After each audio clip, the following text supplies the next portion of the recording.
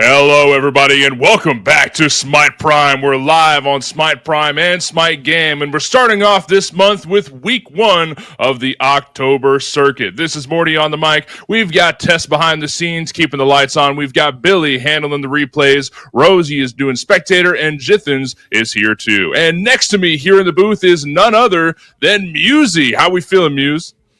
I'm so freaking pumped. There is a lot to go over. Even before we even get into the games, Morty, just a lot of roster changes that I think are going to be really exciting. Some big waves in the ocean.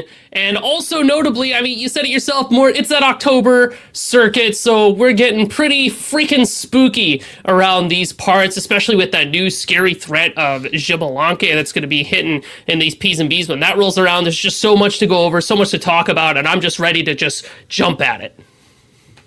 Well, let's jump into it. Let's talk about it and see, for those who are a little new around here, what the October circuit is going to be all about. This is an open bracket circuit where any 5 friends can sign up and play, and you can play for the chance to win $7,000 at the end of the month, along with 125,000 diamonds. That is a whole lot of skins for you and your friends. And all you got to do is sign up on the website, and bada bing, bada boom, you are in.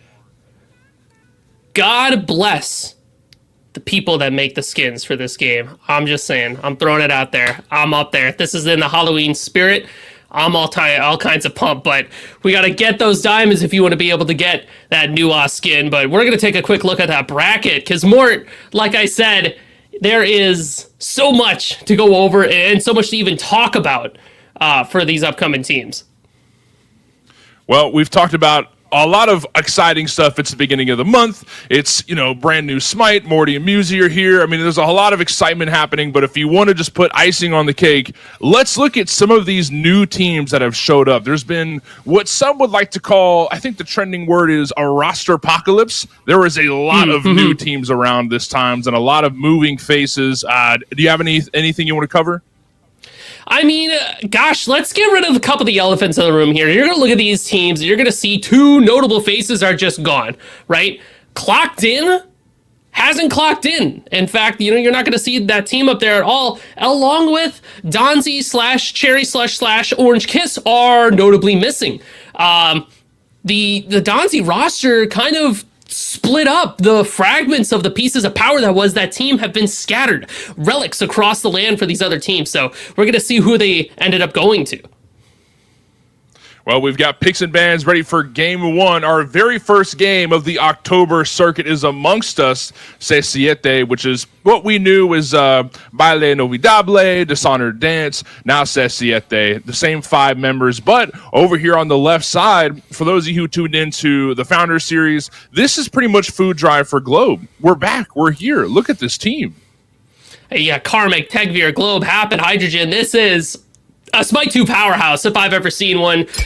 Really excited to see what they're going to have cooking up for us today. When we talk a bit about, picks and bans that are coming through here, I'm really excited to see what ends up slipping through the cracks. Is Tsukiyomi going to be prioritized? Where does Xbalanque fall into the grand scheme of things? There's so many threats, and it feels like just not enough bans to keep all of them out. So it's just a game of, hey, who gets to have what broken OP god? Yeah, no, I feel that for sure.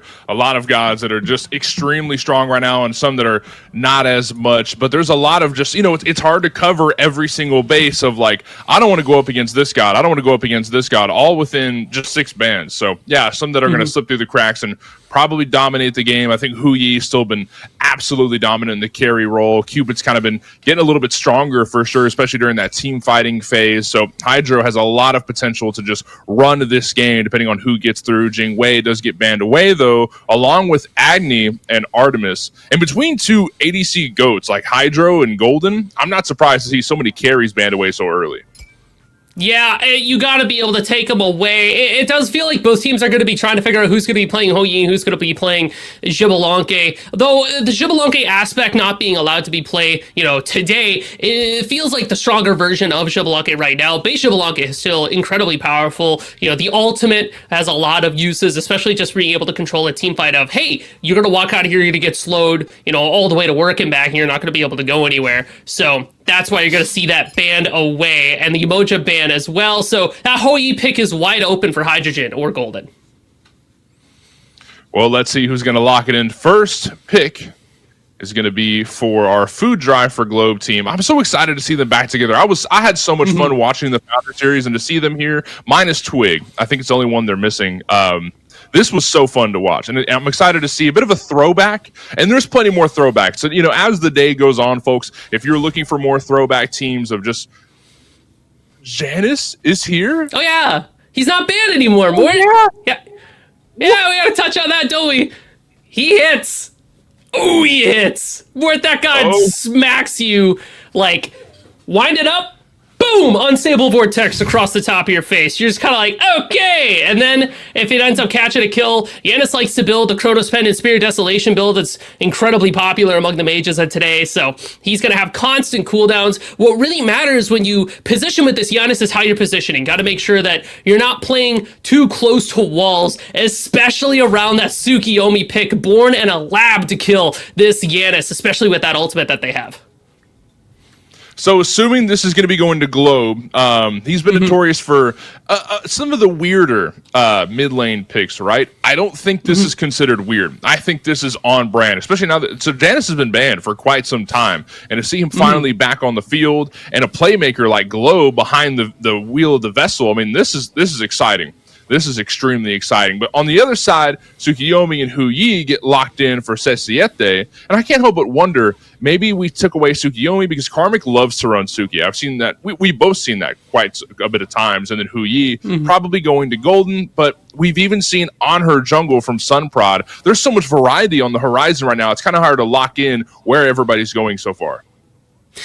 And I actually really like that you bring up that on her jungle, because Hou Yi can also be in the jungle. I've seen this Hou Yi jungle pop up more than a few times in games that I've watched and games that I've played, where his jungle clear is just really good with those ricochets. He shows up, he's got a great gank potential, the mark, the jump, the stun, and then of course the ultimate has got that extra stun to block off pathways. It forces people into maybe thinking about a shell or a Helm of Darkness, so there's a lot there to enjoy. But what I really like about the way that Sesiete pick the Suku, it was right off the rip, right? Because when you lock in the Janus, you want to have that Tsukiyomi right behind it, because Tsukiyomi is a Janus killer. Like, that is the natural predator to the Janus in this environment.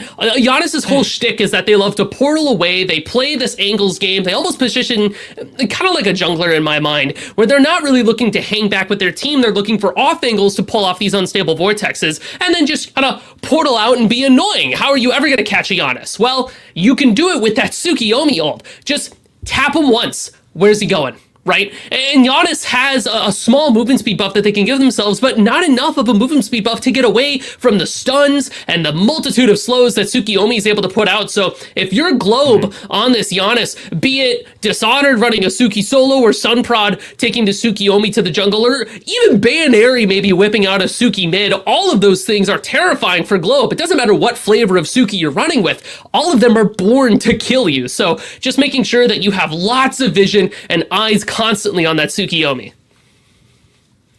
Tess, can we write this down? Musi, I want to get an opportunity to get this together with you. I want to make a Smite 2 food chain, right? Of like the gods that are in what. Like who is on the tippity top of the food chain, and then like how there's like weird oddities in the food chain, like snakes get picked up by birds, but then like birds also eat the same thing as like I don't know.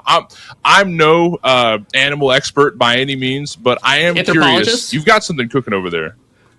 Yeah, it's funny you say that, because I have a similar shtick that I like to say about Thor in Zeus, where Thor is like the natural predator of Zeus, because what is Zeus going to do about a Thor once you land that combo? Like, it kind of kills a bunch of people, but Thor's also like an apex predator when you think about it. Thor's really able to just get that arm on top of anybody that he really wants to get. It's kind of rough out there in the pastures of the Smite 2, map out there. There are a lot of, high-level predators and just a multitude of prey as well. You kind of think to yourself, Fire Giant's got to be really up there in the food chain, right? No, wrong. Actually, Fire Giant's like super low in the food chain, but who's a step above that Fire Giant food chain in terms of the ability to kill somebody and really be a threat? The Fire Giant door. Now that is a sneaky predator. I mean, you corner that door, it's like cornering a rat, you know? They've only got one way to go through it. It's going to be through you. It's not pretty to see it all. So I'm hoping that the camera people out there are able to catch us some, you know, on the site experiences that maybe we can get like Ryan Reynolds to, you know, give us a little voiceover of it. I could, you know, I'll DM Anthony or something, be like, yo, I got this nature documentary for you to check out. And he'll be like, how'd you get my phone number? What is this? What's going on here? Like, somebody get me out. I regret asking. No, I don't. It needs to be all or nothing, because I feel like if we leave it off right here, then you know, it's an idea that just doesn't go. Yeah, we got to commit to this. So maybe we'll see an extra Smite Prime in the middle of the week where we're just diving into the Fire Giant door is crazy, dude. Smite Prime podcast where we talk about the food chains of Smite 2. What would that sound like from us? You know, I honestly look. I know that I shouldn't be a dev for Smite 2 by any means. My ideas are a little too wonky for what should be a competitively like balanced game. But imagine if like Yorm is the only guy that is so big that the door is just like stop. Like he can't be crushed by the doors. That'd be sick. Like, I'm not gonna lie. Just gotta squeeze right through here. So pivoting us back towards those picks and bans. So Empire still have 2 more picks to look at here. And when you've got your mid laner in pocket, you know that Sesiete have likely a dual laner or a jungler maybe in pocket. The Smite 2 flexibility is something that always causes a bit of a headache for these players trying to figure out, holy crap, how do I draft into this, right? So if I'm Empire, I'm almost wondering if maybe I can find a couple of tanks. I mean, Yamoja and Ares are already banned out, but if you see that Tsukiyomi, maybe something like an Odin pick wouldn't be the worst thing in the world here, just to get an early cage lockdown, or maybe look at that Scylla support. I think that's going to happen. And this Achilles jungle is probably going to take Veer. I think this team comp is starting to come together quite a bit. A lot of single target CC, though. That's what I'm seeing so far. Not a lot of AoE. And me and you both know this, Muse, that a lot of these team comps that have these big AoE ults, when you have like an Odin cage, then you've got a Sunbreaker from Hu Yi, and then you've got everything else in between. All these big AoEs that come together just kind of like annihilate specific parts of the terrain, where if you are here at this time, you're dead. And that isn't, you know, it's an easy comp to go for. But what the Empire are going for is more of an isolated, if you're out of position, you're dead. That's just how this game goes. That's how the cookie crumbles. So maybe the Empire are relying on an early game fix, which I know doesn't sound extremely relevant for Scylla, but maybe they're relying on just dominating the early game and isolating specific parts of Sesiete, and then we go from there. Athena and Ymir locked in on the other side.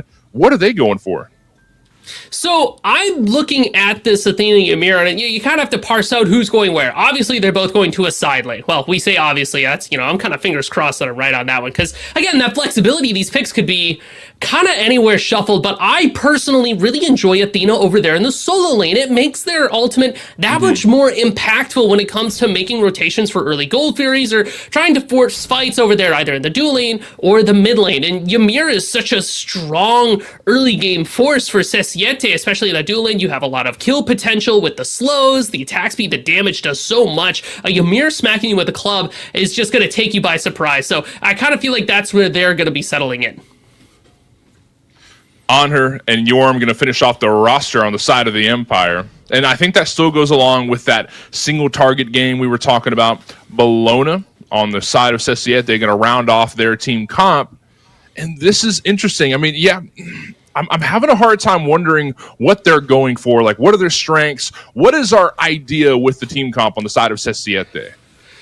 So now that we have this Bologna locked in, it kind of recontextualizes a little bit of what we're looking at. Bologna could be a handful of things. Sunprod could be running this Bologna over there at the jungle, or the Bologna could be going to solo for Dishonored. I mean, she's one of those picks where she's going to be super strong, especially because you have the Lash Devos and the physical, it's purple. The one that nobody cares about, but it's part of your power spike build for that Lifesteal solo build. And then Athena could become this jungler potential for Sunprod. One shot Athena is still pretty up there. We just don't see a lot of it. So I kind of wonder if that's what we're going for there. And then meanwhile, we look over at the Empire. This feels kind of cut and dry, right? You see all these picks, you know what's going on. I mean, you already called it. Morty, Achilles is going to Tagveer. Scylla's going to happen. And then on her, that's absolutely for Hydrogen. Karmak's going to be running this Jormungandr solo. And if it is Yorm solo versus Bellona, they're both very bullyish, but I feel like Bellona can come out on top. Well, let's see who will be bullying who as we dive into our very first game of the October circuit of Smite Prime. The Empire versus Sesiete starts now. And for those of you just now joining us, this is Morty and Musi in the booth. We've got Tess, Jithens, Rosie, and Billy behind the scenes doing what they do best. And we've got the Empire versus Sesiete to start off this bracket. And off the bat, Muse, what are you noticing? So I was a little bit off the mark for Sesiete's composition. Dishonored is going to be playing that Bellona solo, but it's actually Bayonary with an Athena mid, which I almost wonder if I should have guessed that, because Bayonary is known for kind of pulling out these wacky picks in the mid lane. I think it's part of the reason why we didn't see the Artemis got banned away, because Bayonary is willing to pull that out when the time comes. But Athena mid can do quite a bit, especially with that Blink relic that you see. So she's going to be a little bit more susceptible to the CC from either Tagveer or Happen, or even, Globe to an extent if they catch him out with a portal. But expect Blink, taunts, and a lot of damage. I'm really hoping for a full damage Athena build here, because if you try to go for a bruiser style, I feel like you just become a taunt bot that's not really able to hang out once your taunt goes up, and you just kind of get blown up. Yeah, that's what I love about Bayonary. Say what you want about him, but this guy refuses to play to meta standards. He plays what he wants to, and usually he makes it happen. There are a couple examples of Bayonary, trying something new and it not working as well. That for sure has happened. We saw Bayonary on the Geb a pretty recent time, me and Book, but sometimes there's exceptions, but for the most part, Bayonary kind of does what he wants to, and he makes it work. He makes it happen. I love to see that on the side of Sesiete. That's why I love seeing Bayonary in these games. He's always just got something tricky up his sleeve. And as I kind of mentioned relics before, Sesiete has a very wide variety. We see a couple of beads and Aegis, the Blink, Asunder, of course, for Rongyu. But take a look over at what Empire has. Notably, I don't see any beads or anything like that. You have 3 Aegises, the Sunder, and a Blink there for Tagveer. That makes a lot of sense. Achilles has this, Blink, Shield, Bash, and then pop a Lernium Bow combo that has been very effective for Tagveer in the games that we have seen. So definitely something that Sesiete has to keep their eyes out for. But this does mean that Empire is going to be very susceptible to CC. Dishonored could get, a big flag off, the rally here. Golden and Rongyu have some stuns there as well. So positioning is going to be very important for Empire.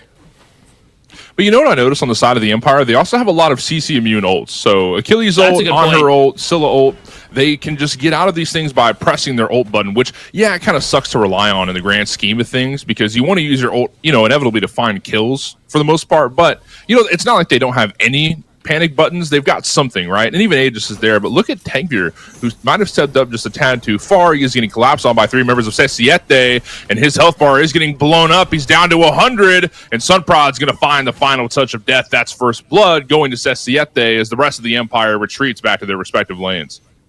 Yeah, it's just a couple of things that happened there in that engagement. A big part of it was Tagveer with this Blink. No beads, no Aegis, no way to get around the 3-man body block that Sesiete had thrown down there. And it was just good comms all around. Sunprod says, hey, there's an Achilles sitting over here. We've got tons of CC to lock him down, so just go ahead and get a piece of that and have a little bit of extra gold. Headed towards that Tsukiyomi, which is an important spike for Sunprod, because they're very much a momentum-based gamer, right? So now Sunprod with this advantage, it's going to be really scary. Hydro disperse in, looking for the knockup on Rongyu, and found it, but no kill found just yet. Rongyu sitting at about a little bit less than half health. He's going to be forced to go back to base with no health pots left, no procs of the health chalice in pocket. So he's going to play the safe card, and the last thing you want to do is give up that tiny bit of lead that Sesiete has right now, as they just did find first blood. But you know what? They don't even have an actual gold lead. I mean, they're almost down by 1,000 strictly based off of the farming patterns from the Empire, as they're kind of controlling this map. Yeah, it does look like Tegvir was able to cause damage before they even had a chance to fall down. Just going to be on that farming grind for the most part. Players are hitting level 5. Specifically, I'm looking at Sunprod, like we talked about, the momentum-based gamer. Taking a look at that purple buff, and now at Scylla. But was that a steal away? I don't think so, because Sunprod didn't pick up that purple buff. I don't think Happen would want to pick it up. He might just leave it there for Hydro to grab after this wave. So it looks like the Empire secured their own purple, which is bad news. But Tegvir in middle lane, Fatal Strike will bring Baronary down. Very good stuff indeed for the Empire. And what is Athena going to do to get away from Tegvir? Again, no beads puts you in a really rough position against a character that wants to blink engage on top of you, because Bayaneri is the one that wants to be the engager, not the one to be engaged on. So you really just have to be extra careful about your positioning. You have to give Achilles that wide berth lest you fall prey to the ludicrous amount of damage. Oh my, triple bounce. The ludicrous amount of damage that can get thrown at you. You want to talk about that for a second? Golden's kind of like that. I feel like Hydrogen has to be scared at all points in times, because this whole used to just sort of be like, it's a movie, and just hit you.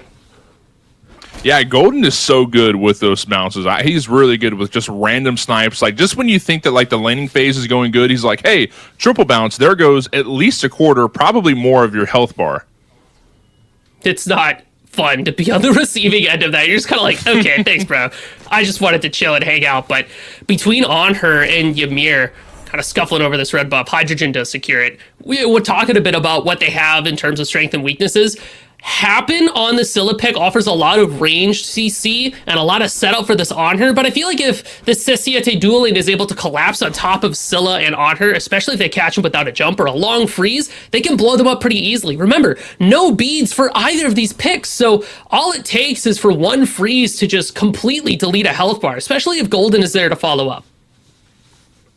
And we put a lot of camera focus on duo side right now. Yeah, and I'm completely okay with this, because we talked about this during Picks and Bans. Golden versus Hydro, GOAT and GOAT of carries, especially here in Smite Prime. These are like two of my favorite carries that exist right now, and they are going head to head, two GOATs locking horns here in duo. And it'll be especially fun to watch once Rongu and Happen make their way towards middle lane and, you know, put a little more focus on the rest of the parts of the map. But yeah, it has been pretty fun so far. Relatively slow start. Only 2 kills on the board so far, 1 for each side, but 1,200 gold lead for the Empire. Is they're not up on kills. They also didn't find first blood, but their farming patterns have been great. Yeah, they are just making that steady increase. The question is, when can they leverage it to something more? Sesiete kind of hanging around this dual lane, though. Worried about positioning for Gold Fury, which is kind of where I want to segment next here, as we see some items being finished up. Empire's got a couple of Lernium bows, Sesiete, a lot of sustain. You have a Life Binder for Bayaneri, as well as, you know, the Yogis for Rongu. A lot of tankiness to go with the... Oh, I thought it was like, is that a Yanisol? No, it's the new Curios are ripping through there. But some early power spikes here could lend us to some early scuffles around that Gold Fury. I feel like Empire has an easier crack at it just because of Scylla Crush and on her passive can shred away those Gold Fury protections. It's just, is Sesiete gonna let you get away with that? You know, Sunprod's absolutely gonna show up and definitely make something of it. Putting a little more focus towards solo lane, which we haven't seen a whole lot of so far. Musi, you're the resident prime caster of solo lane, right? And Karmic has put a lot of prio on this Yorm pick, but he's pretty much been the only solo laner to do it. What do you see there? We'll go back to that as a kill happens in middle lane. Glow finds Baronary and no Fatal Strike used, but it wasn't needed anyway. Another kill in mid lane. Yeah, I mean, again, this Athena is not going to be the most mobile pick of the world. It's going to take a while for her to come online until she gets some more items, and Empire's absolutely just going to be abusing that. But like you said, Mort, I do actually want to talk a little bit about what Jormungandr brings to the table. I mentioned before in Picks and Bans, he's kind of a bully pick, and kind of like what we're seeing right now. He just wants to get active and get in there. As he makes his way from solo lane to the right side jungle for Sesiete, trying to put a bit of damage on Sunprod, but Baronary is around the corner. But keep in mind, Karmic can't be taunted, right? I mean, due to his big passive? He should be able to be taunted. He just can't be displaced, which he is going to be taking a fair chunk of damage, forced to ult out and away. Going in a little bit, this could be scary. Well, yeah, Tegvir is walking away. I don't think he wants to fight that, and neither does Karmic, so we're going to retreat back to solo lane tower, but he doesn't want to give up blue buff for free, so he looks at it just for a minute and realizes, well, there's 2 people here. It could be 3 because Baroneri's missing. I'm just going to back up and let him have it. You got to make these necessary sacrifices. That's just how the game goes. Yeah, this Yorm pick does a lot of damage, and that is bottom line what this pick is like here to do. It's here to bully, it's just here to offer a lot of annoyances. Of course, you got some anti-heal attached to the little spit pools that he throws out there. He can do a lot all at once, especially with this Trident's Conch, so his autos are going to be hitting a little bit harder, his abilities are going to be hitting a little bit harder. It's kind of everything you want and more from that item. Well, except for living. Looks like Athena ulted over and completely cut the snake's head off. And that's because we forgot to mention just about 30 seconds before that, the Aegis was taken away from Karmic. He wasn't able to Aegis there. He just used it to try and save his life from Dishonored, who almost won the dive tower. A showed phase is almost like he intended to, but he didn't actually. As we might see another kill here in middle lane. Great blink in, but forced the Aegis away from Sunprod. Fatal strikes out, but not needed. Globe finds the kill instead. Another one for the Empire. And man, oh man, this middle lane is full of action so far. It really does feel like Sesiete suffers from a lack of mobility between the Suki and the Athena. Yeah, Suki has the ability to scooch around, but most of it comes from the ult and slowing your opposition down. If Empire is going to be the ones to start these fights to go in, then Sesiete is almost always going to be on the back foot, save for the one time that they were the engagers, when Bayoneri is able to rotate over to that solo lane with the Athena ultimate, because Jormungandr suffers from a similar problem like Athena, in that they just don't have a lot of mobility. Yeah, you've got your ultimate, but beyond that, you can kind of use your submerge to get out of sight, but with the lash that Dishonored has proccing, you always know where he's going to be, so it isn't even that helpful. As looks like a bit of a duel over there by the Firebrands. Tegvir might look to uneven those odds as the Eagles rally is out, finds the stun on Tegvir. Here comes Baroneri looking to reinforce Dishonored. The knockup doesn't land from Karmic, and that's going to force the World Serpent to hit his ult, but he might be going in to do a bit of damage. Tegvir is not here, though, so going to World Serpent out of there. Karmic doesn't want to fight without his good friend Tegvir around the corner. That's the smart move, though.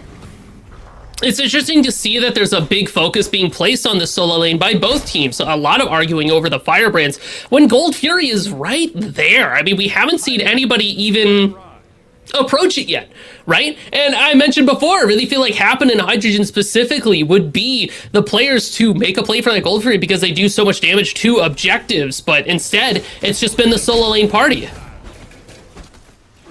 Hydro duking out Golden. Frost Breath doesn't land from Ymir. Rangyu going to use the Ice Ball to rocket jump back, but here comes Tegvir ganking in. Sunbreaker's out. The good stun from the Shield Bash takes down Golden, and Rangyu trying to lock down Tegvir so Sunprod can take advantage. Fatal strikes out, but Sunprod uses the Suki ult to catch up to him, and that's a kill. 4-kill, eye for an eye situation here by Duo Lane, which means no Gold Fury will be sought after just yet. And we're back to this interesting standoff game where a lot of farming's going on and a couple picks here and there. 4-3 here at the 12-minute mark, and a 2K goal lead for the Empire. Like I said, the kill lead isn't massive. There's no big objective draw either, but they are farming just better. They're controlling the map better.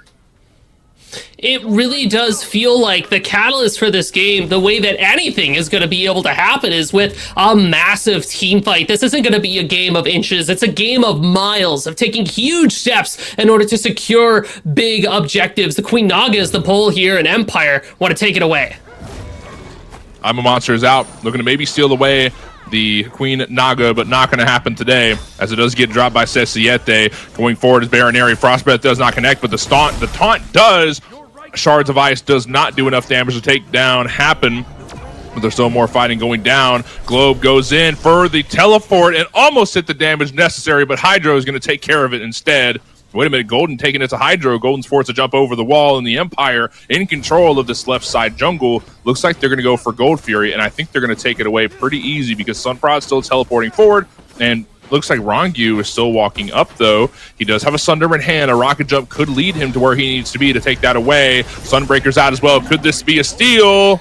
Looks like it is not. Happen's going to secure that Gold Fury, and the Empire now on the back foot of Sesiete. They look to clean up on some low health bars, but will they catch up to anyone on the side of the Empire? I don't think so. But that isn't going to stop them from chasing. Sunprod's in, and the Ice Ball might lock down Tegvir, but he's full health. I don't think he dies anytime soon.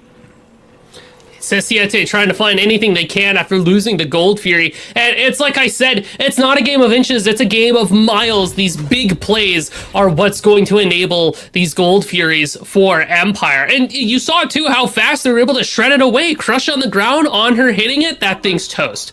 But I think what really was the tipping point for Sesiete there is that for as much as they were putting into Happen, they just weren't able to find that damage they needed on the Scylla. That baits them out and straight into the damage from Globe, and Tegvir as well being able to show face with this Achilles pick. It does quite a lot of damage. So Sesiete, I think, is just waiting for some later game power spikes so that they can actually follow through on some of the damage that they're looking to accomplish. But that's going to be hard. Empire was already ahead in gold, and now with this Gold Fury, they're really starting to pile ahead. Yeah, they are. And Sesiete having trouble finding footing in this game. I mean, they seem to find picks here and there, and it's not like they can't grab anything. I mean, they found a Queen Naga earlier. It's in the pocket of Sunprod right now, but I mean, they're just having trouble really getting to the same point that the Empire is on as the World Serpents force out. Eagles rallying in response. Tegvir and Gold Globe are here in solo lane. Fatal Strike doesn't connect, and Sunprod trying to put on the juke shoes, but they don't fit today. Karmic getting chased down by Sesiete, but now they're on the back foot as three members of the Empire are outnumbering Sesiete, forcing away Baronary and Dishonored. But do we go for Rongyu instead, who's by himself by the Fire Giant pit? I don't think so. We're going to back off and take that one kill and run away with it. That extra 2 hold on, the taunt for Baronary. Sesiete wants more. But are they going to commit to this going in? Are they going to commit to the tower dive? It doesn't look like it. That's fine. That tower still hurts. I mean, we're less than 15 minutes in. So, yeah, I don't know if you're exactly tanky enough to take that Rongyu. He does have the Yogis, which would give him a pretty good amount of sustain, so they could probably find something afterwards should they commit to the dive. But they're not, and that's A-okay. 3 on left side. Golden by himself. Happen looking for the root. Couldn't quite connect, but he's able to find the slow and a life binder proc. I'm a monster out as well. And here comes Tegvir looking for the tower dive. He does have the Fatal Strike online, but not needed, because I'm a monster will find the kill. Tegvir almost got walled into the tower, but the ice wall just wasn't there in time, and with low health bars Happen and Tegvir retreat, and Hydrogen presses forward, but coming in from solo lanes, Dishonored, maybe he looks to find an engage here. The Bellona does not have ultimate, so it almost feels like she's just there to make sure that Empire doesn't push in too hard with the pick that they were able to find. It's mid lane where all the danger is. Oh. But a good teleport from Globe will make sure that he is not dying today, or at least not right now. He might die later on, but he's safe for the moment. Gold Fury coming back online, and Sesiete have the rise on it. They can't give another one to the Empire, or they might find themselves in a deficit, a pit of deficit that they just cannot climb out of, not without a rope, and that rope would be the Gold Fury.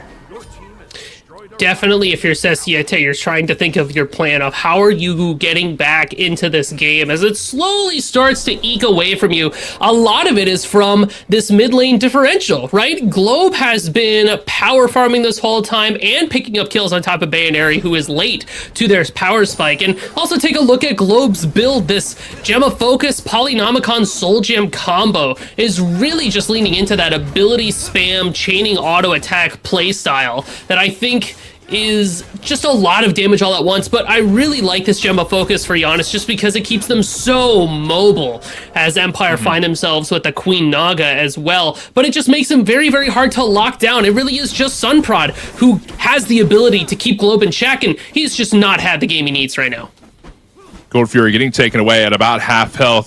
Both teams have their eyes on it. The Empire is doing the burn. Sesiete looking for an engage. The Pillar's out. Sunbreaker as well. Hydro's able to secure it away. Almost blocked out Hydro, but Disperse will get him to safety. Sunprod's in the back line. Athena might be following him. Baronary putting a lot of focus on a Tegvir, who will surely fall. Baron finds one kill, but will the Empire find one in response? A couple low health bars. Karmic takes down Sunprod, and Golden finds Globe. That's 2 bodies dead for the Empire. Can they find 3? World Serpent's out, looking to do a bit of disruption so the rest of the Empire can do some massive damage. Happen looking for a lockdown, and oh my god, that's a massive impale from Hydro. Puts Dishonored into the wall. The no kills found just yet. Karmic's on the back foot, doesn't want to fight this, doesn't want to go in without the team around, and just waiting for the correct opportunity to present itself as Dishonored engages way into the back line. Hydro getting taken away. Great impale will save his life as he's down to 50 health and makes his way back to the Titan room. Karmic might not meet the same face. He does find the ice wall. Aegis is forced out, but it surely won't save his life. Baron takes down Karmic.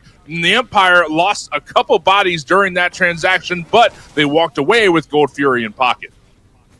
Globe and Tegvir getting picked off, in my eyes, should have been the call from Empire to be like, we need to get out of here, right? Because if you especially kind of take a look at who is building all the damage on this team comp, I'm looking at Tegvir and Globe. Like, they're the ones that have been able to find the kills, make the plays. They are that driving force for this team, at least in this moment. Yeah, Karmic is going to be able to stand up there, be a big silly snake, and just slap out a bunch of damage. Of course, Hydrogen and Happen, that combo, is going to be able to make something happen, but think about who's left standing. This Bellona is just super hazardous for Hydrogen, being able to shield bash in there, that you get the disarm, being able to get that impel off that Hydrogen did was the difference between life and death for this on her, because if that Bellona was able to stick on for just a little bit longer, now that they've got the Lash, the Umbral Link, like, that combination is just too much for any kind of 1v1 or even a 2v1. Happen was there kind of just as a witness to the nonsense that Bellona is able to execute, and Yorm doesn't have a way to get away from the Ymir walls or anything like that, so it should have just been a call to get out of there, get out of Dodge until Globe and Tegvir are able to get back up. Creeping up on 20 minutes into this game, and wait a minute, Happen might lose his life. Frost Breath does find a stun, but Teleport Out will make sure that Happens okay. 20 minutes into this game, 8 kills on the side of the Empire and 6 for Sesiete, and they've got a 6k gold lead. The Empire starting to run this game, but I say that as Golden solos Hydro over in left side. Maybe the Empire find a kill in response as big damage comes from Globe, but Rangyu is just a tad too tanky to take out that easily. But maybe with Tegvir here, we can find a Fatal Strike and really find a kill. Looks like they're going to settle for the tier 1 tower instead. Not a whole lot that they can find here. Sesiete are able to actually push Empire off, while Sesiete makes that push into the left side too. Tier 1 towers down in middle. Happen looking to find some lockdown so the rest of the Empire can make something happen here in middle. But we might be going for tier 2 instead. 4 bodies of Sesiete, though, in response, looking to defend that tier 2 tower, and that's the smart move. But the Empire moving as all 5 in full force towards this Pyromancer. Maybe a fire call would be a bit too ambitious, but Pyro looks like that's something they can settle for. I mean, Empire does have crazy objective damage. We talk about Scylla and on her until the cows come home. So the question is, can they secure it? Sesiete have a lot of options to steal it away. I'm a Monster's out. Globe finds a secure on the Pyro. World Serpent's out, looking to do some disruption to make sure that Karmic doesn't get locked down during that fight, because the Empire turned tail and ran. They don't want to be there a second longer than they have to. They're grabbing the objectives. That's the important part. The Empire are grabbing these objectives, and maybe every single fight doesn't work in their way, but they're taking away the important thing. That's what's giving them more gold. That's what's giving them more objectives to use later on, the Queen Nagas and the Pyro Bombs, everything of that sort. I mean, the Empire are doing a great job of controlling the map. I'm wondering, how does Sesiete find their way back in? Do you think they just keep trying to win these fights, or maybe they go for a little more farm? Sesiete does have a pretty powerful teamfight presence. Like I said, they need to be the ones to engage rather than be engaged upon. There are no Bs on the side for Empire. That makes this Blink Talk from Athena incredibly deadly, especially if you can force some ultimates out like it just happened, where World Snake is down, Globe fired their ultimate not that long ago, so there are a couple targets that maybe you can look for. Tsukiyomi could also be somebody who can shut down this Giannis pick, and we know that Tegvir and Globe are able to be picked off. We even saw the Ymir body block Globe from a portal. Like, they're definitely mortal. They can bleed, they can die. But I think right after this Pyromancer play that Empire did, it actually opens up an opportunity for Sesiete to take a look at the Fire Giant. Think about it. All of their big teamfight tools have been burned away for the most part, just trying to keep this Pyromancer in their pockets. And also after that push they just tried in the mid lane, they're out of gas, they're out of fuel. They gotta back and reset. So rip a Fire Giant right in front of their faces, and if anybody tries to walk up, any of the stragglers that are here to defend said actions, pick them off and then maybe try to fight the 5v4 afterwards in Sesiete's favor. There are definitely options to get back in here. It's just finding the right moments to strike that hammer. I think you've got a good idea there. The only thing that would scare me, wait a minute, are you speaking this into existence? As all 5 of Sesiete are around Fire Giant? They're doing exactly what you just said. They're ripping Fire Giant right in front of the faces of the Empire, as there are some low health bars. Karmic has been poked down just a tad. Fire Giant's at about half health, and we're waiting on an engage with Sesiete, maybe looking to bait this instead of really trying to siege this away, but the burn continues slowly but surely by Golden. We're sitting at about 3,000 health. Ice Ball's out. Sunbreaker here as well. Happen is getting tanked away. Dishonored in the backline with the Eagles rally. Sunprod secures the Fire Giant, and the dagger is in hand of Sunprod as well. But look at the damage from Karmic there. Tegvir finds a kill on Dishonored. That's a double kill. Maybe looking for a triple. Oh my God, he's able to find the triple. Wronggoose taken down, and Sunprod and Golden are the only 2 left that stand in the way of the Empire sieging down lane. But the Empire are going to go back instead. They did lose a lot of health during those fights, and they lost Fire Giant to Sesiete as well. One of the interesting things about that fight and how it broke down is Sesiete had a moment there, right? In these instances, you have to call, are we burning or are we fighting? Empire walks up and Sesiete feels kind of split on whether or not they want to confirm this objective or take the fight in full, right? Dishonored ults in on top of a couple people, and that opens up the opportunity for Sesiete to confirm this Fire Giant. But while that's all well and good, Empire is still ahead of you. You didn't fight without that numbers advantage. Gold Fury is getting taken away by the Empire. Sesiete show face and don't want to let it drop for free, but the Empire might have the advantage here. Dagger still in hand for Sunprod, and it does get secured by Happen. That's a Gold Fury. That's good news. The Empire finding something out of nothing and a bit more gold in their pockets as we approach the 23-minute mark, and the Empire still sit at about 6K, a tad bit more than that as far as a gold lead goes, and they're up 3 kills, but Sesiete have Fire Giant buffs in their pocket for Sunprod and Golden, and they still have a Dagger as well. They have opportunity to try and maybe find some objectives, maybe with the tier 1 tower here in middle. There's a Queen Naga that still needs to get taken down by somebody. There's stuff that Sesiete can find. They just need to go out of their way and grab it. And looks like they're about to right now. Tier 1 tower getting chipped away at as Frost Breath connects on Happen, does find a stun, but he's able to teleport out and not die there. But that will result in the tier 1 tower falling. Looks like Sesiete might be good with that. That's better than nothing, right? But wait a minute, Empire in response, looking for some poke game.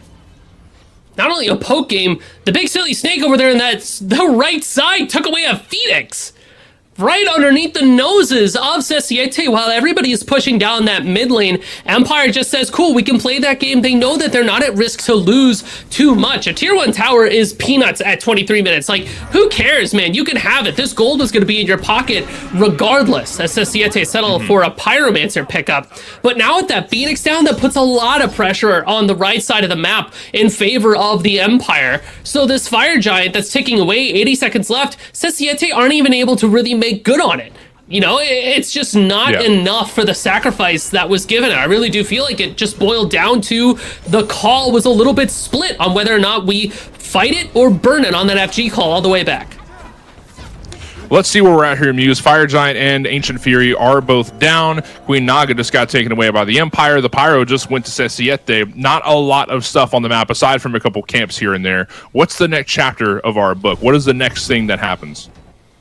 So at this stage, both teams are kind of waiting out this FG buff. Sesiete is waiting it out because they can't really do anything else with it. They have to acknowledge these fireways pouring into right. And Empire is waiting it out because they want FG to respawn so they can just go back and pull it right away. The dynamic of the game has been in Empire's favor, and it will continue to be so, especially as some items are getting finished up here. Happen's got Spirit Robe, Tegvir's got a Magi's. So even though there are no beads for Empire, not even a Talisman of Purification, it's not even necessary. Sesiete has not been threatening enough with this Athena pick. They've not been threatening enough with the small amount of CC that they have, and because of that, Empire has been able to dictate the pace of the fights. 70 seconds till an FG. Mort, I guarantee you, Empire is starting to pitch up a tent there. We got snacks, a cooler, a couple of brewskis. They're gonna hang out there until it spawns because that's all but theirs at this stage.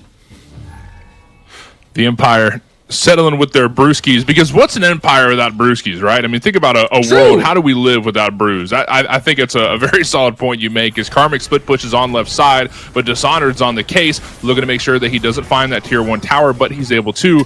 Karmic might pay for it with his life, as he does have the ults online, though. He's going to have to use that to get out of dodge, and that's the smart move. Takes the tier 1 tower, gets out of the way, and now there's 2 bodies on left side. Fire Giant, even though it's not up yet, if it spawns pretty soon, then maybe the Empire can rip this without a whole lot of opposition from Sesiete. I mean, yeah, Empire's putting a lot of pressure on that left side with this Jormungandr, which is a great pick for split pushing just because he's so safe, and it attracts the ire, the attention of Sesiete. It's basically forcing their eyes to look at something else, maybe a little bit of when you know when you play peekaboo with a baby and you cover your eyes and they forget that you're there. It's kind of like that object permanence that we got there. So kind of playing with their object permanence a little bit. Now that this FG spawned, Sesiete might not be thinking about the FG. They're thinking about, where's this Jorm going to be? Is Karma going to be split pushing again? And then that's when Empire just goes, yoinkies, I'm going to go ahead and take this. As all 5 members of the Empire surround the Fire Giant pit, and maybe are they looking to take this Pyromancer off the map as soon as it spawns here in a couple seconds. Sesiete kind of having trouble deciding what to do. They're not necessarily grouped up. We're looking for camps here and there. We're just looking for spare gold as it sits around the map, and the Empire's still with a 6k gold lead. I mean, the Sesiete just can't seem to find their way back in, even though they're finding kills. They found a Fire Giant, and they found a Pyro earlier on. They just can't seem to find their way to a dominant position. They're always going to be one step back behind the Empire as the Pyromancer is taken away, and Sesiete just can't find a way to steal it. But around the corner is Rongu looking for a stun on Karmic. The Frost Breath doesn't connect, but it's still going to force the World Serpent out. He's going to jump in and do some disruption on the backline. Happen looking for a lockdown on Sunprod or Dishonored. Maybe you have something on Dishonored. Karmic is not out of there. He went in with the ult instead, but man, the damage from Globe there did a whole lot. That's going to push away Sesiete. A lot of low health bars on that side, but that doesn't stop Baron Area from teleporting in. Eagles rallies out, looking for something on the back line. Tegvir finds a double kill, though. Dishonored and Baron Area both dead in the blink of an eye. Shards of Ice maybe looking for some damage, just enough to take down Hydro, but Tegvir finds a triple. That's a quadra kill. Wait a minute, Tegvir with a quadra? What in the world is going on? Is that going to be a Pensa? No, it's not. Happen secures it instead. Regardless, that's a deicide and a shutdown for Happen's pockets. Sesiete are all dead, and the Empire continue their reign as they make their way towards the right bird. I mean, Karmic got in there all the way in the back. It kind of looked like the Big Snake was doing a little bit of the int angle, but what it did was drag the eyes of Sesiete, and Bayon was off on the side in no man's land. Gets jumped on by the Scylla, and then the fight gets completely split up. Empire is able to cut away and chew the bits and pieces that they need, and Tegvir on this Achilles pick is just diabolical. The Penta confirmed by Happen. He denied the 5 kills, which is so tragic, but just like every other support player I know, they want a little piece of that glory, and I can't blame them. But ultimately, the Empire gets to have every piece of the glory board because they do walk away with that win. And there's no better glory than climbing up the bracket and making their way towards the finals of our Week 1 October circuit. That being said, we are going to go to break before we talk about what we just saw, but we'll be back in a couple minutes. Do not go anywhere.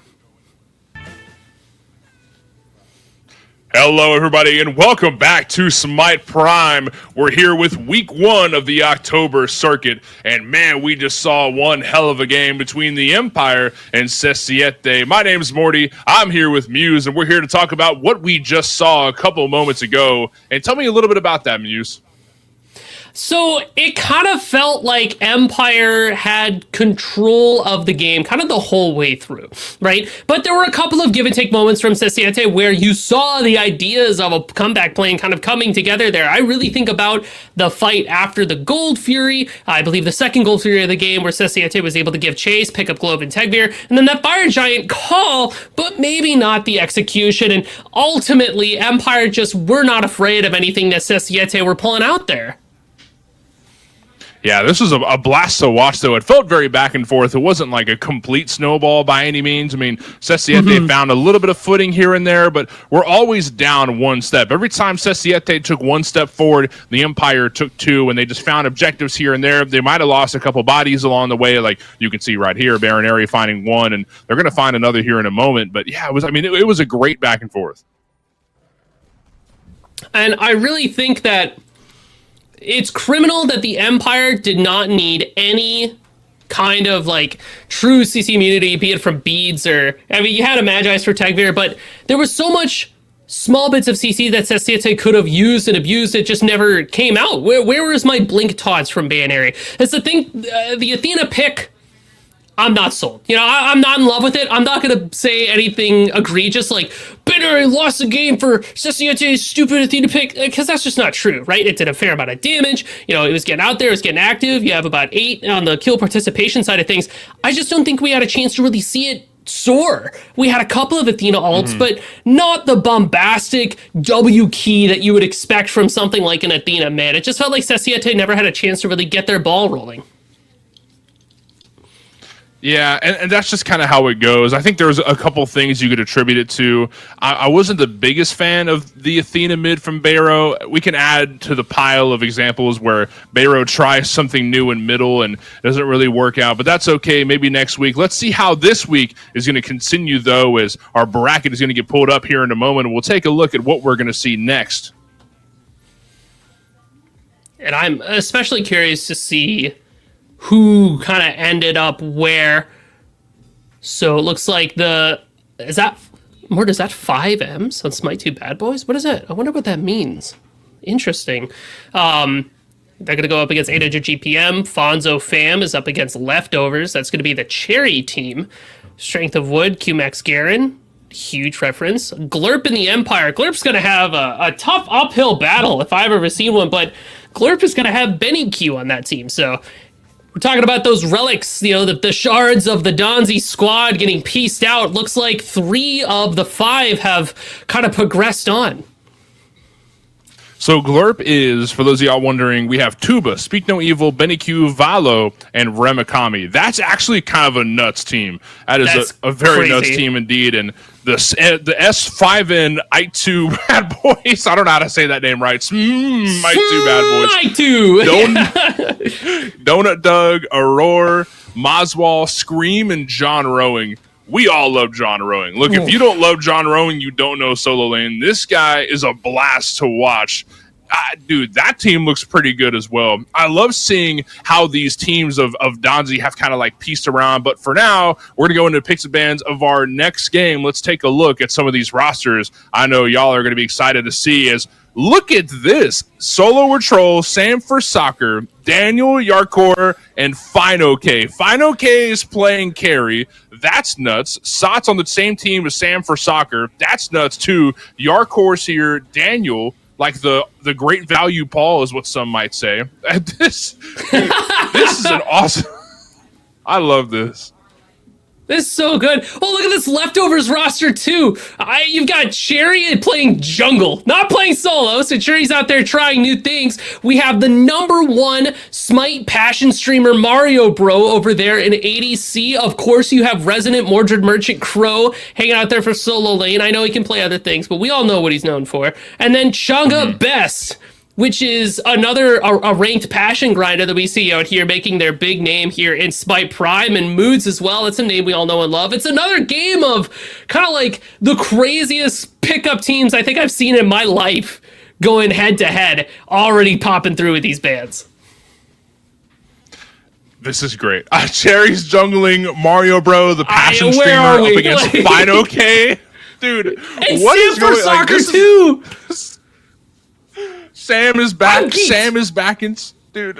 Oh my god, it's hard to not be hyped, folks. It's really hard to not be excited for like just the potential matchup and to think that we're gonna see weeks of this. This is just week 1. Mm-hmm. There's 3 more weeks where these rosters are locked in, and yeah, there's some subs. We might see some people, come around here and there, but you know what? This is great. And I love to see how these teams have kind of formed together for what I might think would be my favorite like roster lineup of Smite Prime so far.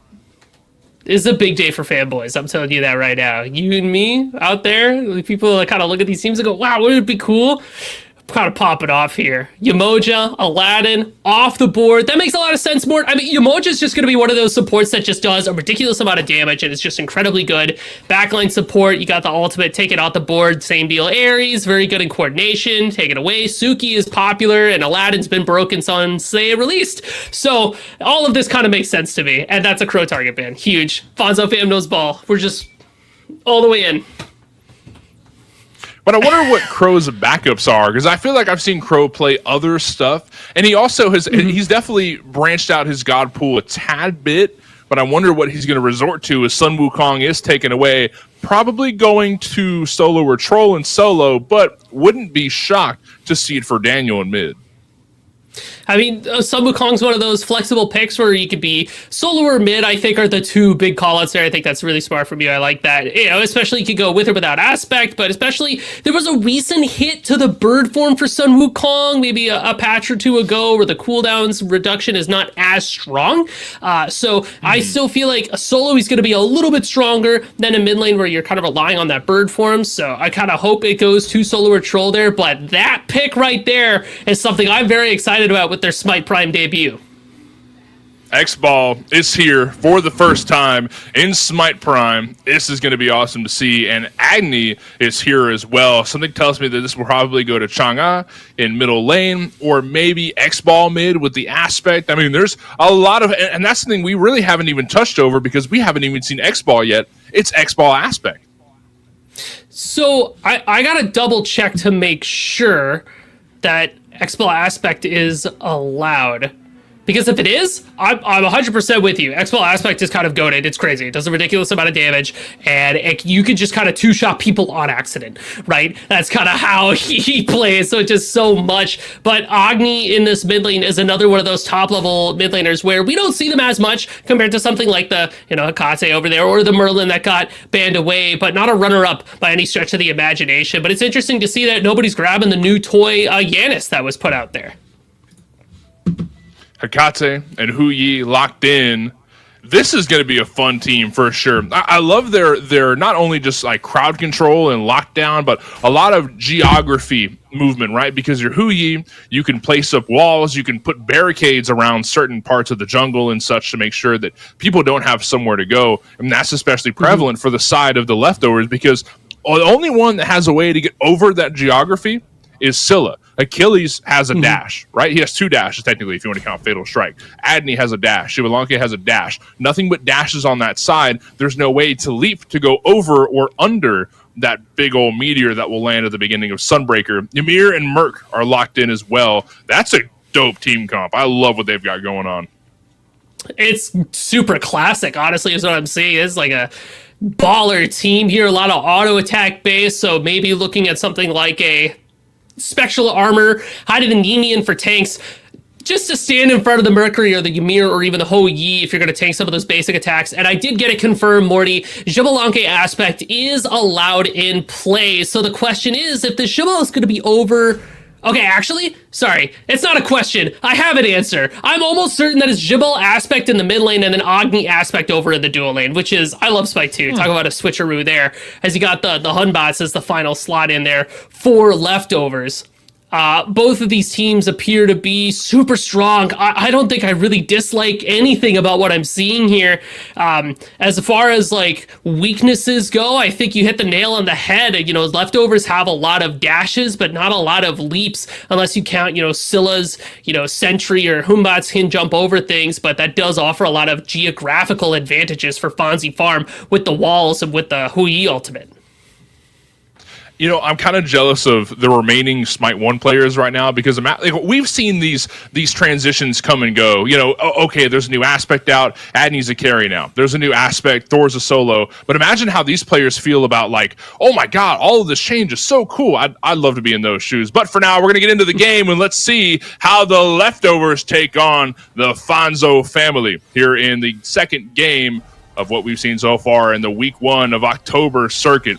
Sanford Soccer's here, as well as Sot, Yarkor, Daniel, and Fino on the left side. The Fonzo fam looking loud and proud. But look at the leftovers as well. Cherries in the jungle with Hunbats. Crows on the Achilles. That's another very prominent pick of his. Moods on the Scylla support with the aspect. And you were right. You predicted correctly. That's Mario Bro with the aspect of combustion on the left side here in duo. And then that's X-Ball mid?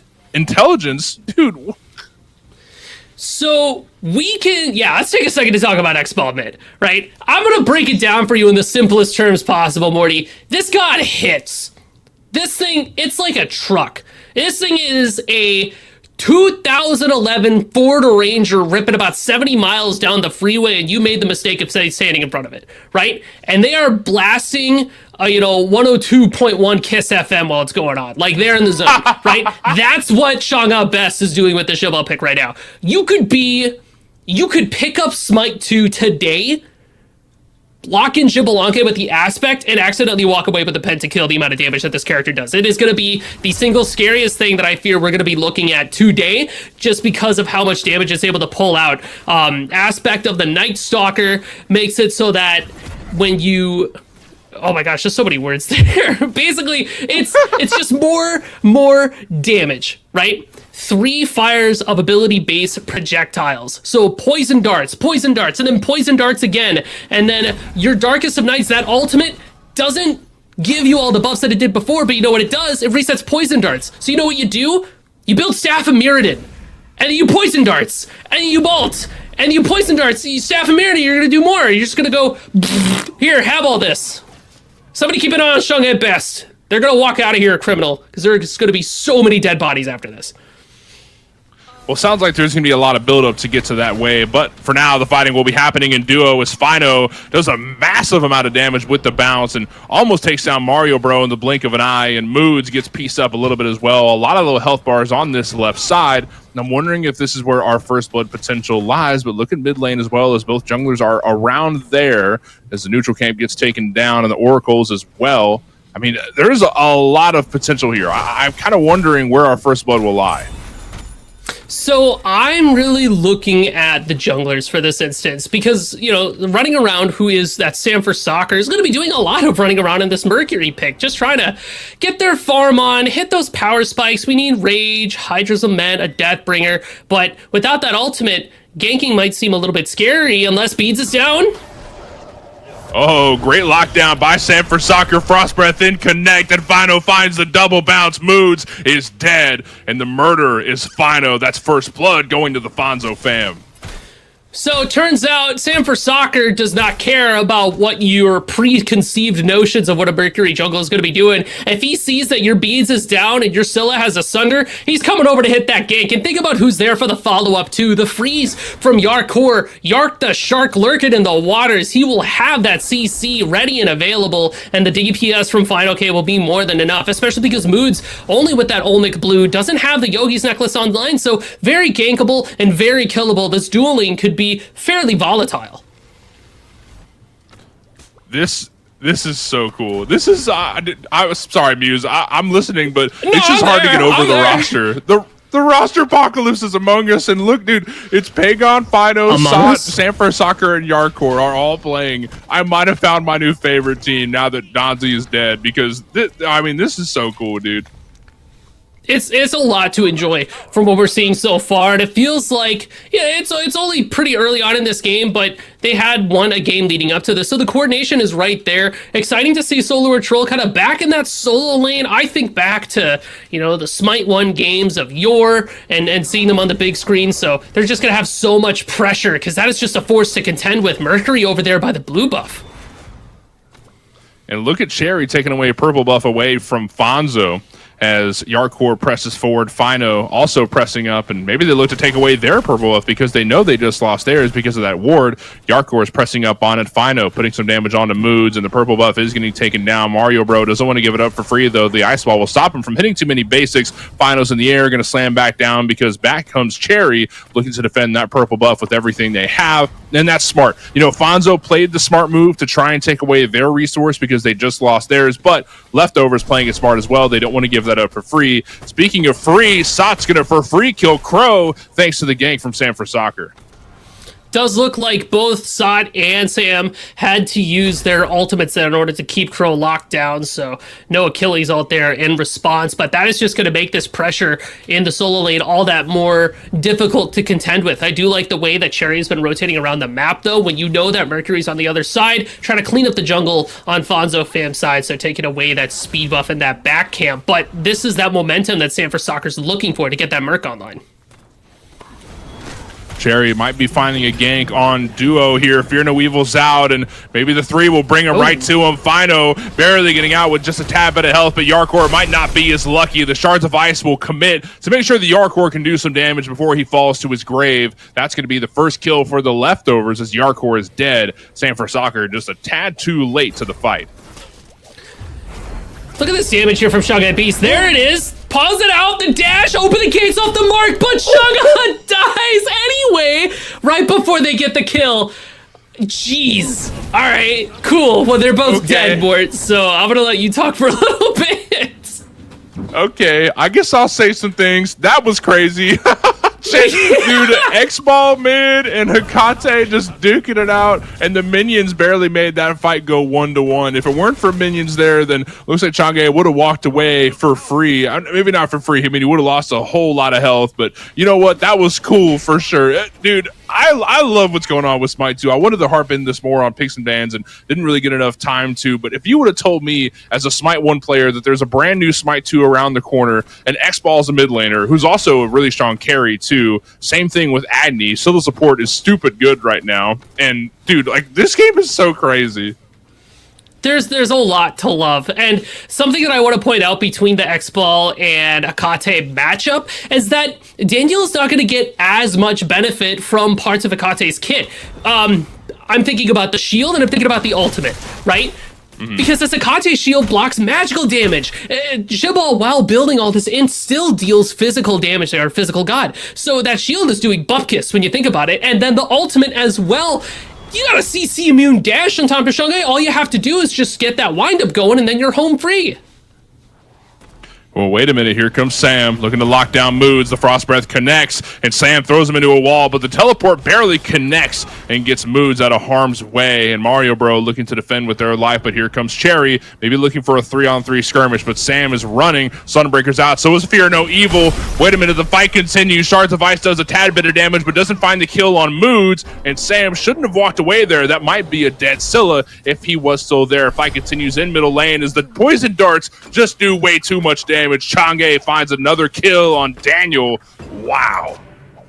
I mean, you have to be so careful when walking up to this Jibal, because again, your shield is not helping you against that dot damage from the poison darts, and if he rips that ultimate, Shanghai Beast is just going to be racking up that damage. Also want to point out that leftovers have what D-Lo likes to call that caveman combo. Big circles on big circles. It's hard to miss a Hunbat Salt. It's hard to miss the, damage you can get from Agni and from Scylla. So just being able to rack all of that on top of each other does a lot for this leftovers team fight.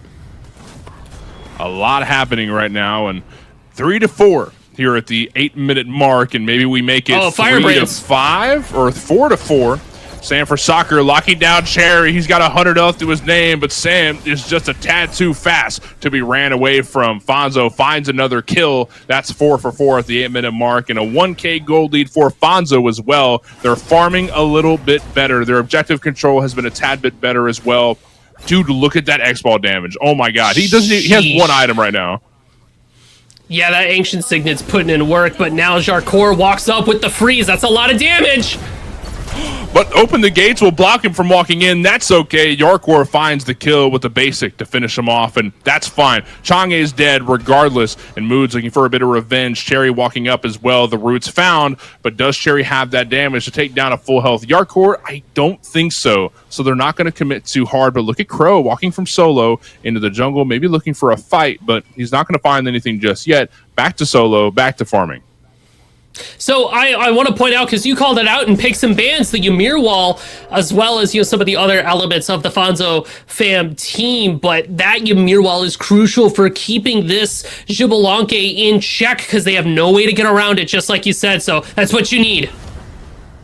Wait a minute, Sunbreaker's out. Fino has to dash out. Moods does find a stun. So does Yarkor, though. But two low health carries, both Mario Bro and Fino, don't feel comfortable fighting this through. The supports just want to make sure that their carries stay alive. That's their job. That's cool. They're both doing great at it. But no kill found just yet. But Cherry walking through the Gold Fury pit, maybe looking to walk towards mid as Sanford Soccer ganks in. And he's able to find Chang'e. That's one dead body in middle lane. Maybe looking to make it two is Cherry. Maybe walking right into Daniel. Should he meet the same fate? The damage is high for Daniel already, but can he find the kill, though? No lockdown means no kill found just yet for Fonzo, but they make their way towards duo lane, and Moods might be next on the butcher block. There's the wall, tries to catch out the Scylla, but she is able to sentry away. That could open up the Gold Fury potentially. You do have the Mercury with a few stacks of rage, so Leftovers got to contest. Gold Fury is getting taken away, though. Fonzo might not be able to find kills, so they want to find a Gold Fury instead, sitting at about 3,000 health. Leftovers making their way over, though, but Fonzo outnumbers them. Fear No Evil's out, though. Sunbreaker as well. So much happening in such a short amount of time, but run around, able to find a kill on Moods. That's one dead body for the Leftovers, but teleporting in from solo, he might be a tad too late, though, is Crow. Chang'e walks forward, Charge of Ice is out, and Daniel's taken down. Yarkor looking for a kill on X-Ball. He's going to be able to find it, but the Gold Fury goes towards Mario Bro. Leftovers finding everything in spades. Fino with 100 health to his name, trying to get away from these camps, but look at Cherry jumping in, somersault, and he's flipping Fino K to his death. Sot's just a tad too late to the party. Cherry is on the back foot, and Yarkor is 100 health to his name. His Leftovers might be chasing him down. That's a great ice wall, but Cherry jumping forward. He's not able to find him, though. Yarkor is just a tad too fast, but wait a minute, don't turn around. Just walk out of there. Fatal Strike might find him. Crow, oh, that's a great stun from Frost Breath, and the Ice Ball in response. Yarkor almost bit off a tad bit more than he could chew. I mean, this was a huge fight for Leftovers, and I can point to the exact moment that it all started to fall apart for Fonzo fam. Daniel accidentally takes the Hikate portal into the rest of Leftovers, and now Solar Troll forced to Tiger away, but Cherio's got the chase on, but Sot's gonna be okay, just taking a couple of steps back. But Fonzo fam, like I said, Daniel gets caught out super hard. I think they accidentally went through that portal, and then they just have to force everything. They take a lot of poke, they try to dash away, they get chased out by the rest of Leftovers without that Hikate damage. It is super hard to try to confirm anything for Fonzo fam, and then Leftovers take that Gold Fury and just sweep through everybody. Wait a minute, we might find a lockdown here. Great grab by Sanford Soccer. Slams him right into Yarkor. Daniel finds the final touch of death. Amazing kill. Great coagulation from Fonzo here in middle as they find a kill on Chang'e and make their way towards Pyro to take this down. It looks like they might be getting it for free, but Cherry just showed up. But he might not have a great way to secure this, though. As 1,000 else to a name. Fear No Evil is out, but it doesn't connect to anyone. Great ult in from Sanford Soccer, but the Pyro's taken down. Who takes it? Daniel's able to secure it for Fonzo. But here comes Moods, maybe looking to take down a low health bar. Daniel has a couple hundred health to his name. Running around, looking to find some lockdown, though. Leftovers coming together and take down Daniel. Running around is next on the Butcher's block. And looks like Sot's in the air. Yarkor looking for a stun. And down goes Moods. Just one more basic. He's able to find it. But who's next, though? Crow is fighting for his life. He's looking for the 2v1, but here to make it 3 is Fino rotating in from duo. Fatal Strikes out, but he can't get away, and he can't find a kill either. That's 3 dead bodies on the side of Leftovers and 2 for Fonzo, but the Pyro goes to Fonzo. They walk away with a W in that fight. I mean, again, this Xbalanque gets picked off because you have Sanford Soccer, Yarkor, and Daniel that are just able to do so much to be able to keep that character in check. It kind of reminds me of dealing with Freya from the days of Smite 1, right? How did you deal with that late game, hyper-scaling, ridiculous DPS character? What do you even do about that? Well, the answer is obvious. You just kill him, right? Just kill her. I don't care how you do it. Make it happen. If she dies, she can't do anything. Similar type of mindset when dealing with this Xbalanque. Just lock him down. Kill him. Bait his dash, then chase after him. Make sure you cut off his paths with walls, with mezzes, with a dash from Mercury. Don't let him get his abilities off. As long as you can do that, that cripples a lot of the damage that Leftovers is able to put out. Wow. 14 minutes into this game, 12-9.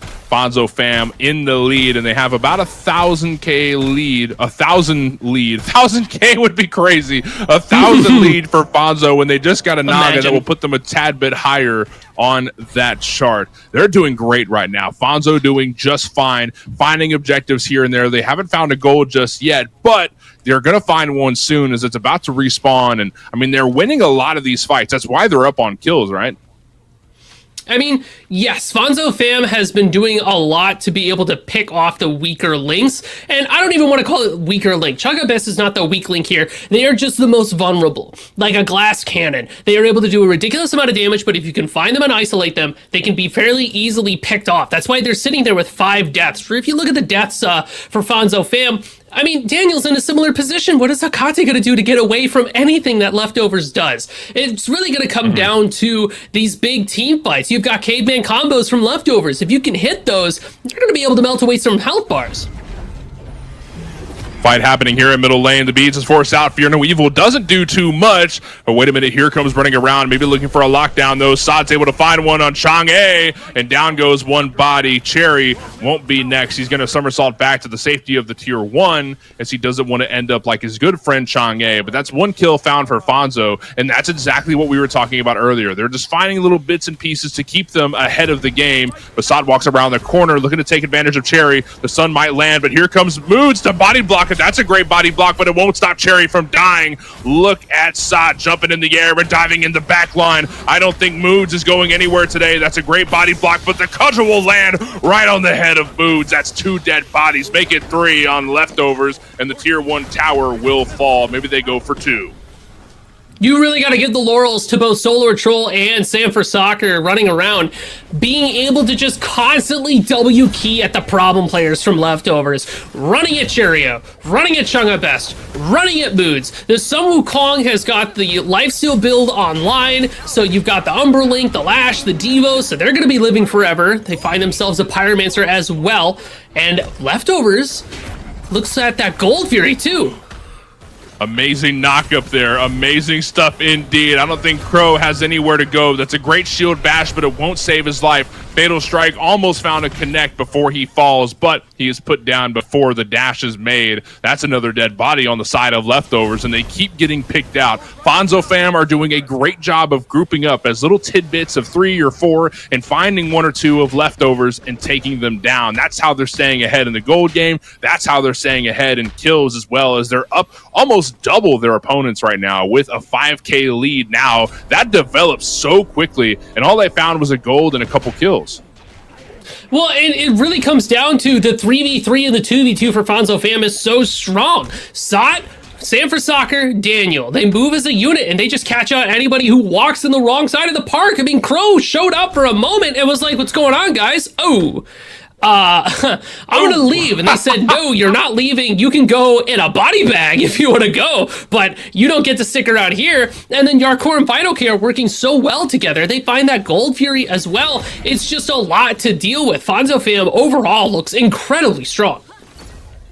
That's a funny way you described it. It's like a Walter White, Gus Fring thing. Like, you've seen too much. You can't just walk away. But speaking of walking away, it looks like Leftovers walking out of duo lane. But here comes Saad looking to find a kill on Mario Bro. The dash is out, but the slam from Saad will take down Mario Bro. Moods is a tad bit healthy to find a double, though. But running around in middle lane, takes down Chang'e. That's 2 dead bodies on 2 parts of the map. And Leftovers cannot seem to find anything to keep their feet in this game. Fonzo Fam are just on top, and look at the rotation from running around, and Daniel looking for a lockdown on Moods, and they're able to find it slammed right into the wall and teleporting over though, but looks like Fino can do the same thing. He can jump right over and land the Sunbreaker and find the kill. 3 dead bodies, 4 Leftovers, and there's not too much that Fonzo can do other than push up this left side, and that's exactly what they're going to do. I mean, at this point, Fonzo Fam is just starting to run away with it. Leftovers have to start thinking about bunkering down, about trying to find their little victories. Even Yarkor, tanky as they are, don't care too much about Cheerio giving it their all. The support's down only 1 level from the support. It's not happening, man. Yarkor, what are you doing there, man? He might have went up a little bit farther than he should have. That's fine. That's all right. I don't think he expected everybody from leftovers there, considering that there were a lot of dead bodies on their side just a moment ago. So he did get caught out, but that's okay. A somewhat necessary sacrifice for Fonzo to stay in the lead, as that left side just got taken down so fast. Leftovers just lost 2 towers in the blink of an eye because they lost Moods. That's really what it came down to. So now that left side is super vulnerable once the first Ancient Fury spawns. I mean, that can be an easy debuff, or even a Pyromancer bomb could take that tower down in quick time, and then next thing you know, that's a little more than leftovers can handle. Well, and with 2 towers going down, Fonzo Fam hits that quick back as well. There's some big items that are getting finished up here. Sam for Soccer just finished up a Deathbringer. I mean, this Mercury is going to be hitting much similar to the Ford Ranger that we talked about at the beginning of this game. As Fonzo Fan walks away with a Pyromancer, looks like even more blood to be shed in solo. Yeah, looks like that's going to be another dead body. Crow using combat dodge to try and find his way out of there, but the bee is forced out. Wait a minute, Fino's dead. Great Fear No Evil, and Crow will find the kill. Sot finds Crow, though. One body down on each side. Away goes Mario Bro. He doesn't want to fight this, but great ult from Sam. Great ult from Sam will find Mario Bro, but X-Ball's here. A lot of damage being thrown out on both sides. Shutdown found for Chang'e. Down goes running around, and Sot's still trying to find the chase, though. Chang'e can't find anywhere to go. That's a quadra kill for Sot. A quadra kill for Sot. 4 dead bodies lie in solo lane, and Sot is the killer. That's a quadra homicide. That is ridiculous what Fonzo Fam is able to do to anybody that walks too close. And that was the moment for leftovers to try to turn this around, but they just couldn't find it. Moods, the last one surviving. I'm giving you the opportunity to be the witness to tell the others what I did here. Fonzo Fam are on fire. The world is their oyster at this point, Mort. They can start pushing up lanes. They can start looking at FG, because if I'm leftovers, that was my fight to turn it around, and it did not go the way that I wanted it to. The world is Fonzo's oyster, and looks like they're going to shuck it as they look to surround the Fire Giant pit. This could be their moment to find the big objective. Gold Fury is up as well, and Fonzo have a lot of Play-Doh to play with, but what will they create? What will they shape? What will their hands do? What will they sculpt? As their time is coming around, Fonzo have been developing this snowball, and it started from something that could fit in the palm of your hand to something bigger than your apartment. This is something huge, but Fonzo need to capitalize, and looks like they're about to. Gold Fury getting taken down by running around and Fino K, but looks like Mario Bros making his way over, as he doesn't want to give this up free. He does have that Meteor Fire to try and secure, but looks like Fonzo are going to drop that because leftovers just found vision. They're aware of what's going on, and Fonzo need to wait on the rest of the reinforcements from Fonzo to get there and take that thing down. But leftovers back up. They're going to give it away for free. Fino finds a Gold Fury, and up goes their gold lead. The stocks for Fonzo are getting high. And that's the second Gold Fury pip as well. So they're going to have some buffed minions for their pushes down the line. They're going to start moving around this Fire Giant and trying to see if they can find any picks here. Leftovers have to play this kind of scared if they want to come out the other end here. Oh my god, that's a 3-man stun. Wait a minute, that could be the engage? No way, the Frostbite South as well. The Sunbreaker does massive damage. Fino slams in and takes down Cherry. That's 1 dead body so far. Leftovers on the back foot, and Daniel presses forward looking for Mario Bro. Big damage. And look around the corner. Sot, who finds 1 kill. That's 2 bodies dead so far.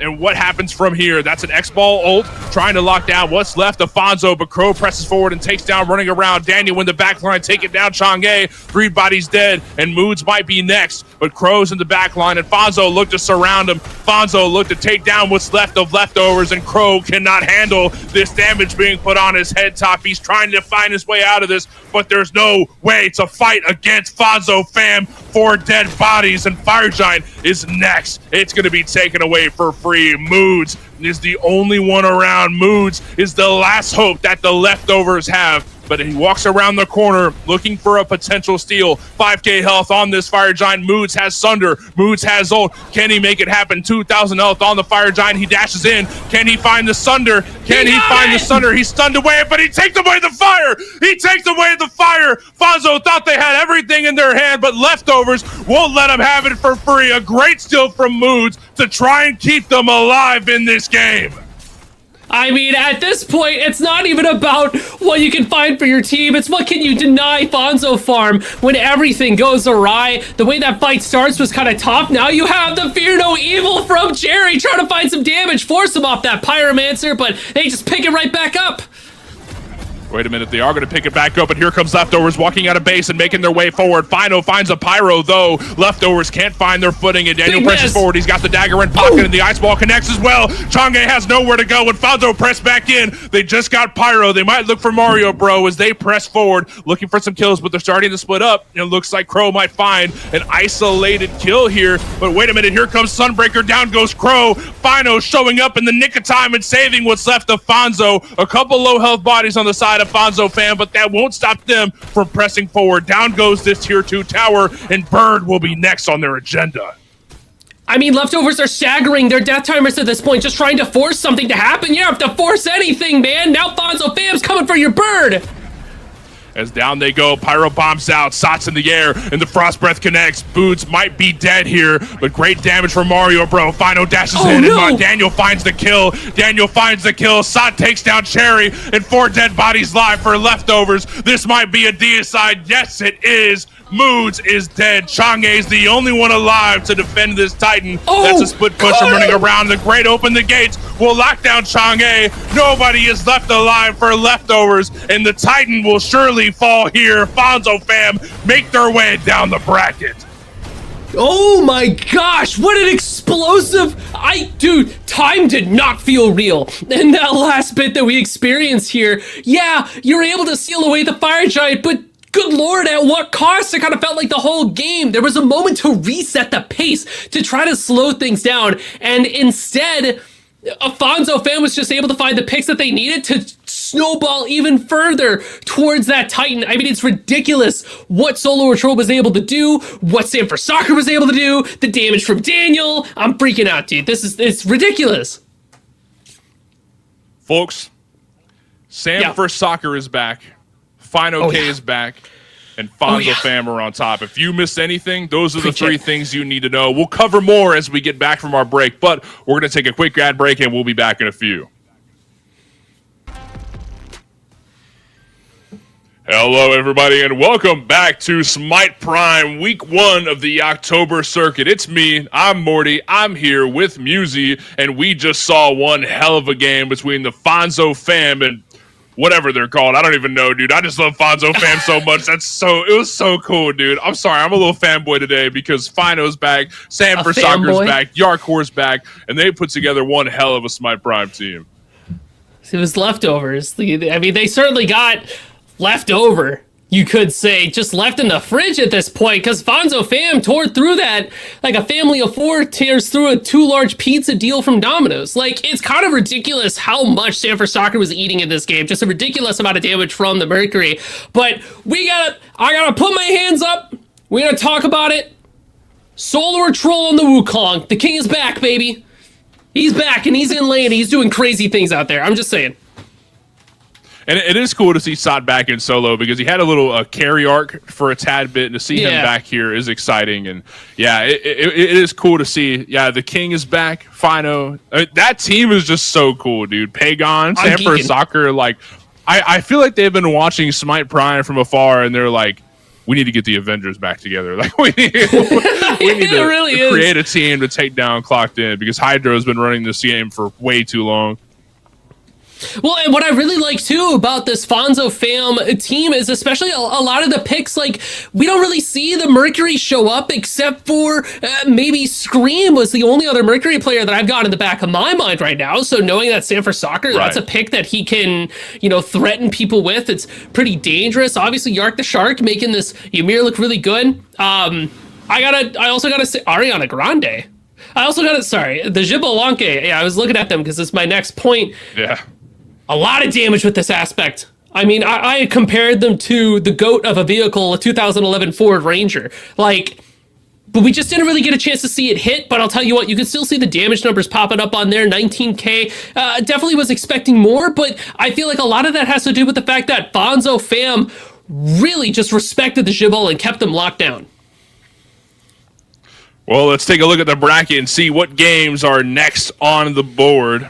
what games have made it through, what teams have progressed so far throughout the bracket. I know there's been some exciting teams so far that I've been wanting to watch, and kind of curious who we're going to be seeing next. Strength of Wood versus the Empire. The Empire was fun to watch too. I'm glad to see that they're still climbing their way through, but Strength of Wood is no easy feat to take down. But Fonzo Fam, who we just watched, is now taking down the Ike 2 Bad Boys. This will be a real fun game.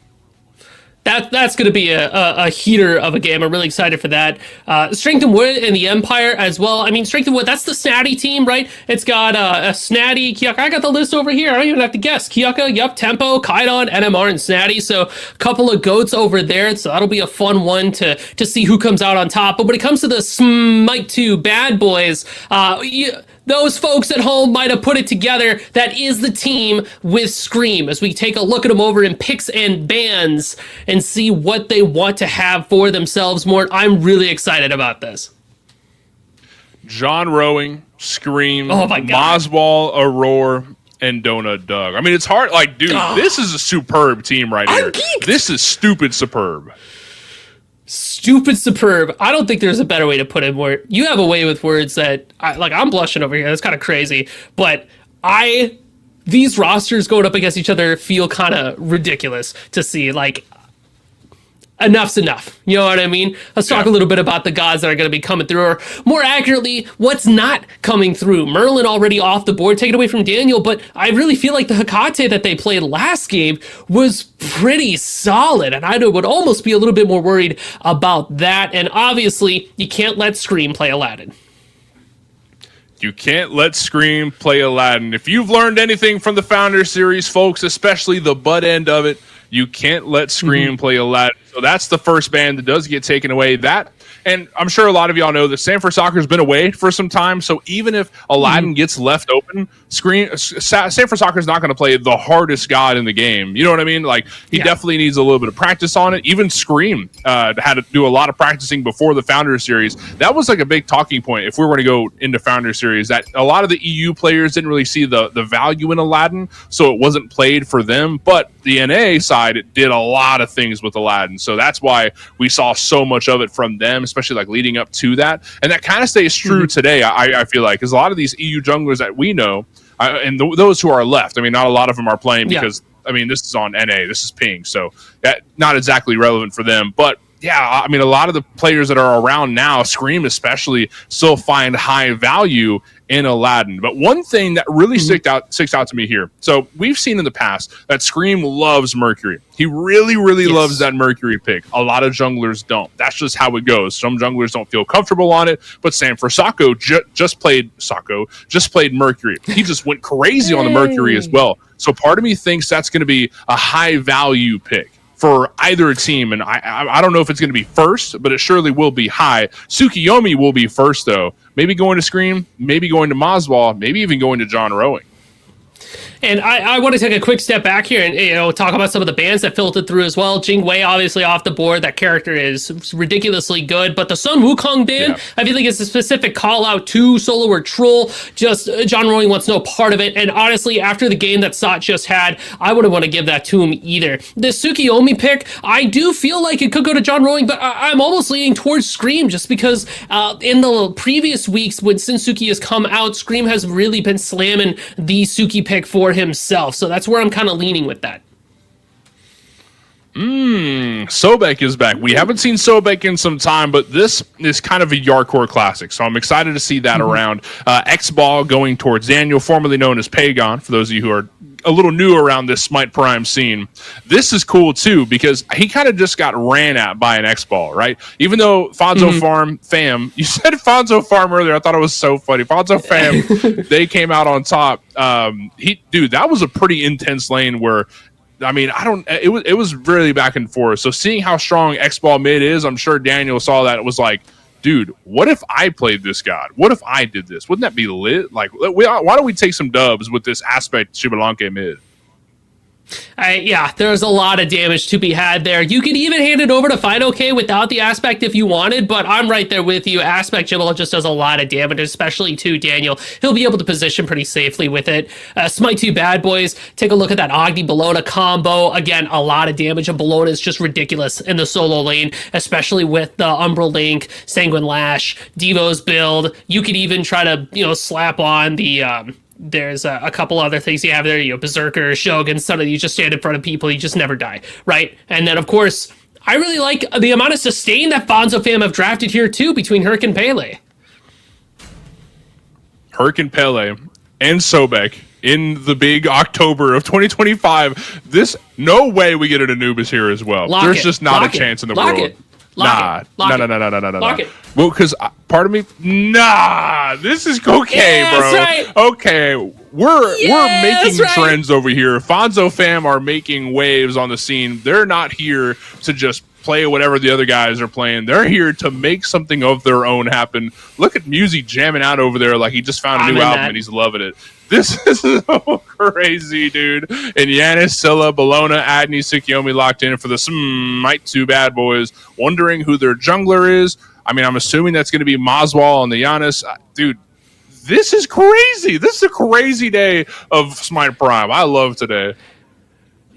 You're listening to Real Anubis Trap Beats. I mean, there is so much here, but obviously we can't talk about it here. We're going to talk about it in the game, right? Yeah, so let's do that. Let's get into the game here, folks. Smite 2 Bad Boys versus Fonzo fam coming at you live here. This is going to be a game to see. For those of you just now joining us, this is Morty and Musi in the microphone booth. We've got Rosie, Tess, Billy, and Jithens behind the scenes. And man, we have got a banger of a game awaiting for us. I cannot wait to see how this boils down. We got a lot to break down here, so we're going to just take a quick scoop at what's going on. First of all, Fonzo fam definitely shuffling up what we maybe previously thought we were looking at. Daniel is going to be rocking that Anubis mid, and it is going to be Gible over there in that duo role, the AD carry for Final K. So no Aspect is going to perform... Or rather, he's going to function as you would expect him to do. So a lot of focus on bolas, big auto attack damage, a little bit of safety. Notably, too, that Rising Jaguar, the Xbalanque dash, omnidirectional now in Smite 2, meaning that in Smite 1, you would jump forward a little bit and then kind of choose a direction. In Smite 2, you can actually jump back starting the dash, so there's a certain degree of safety to be had with Gible there. Some other things I'm seeing in terms of relics, Morty. Smite 2 Bad Boys, Beads and Sunder, classic, but Fonzo fam double up on the Sunders, a Blink for the Pele Engage, and an Aegis for Anubis, which makes them susceptible to CC, and classic Beads for Gible. And this is so cool. I love to see the aspects around. I love to see these new picks, right? Pagon, one of the few. Daniel, to find the value in this Anubis pick. And I think there's some vision there. I see the vision that Daniel sees. I just want to see it come to life. I want to make y'all see it too, right? And really, Daniel's going to be the one that makes y'all see it. But I'm excited to see how this goes because Yanis versus Anubis, tell me how this lane runs down. So when it comes to the laning phase itself, I feel like both of these mids aren't too particularly interested in trying to interact with each other too much. I say that a lot because Maswal on this Yanis is just going to be hitting the wave, being mobile, and farming. Daniel won't really have a chance to bully him out too much. What I really feel like the benefit of this Anubis pick lies with Scream, of all people. If the Suku tries to engage on top of this Anubis, he's got Aegis, and he's got a lot of damage. He can just throw at his feet and say, listen, man, you're not messing with me, and I'm not messing with you. Go away, right? Give me my space. And I feel like Anubis brings a degree of safety there. That's true. That's a really good point. Yeah, because like even though he doesn't have, the dashes and leaps that all the other gods have, Anubis has like safety of his own just through survivability alone. And let's see if maybe Yarkor survives this gank coming in from Scream. Looks like he's going to dash out and be a-okay. A lot of just showing face so far. Not a whole lot of damage coming through. Still some pretty healthy health bars across the board for both teams, but a lot of showing face. Both teams want to come out on top as far as early aggression goes. But tell me where our first blood potential potential lies. Maybe is it here in middle as Scream finds a stun, running around at about half health, and a good 160 from Mozball, and running around at about 100 health, but he's going to go back to base. Maybe we see more first blood potential here in middle? I'm definitely looking at level 5s for our mid laners and for our junglers especially. Smite 2 bad boys, I feel their early game is going to be a little bit stronger. Whoa, unless the blink in. Scream does get knocked up by running around, and where is he going to go, though? Scream has a tendency to just kind of walk into the enemy jungle, and sometimes he pays for it, sometimes he doesn't. Let's see what the price is today. Looks like a teleport from Mozball. Great utility there. Love to see that. The stun doesn't connect on Scream, so he's going to walk back to his zone jungle scotch-free and not lose too much, but did find a bit of farm to take away from Sanford Soccer. I don't hate the blink there from Sam either, because in these early couple minutes of the game, how many times you're actually going to look for a blink engage? If you see an opportunity, you know that Sot's in the area, maybe you catch him out, right? The cooldown is reduced when you blink in and then get damage off. So as long as you're using it aggressively, you're going to have the leg up. So a lot of people might look at that and say, well, that was kind of pointless. Well, you're kind of putting some pressure on him and keeping him nice and afraid to be in your jungle. Wait a minute, we might find some lockdown here. Running around might have been off a tad bit more than he could chew. The bludgeon from John Rowing does big damage, and Scream finds the final touch of death. That's first blood going to the Smite 2 bad boys. And even as we talk about how running around is showing face in his own jungle, you have to remember with this Pele pick, you have Blink, so you don't have Beads or Aegis. It's kind of scary to be caught out in the middle of things. Meanwhile, in dual lane, a pluck and a Beads pulled from Agni. The Beads is just a tad too late, and Daniel going for the death gaze, but enough damage didn't find Donut Doug. He's going to dash back and find safety in his own jungle and head back to base to heal up for just a bit. But man, that pluck was really good from Yarkor. Kind of sucks that the damage wasn't there to follow up. There's been a lot of scuffling all across the map here, be it in the left side, the solo side, jungler lanes. These teams are definitely not afraid to get into it with each other, just constantly asking questions of what are you going to do if I just run at you, right? Because it's a scary thing, because if you let yourself get walked over even once, the other team is just going to constantly go for that angle of, if they're not going to contest us, we're just going to take whatever it is that we desire. There's the Scylla ultimate there from Aurora. I mean, he hits it, but I don't think it starts anything for him. It's just poke damage, but what kind of sucks there is that, like, he made himself available. Wait a minute, fight happening in mid lane, old South from Scream, and look at the damage from Mozball in follow-up. Oh my god, Daniel might be dead here, because around the corner, Scream yet again, looking to find the final touch of death, but Mozball finds a great teleport, and oh my god, the damage on Sanford Soccer is overwhelming, but Scream is still here, but here comes Sot from solo lane, moving his way over, and a great driving strike will take him down. 2 bodies found dead in the left side jungle. Smite 2 bad boys lose a few, and Fonzo fam find their footing. Oh my goodness, dude. I'm actually, I'm in Cloud9 right now. What a crazy rotation from Solo Troll. What a crazy use of Blink from Sanford Soccer. Blinks past the unstable vortex, then turns around to go back on the engage. It's kind of ridiculous what Fonzo fam is cooking right now. They have a lot in the kitchen right now, a lot going, and they might be down just a tad. They are down 500 gold, but that's nothing right now, really. Even in this early game phase, I mean, that could be turned around by a Gold Fury, by a Queen Naga, just a couple camps if Fonzo fam can try to remain in control of the map. It's nothing crazy that Fonzo fam can't overcome, but maybe this is a bit of a position that they're not exactly used to, because last game they came out swinging. Fonzo fam remained in control of the game from the get-go and didn't lose. I mean, maybe a couple kills here and there, but for the most part, they remained in control of the entire map, is what the theory was last game. But Fonzo fam not exactly on the same page this time around, because the early game from Smite 2 Bad Boys looks pretty promising in my opinion. But the flip side of that coin there, Mort, is I feel like Fonzo fam's late game is especially dastardly. It is dangerous to think about. There's a lot of forward tilt engage from Fonzo fam, and not even true late game, but that middle to late game stage, right? Where you can pluck as a Sobek and maybe not immediately die, is where I'm thinking they really start to shine. Think about it. Yarkor and Sanford Soccer go for the engage. You've got Solo Troll as Hercules that can hang out and, walk up there and pull beats. It almost looks to me very similar to a dive comp, right? Hercules is going to walk up, pull resources, be tanky, force options away from people. That opens up an opportunity for Yarkor to then walk up and maybe look for a pluck, look for an engage, and then Pele swoops in for all the damage.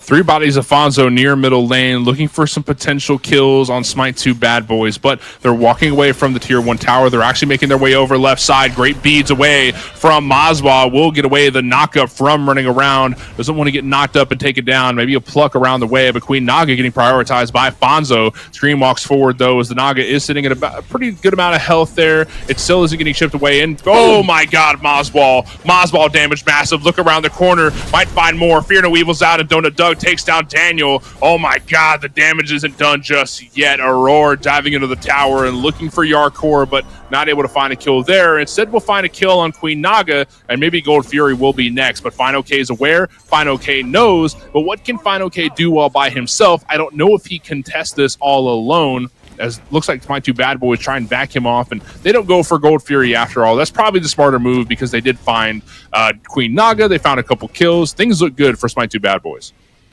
It's kind of crazy how often these solo laners are rotating out of their lane. First it was Solo Troll, who shows up to look for, the gank and find a couple of kills. Now, John Rowing joins the party with a great Eagles rally that definitely helps keep FonzoFan locked down long enough for Smite 2 bad boys to find that last bit of damage that they need. Unfortunate for the bad boys, they weren't able to find a Gold Fury off of it, but they're still establishing presence and keeping FonzoFam in check, making sure that they can't get away with too much shenanigans, just trying to stop them from reaching that late game stride so that they can prevent getting absolutely jumped on by the Pele Sobek Hercules combo. 8.5 minutes to be exact in this game. 3K gold lead for Smite 2 bad boys, and they're up 1 kill.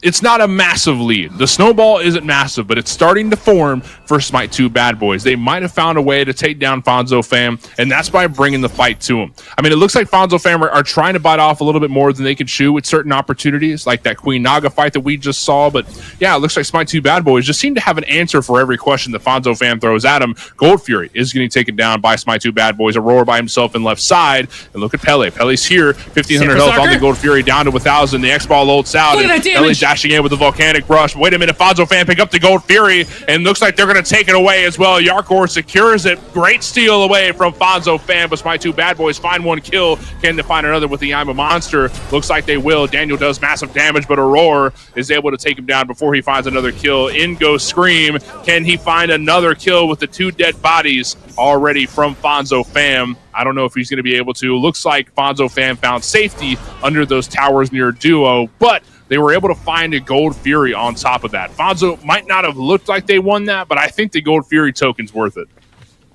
Honestly, being able to get out of the base 50% faster is a huge boon to FonzoFam, just being able to get back to their lanes and their farm. But we got to talk a little bit about the amount of damage that Sanford Soccer was able to do at the beginning of that fight. Running around was just doing so much and almost picked off Donut Doug. Unfortunately, the peel from Smite 2 bad boys came in clutch, and the dash away from Donut Doug 2 able to keep himself safe, keep that sliver of health on. But because Smite 2 bad boys invested so much in keeping this Pele away from them, that did open the opportunity for FonzoFam to take away the gold. And then again, this Scylla support does so much for any team that's able to properly utilize it. The Crush was doing a lot of damage in terms of being able to shred away protections, that slow field as well, and you have that long-range cripple root. Aurora is in their bag with the Scylla pick. Smite 2 bad boys, they have been looking really good against FonzoFam, who were looking crazy good in the last game. Ults out for Solo Patrol. Excavate finds a knockup on John Rowing, but the tower will give him safety because FonzoFam don't want to dive in on this right side. Speaking of dive in, Aurora's on the left and maybe looking for some setup, but there's no follow-up on the left, so looks like if there's any kill potential, it's on right side from Fonzo, but no tower dive found just yet. John Rowing is fairly self-sufficient. I don't think that they're going to just take him down with these. It's going to take a very good fight, and John Rowing's looking to give it to him, but hiding under tower for now. No real kill potential across the board. Musi, I mean, is there anything that really stands out to you so far?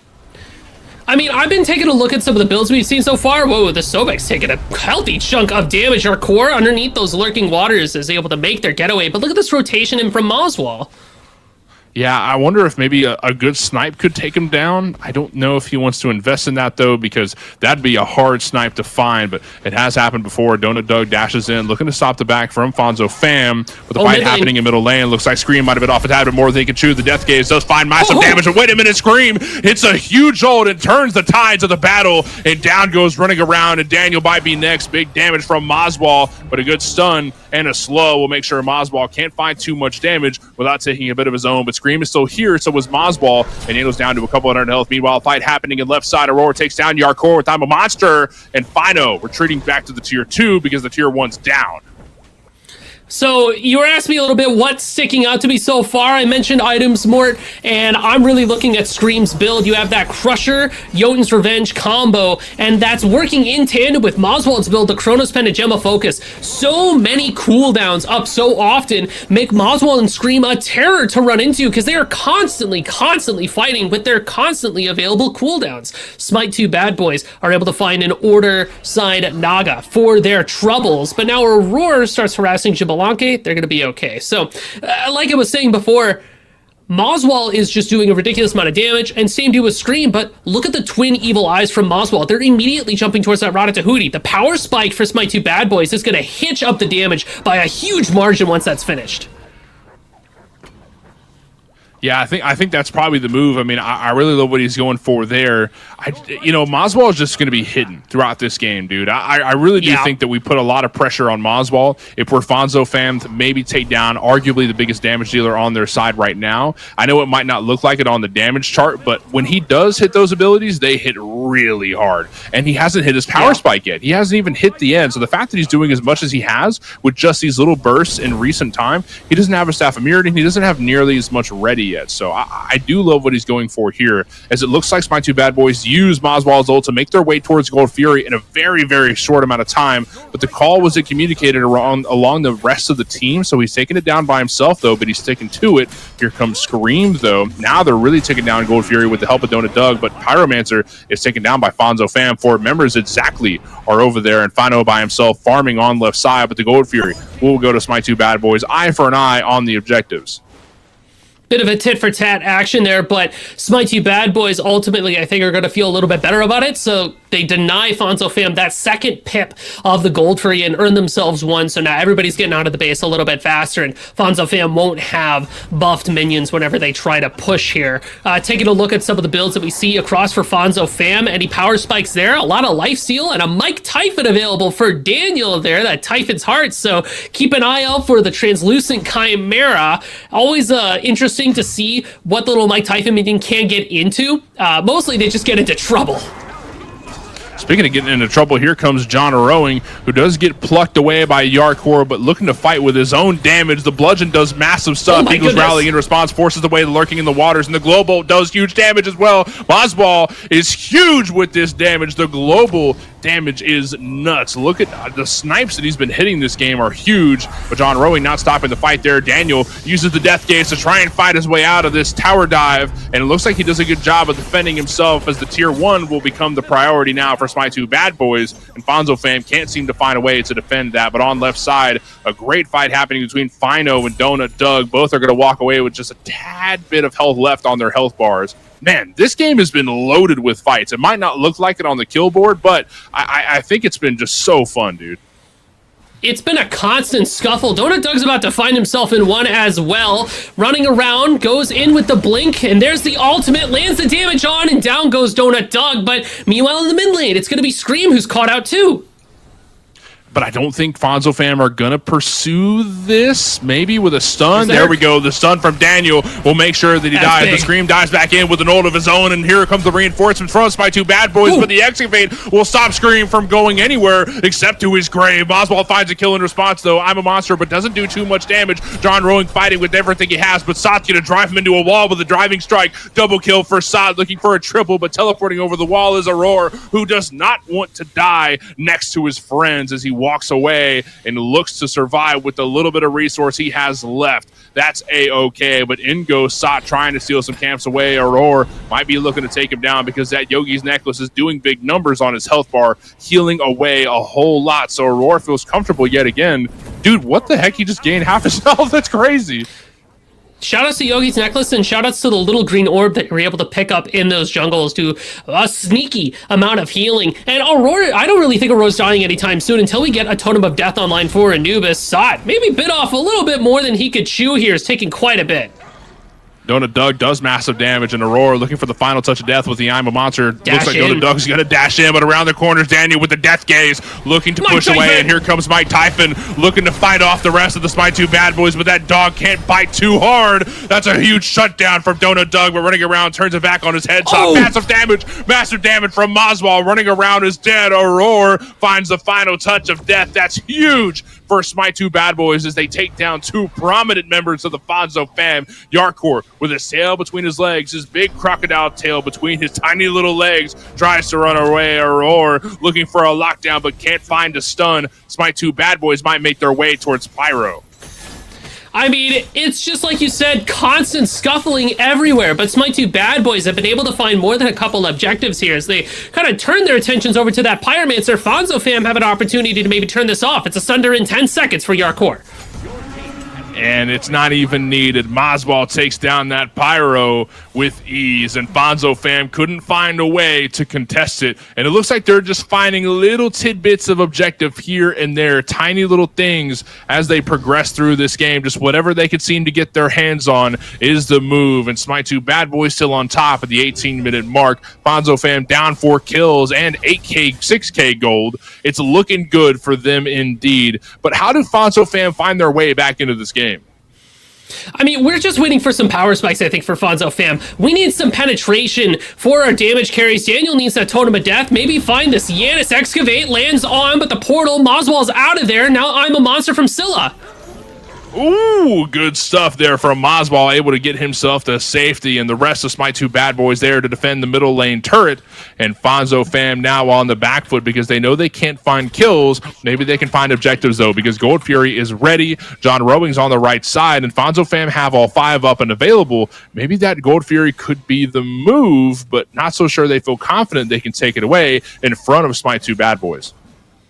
Yeah, it's just not something that you want to mess with. You poke the bear, you get the claws, and Smite 2 bad boys are going to have the tempo in this game. It's in their favor, which is kind of a tough spot for Fonzo fam to be in because they want to be the aggressors with the way that their team comp is structured. You want to give an opportunity for running around to get in and get their damage off. Same deal with Solo Patrol or Yarkor, who at this stage, if they go for a pluck, it's almost certain death for the Sobek until they get a little bit more tankiness online for themselves. A Hide of the Nemi would go great for them because if you're going to be in there, you might as well be soaking up some damage. And oh my god, why is the Mike Typhon so big? Did you see that? You saw that, right? He's going to be the size of Yorm, I mean, here in a moment. They grow up so fast. I don't understand. Dude, look at him. Funny, That's a pluck. That's a massive pluck away, and down goes Mike Typhon chasing him down. Aurora on the back foot. John Rowing diving in, but the rest of Smite 2 bad boys not exactly ready for this fight. That isn't going to stop John Rowing from Eagles rallying in. Excavates out from Sot, looking to stop the back line from Smite 2 bad boys diving in. Donut Doug doing a whole lot of damage to Sot, but the driving strike might give him safety. I'm a Monster's out. It does massive damage, but doesn't connect with everybody. John Rowing finds a kill. Soda Scream and Moswell, 3 bodies dead for Fonzo fam. Aurora makes it 4. Running around is dead as well. Yarkor, the only one alive for the Fonzo family, but family ties die here. That's a deicide for Smite 2 bad boys as they make their way towards the mighty fire giant. I mean, Fonzo fam just got completely pieced up there. You had Daniel in the back fighting off not only Scream, but Moswell as well, doing a ridiculous amount of damage. And while you have the tanks of Fonzo fam getting up and getting busy, all your damage is in the back, and they're suffering, man. It felt like there were 2 separate fights happening, and Fonzo fam was losing both of them, right? Yeah, you gotta pluck off. Yarkor finds Aurora, but plucking a Scylla is not going to do anything for you. She's just going to either sentry away or she wants to be on top of you. You have to be able to find those plucks, the targets that you need in order to get that ball rolling. 5 people dead, a fire giant for Smite 2 bad boys now as they clean that up for themselves. It's going to be a scary push against Fonzo fam. They just got to think about that fight differently. You cannot let your team get pieced apart like that. So you say they need to think about that fight differently. What do they do to change the ties of that fight? Do they continue to group up like they have been? Do they want to go back to farming and maybe get a little more gold under their belts? What's their next move if Fonzo fam want to come out on top of this game? honestly, it really just starts with not plucking a Roar. Like, if you find a pluck, it can't be the Scylla, because again, we don't have the penetration online, Mort. Anubis doesn't have any. The Pele doesn't really, I mean, yeah, you have an Oathsworn Spear, but that's peanuts compared to what you actually need. A Xbalanque doesn't have theirs online. There's no way to deal with the tankiness. So trying to chew through Aurora's health bar of all the characters in the game, that is a fool's gambit, and it's not going to pan out for you. You have to see, maybe just save the pluck for appeal at this point. It's a Gold Fury for Smite 2 Bad Boys, as they have that as well. But you also got to think about, you can't leave Daniel out there by themselves, out there in no man's land, dealing with a Suki and a Yanis too. Yeah, unfortunately, Fonzo Fam's team comp wants to engage, but now you're thinking about the counter engage. Smite 2 Bad Boys just picked up a Fire Giant, a Gold Fury, a Pyromancer, and a Queen Naga, the quadfecta of objectives in the past minute. They are getting everything they want on this map, and Fonzo Fam can't find a way to stop them. Aurora just got caught out, but he might just be playing distraction. That's kind of what Aurora is doing that. Spirited Book told me that a couple weeks ago, and I've kind of had that in my head ever since. That Aurora is kind of like the look at me support while the rest of my team does things, and look what they're doing. They split push on left side. They take down that tier 2 tower. It's dead in the blink of an eye, and now Fonzo Fam are aware, oh crap, we just lost a tower. Now we need to do something about it. As Driving strikes out, and Aurora, yet again, safe, just fine. I can teleport, and I've got Yogis. I don't even care about your damage because it heals away in like a minute, not even 30 seconds. Hey, you got Fire Giant there as well. Like, Aurora is not the target here. Not really who you want to be looking at all. It's that look at me. Yeah, that's a great way to put it from Spirited Book. The look at me support. I'm pocketing that forever. And look at him, 0 deaths as well, right? So it's almost just never happening. And Smite 2 Bad Boys, they don't have to play the game of, we're going to take you 5v5, we're going to play you, we're going to fight you. It's literally, we're going to slowly strip away the map of towers, of objectives, of gold, starve out Fonzo Fam of farming. Look at the gold differential there. It's already functioning. Like, this makes it so that Fonzo Fam never get a chance to get online. And if you're Fonzo Fam, it's just penetration. Daniel finishes up that Totem of Death, but you gotta hope that it's not too little too late. We gotta get that Titan's Bane for running around, a Titan's Bane for Final K. It has to happen, because if it doesn't, John Rowing and Aurora are gonna run this game.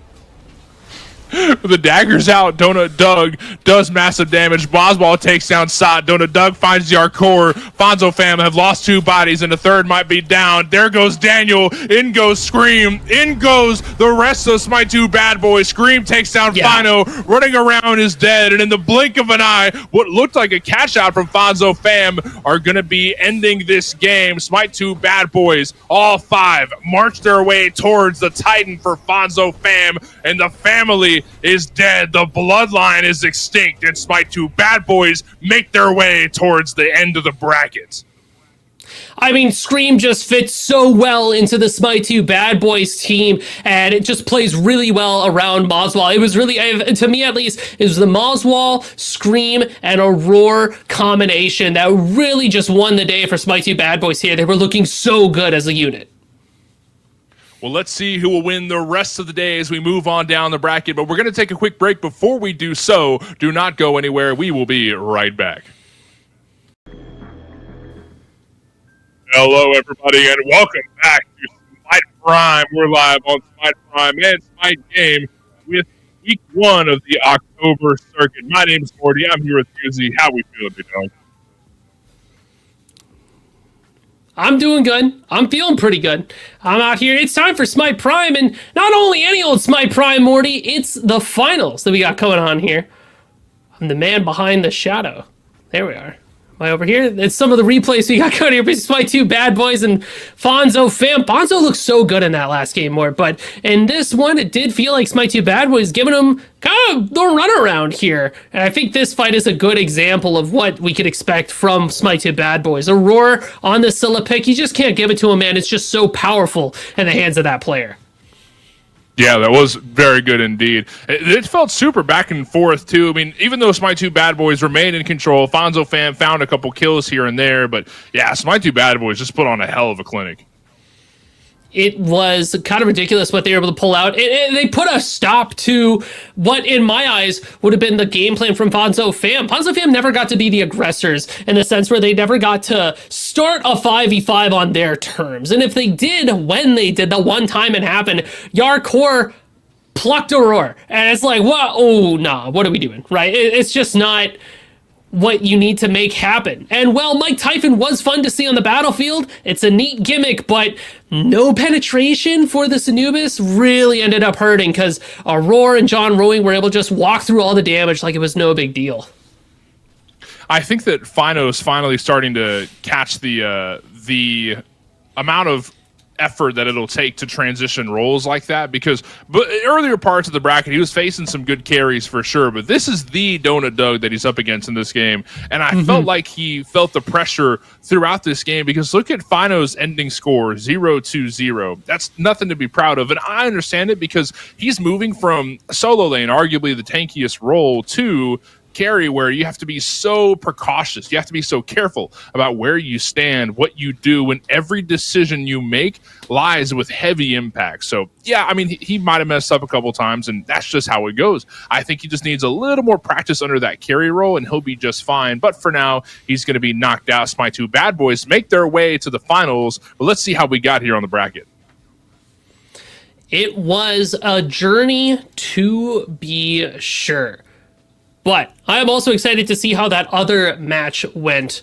We get a chance to get our eyes on top of that bracket. It was the Empire that came out on top over Strength of Wood. So we get to see Smite2 Bad Boys versus the Empire. Well, third place, Fonzo Fam and Strength of Wood are going to duke it out there. I'll be actually really interested to see how that goes, because Strength of Wood has been one of those teams that we saw once on the big screen. They look pretty good, and they've been kind of in the background for us. Haven't had too much time in the limelight, but I think especially without the big teams like Clocked In and Donzi, it really gives an opportunity for, I'm gonna say runner-up teams, but that's not quite the impression that I want to give. Like, the teams that have been in the background are now gonna have a big chance to step up. And if we want to talk about that power vacuum that's left behind, Smite2 Bad Boys are right up in there to take that space, and the Empire could be the runner-up there too. So we have a banger set on our hands.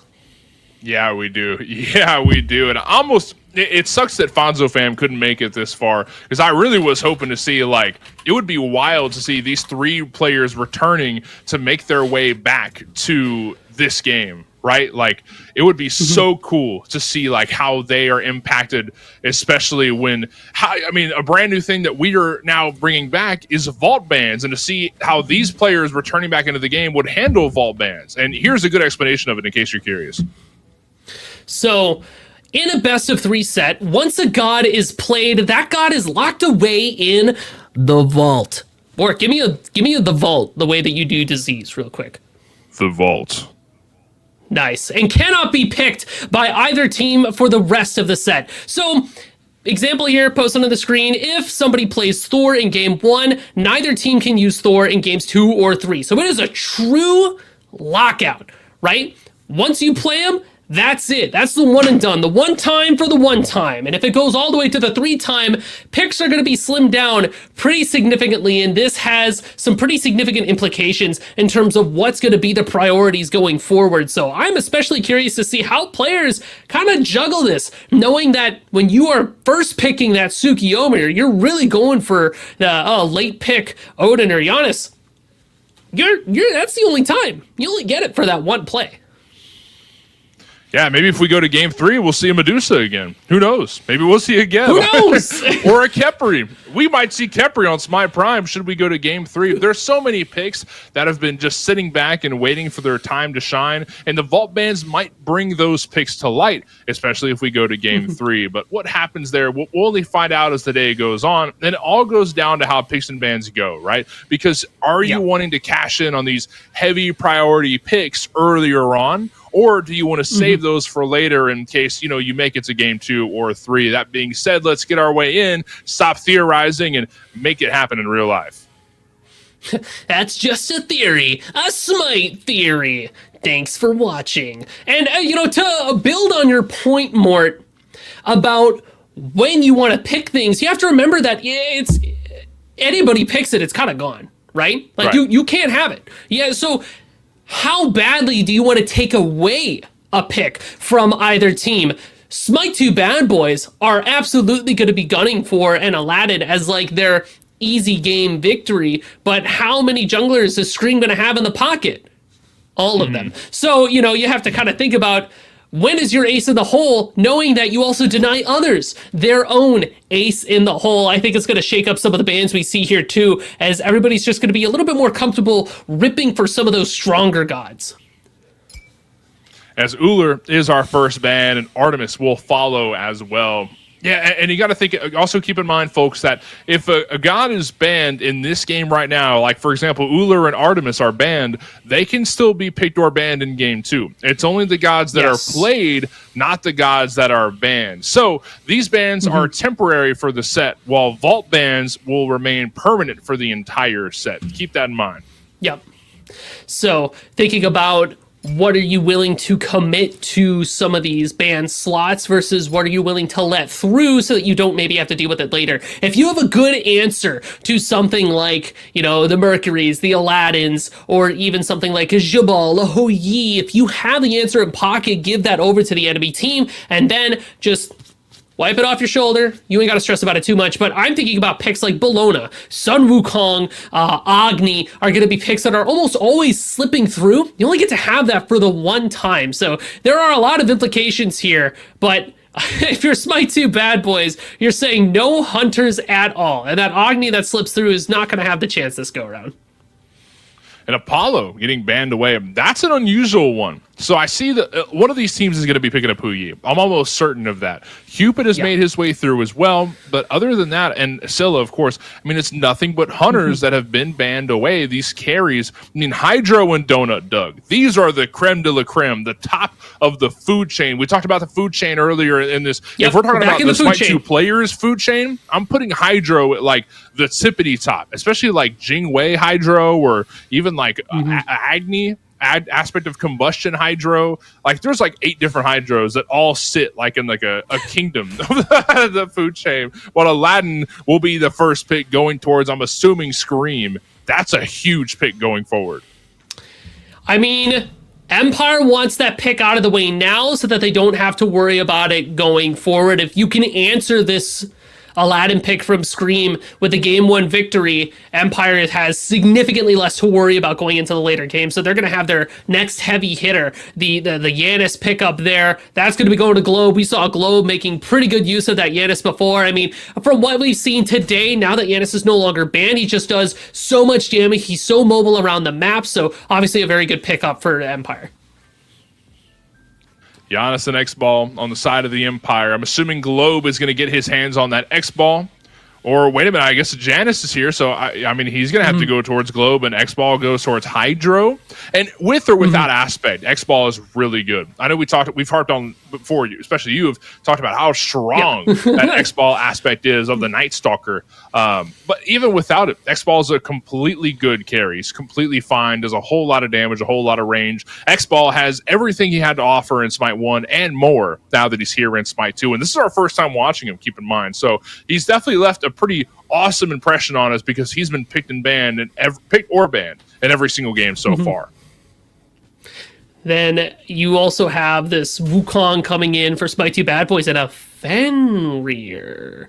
Is that for a Roar? I kind of like these picks. Obviously, Wukong for John Rowing is going to do quite a bit, and also being able to take that away for the rest of the games. It's just, like I said, pick up the broken gods. Pick up all your S tiers, all your A tiers. Just start funneling them in now so we can really start getting to the down and dirty of Mulan Khepris finally making it into my Smite Prime games.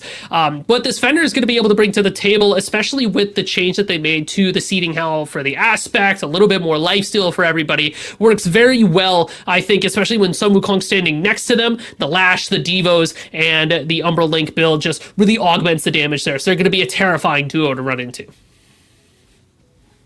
This is a crazy comp. Achilles and Herc. Tegvir gets his hands on Achilles. Karmic's playing Herc. That's always fun. He's an excellent Herc player. X-Ball. Okay. I like how I talked crap about Medusa earlier. Like, maybe we'll see a Medusa this time. Crazy. She's picked up. Oh, my God. Nah. Nah. Okay. Denied. Okay, so we're playing Rama in game 1. I guess Donut Doug is just reaching for anything this time. Hou Yi is open. Hou Yi, you can just play him right now if you want to. I guess we're not. Cupid's open as well. There's I know we're kind of like picking his scraps right now because Carrie's got banned away, like a good amount of them. But dude, what, Rama over Cupid or Hu Yi? What are we doing here? I mean, there are... If you hold on to the Ho Yi, maybe you can have it for game 2 and Prio pick it then. And you kind of want to hold on to Cupid in case somebody else picks the Ho Yi. Those Fields of Love, I think, is a very handy tool. And the Artemis has been man away as long as 4 other hunters, so it's just kind of a tough position to be in. We got 2 Sun Wukongs. I think that's an interesting pick, just because... It should be technically impossible, but Empire, they're playing a different game here, I feel. So they're going to be sitting with that team comp, which is going to do quite a bit in terms of confusing Smite 2 bad boys. The Wukong mirror match, definitely, I don't want to call it boring by any means, but if you got 2 sub Wukongs, Cudgeling and Master's Willing, it's just, that gets a little bit repetitive. But we can kind of shift our focus over there, because I guarantee you that's not what that's supposed to be. We are ready for a game is what I'm hearing, but we do have some subs that have made their way in. We'll see exactly who as we dive on in. Muzi, ready your thinking brain because it's about to be steaming. Oh! It's Rat Milk! It's Rat Milk! The milk! Oh, Rat Milk, my beloved, is here. Shoutouts to the GOAT. Oh my goodness. Oh, this Empire team looks kind of insane. I got Rat Milk there instead. Okay, so it is going to be a Hunbots instead of the Wukong that we saw locked in there. So that makes sense. Taking a quick look at the relics, everything is kind of as you would expect. A lot of, beads. You got a Sunder out there. Double Sundering up for John Rowing for the Sun Wukong. Now, touching on it quickly... When it comes to Wukong, I'm a big fan of Aegis on Wukong because it buys you a little bit of extra survivability. For John Rowing to have Sunder, he's definitely going to be going that lifesteal build. He has to. Otherwise, he's just going to be blown up really quickly and caught out. So positioning is going to be especially important for the Wukong. Muzi, it's Rat Bats. I know. It's my GOAT. I'm so pumped. My GOAT Rat Bats is here playing Smite Prime. Fino, Yarkor, Saber Soccer, and Rat Milk have all come back in the same day. Dude, what is this? It's a big day for fanboys. Donut Doug, look, this has been a big day for fanboys across the globe for Smite 2. And I'm not talking about Globe for Food Drive. This is so crazy, dude. I'm having such a good time today. It's pretty baller, and we've only got more. This is only game 1 of the best of 3, Mort, and already talking a bit about some of the picks that we see across the board. Not a lot to be said about mid, solo, jungle matchups. It's the duo where my attention is focused on because you have Tagveer as Achilles support. Wait a minute, Aurora dives in, brutalized, slowing down Hydro. A couple basics from Donut Doug will make sure the damage is dealt. That's first blood from Smite 2 bad boys, and that Achilles support, maybe not as promising as the Empire might have thought as far as early pressure goes. Well, it's going to be interesting, too, because you have Tagveer, who's usually your jungler, right? So he has that rotation mindset, but oh my gosh, his Scream dead.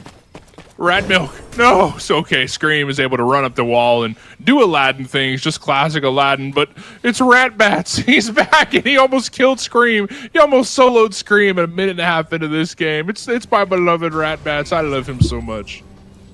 It's super cool to see all these names show up, but I'm still a little bit nervous about Tagveer over in that support lane. I mean, I really did feel like for the Empire... It happened was doing so much for that team. To have Tagveer there instead could point to a couple sides of weaknesses that Smite 2 bad boys could try to exploit. But in that same sense, when you put Tagveer on the Achilles, the game plan doesn't change too much. It's just how you go about it, right? You're still looking for executes. You're still trying to get in there and be annoying with a ridiculous amount of damage. Now you just kind of live forever. You keep the armor on, and you're constantly looking for engagements. Constantly looking for engages, constantly looking for a way to make these fights happen for your team. Hydro is playing X-Ball, so the damage isn't huge right now, but it will be later on. Speaking of huge damage, what happens here in solo? Not so sure. Karmic finds a driving strike and does massive damage to John Rowing, but Scream around the corner, helping with a bit of damage of his own, will let John Rowing find a kill on top of Karmic. That's big indeed. And when it comes to the Herc v Wukong matchup, Wukong already has a bit of a leg up over the Hercules just because his clear is a little bit safer and he has good answers to the driving strike pluck combo, especially when he has that, you know, somersault cloud, the ultimate to be able to pop up into the air. So Karmix is just going to have an uphill battle here. Big teleport. You're going to force the beads away from Scream. And in goes John Rowing. Globe having to use the ult here, looking to do some massive damage and find a way out of this. Rat Milk takes down John Rowing, though. But the fight continues to unfold by these Firebrands. Scream has 150 health to his name. He's got all his wishes, though. But looks like Rat Milk isn't giving up here. He really wants this kill, but he's not committing a whole lot to it just yet. He's waiting around the wall because look at Karmic rotating in. Scream low on mana, low on health as well. And in goes Ratmel looking for an overhead smash, and down goes Scream. Great way to bide your time and find that kill out of nowhere, but not looking for any type of fight afterwards. Moswall chasing down a Rat Milk. It looks like the Fear No Evil's out, and Moswall gets beaten down by a massive boulder. Moswall is dead, and Karmic just saved Rat Milk's life. That's massive indeed.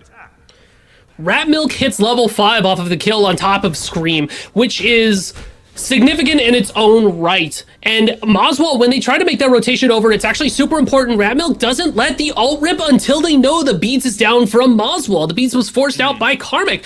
Or Moswall was just trying to pre-beads the ultimate that never came. And then once those beads ran out, that pillar shows up. The Fear No Evil connects, and then it just absolutely peels for Rat Milk, who then gets the craziest monkey teleport of his life to get out into safety. Rat Milk is back here in full force, and now Dual Lane is under duress.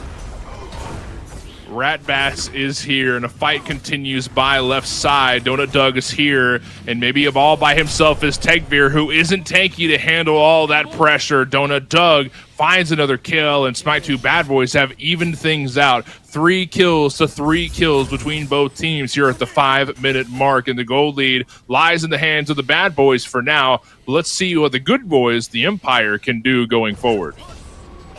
Lucerne and an axe for Tegvir. They're not building into protections. In fact, it's more damage. Gold Fury picked up. 1,000 health on that Gold Fury. Rat Milk's here, though, looking for a way to jump in. Looks like the overhead smashes out, and walking up as Hydro, looking for a steal here. Donut Doug finds the final basic to secure that Gold Fury, but the fight unfolds from there. Into the air is Donut Doug. Rat Milk finds a kill on Aurora, who might have been off a tad bit more than he could chew. Moswall taking down Rat Milk in the backside and flicker away to safety. That's a kill on each side, and a Gold Fury for the Bad Boys as they continue to drive up that gold lead. This is a very aggressive pull on top of that Gold Fury. Luckily, Donut Dog had to confirm there. The Sunders were not popped from Aurora, so it was a degree of trust in the hands of Smite 2 Bad Boys to be able to get that, as well as walking away with a couple of picks. So far, Smite 2 Bad Boys have kind of been on a roll, and I do feel that Happen not being here is a little bit disruptive to the Empire. We don't have a real tank for them quite yet. No real tanks so far. Look at Globe chasing down Scream in his own jungle. Globe continuing the chase, able to find a slow. The beads is forced out from Scream, and Karmic just a tad bit late on that rotation. Moswall's here, though, looking to make sure that Scream can get to his camp okay. That wind sprite came just in time for Scream to be able to make it out there. But again, being able to have the confidence to go and chase after them. The Empire, even though they're kind of off kilter a bit here, as long as you've got that forward momentum, the desire to keep looking for aggressive ins, that's how you keep Smite 2 Bad Boys on their toes. And Rat Milk is absolutely a facilitator to make that happen. 3-1 right now. You got the Oathsworn Spear up and running, really just keeping an eye on those Hunbots. Wherever they go, that's where the fight for the Empire is going to be. Thinking about when this next Gold Fury is going to be spawning, I really want to see the Empire just start huddling and crowding around it, because you want to be able to beat them to that punch. It does look like Tegvir, that Lucerne axe, that was an Oathsworn Spear for them as well. So this Jibble is actually going to be hitting really hard. The Prots of Smite 2 Bad Boys going to get shredded away. And look at how Hydro's got Lernibo online already, especially with Melted Prots to help out Hydro's damage. That could be the earliest game potential we've seen from an X-Ball in quite some time. It looks like Aurora's diving into the enemy jungle, looking to steal some camps away from Rat Milk, but an overhead smash might bash him on the head and tell him, "Get out of my camps, dude. What are you doing here?" Aurora still here, though. Scream walked over as well, looking to reinforce what Aurora's trying to get done, and that's still resources away from Ratmilk to make sure that he can't stay high on the mountaintop that he is, and that there's a slippery slope around the corner should you lose your footing. Looks like there's going to be some arguing around those firebrands. One of them died. It seems that Karmic is forced out. The rest of Smite 2 Bad Boys will be able to clean that up, but this does set the stage for an engagement. That was an ult from Scream that didn't connect, so he might be paying the price for it. X-Ball ults out, and the fight unfolds by the Firebrands. Mozball over the wall doing massive damage with the ice. Wait a minute, Fear No Evil's out, but it doesn't connect. Aurora is able to dash out of there. Fatal Strike might hit Aurora. Yes, it does. And Tegvir is able to find one kill, and Mozball now on the back foot. Fatal Strike chasing down Mozball. Somersaults in. The Wind Sprite will make sure that Mozball has nowhere to go, but Mozball's got damage out the booty. Ratmilk is dead, but Mozball takes down Tegvir. Tegvir takes out Mozball. I'm sorry.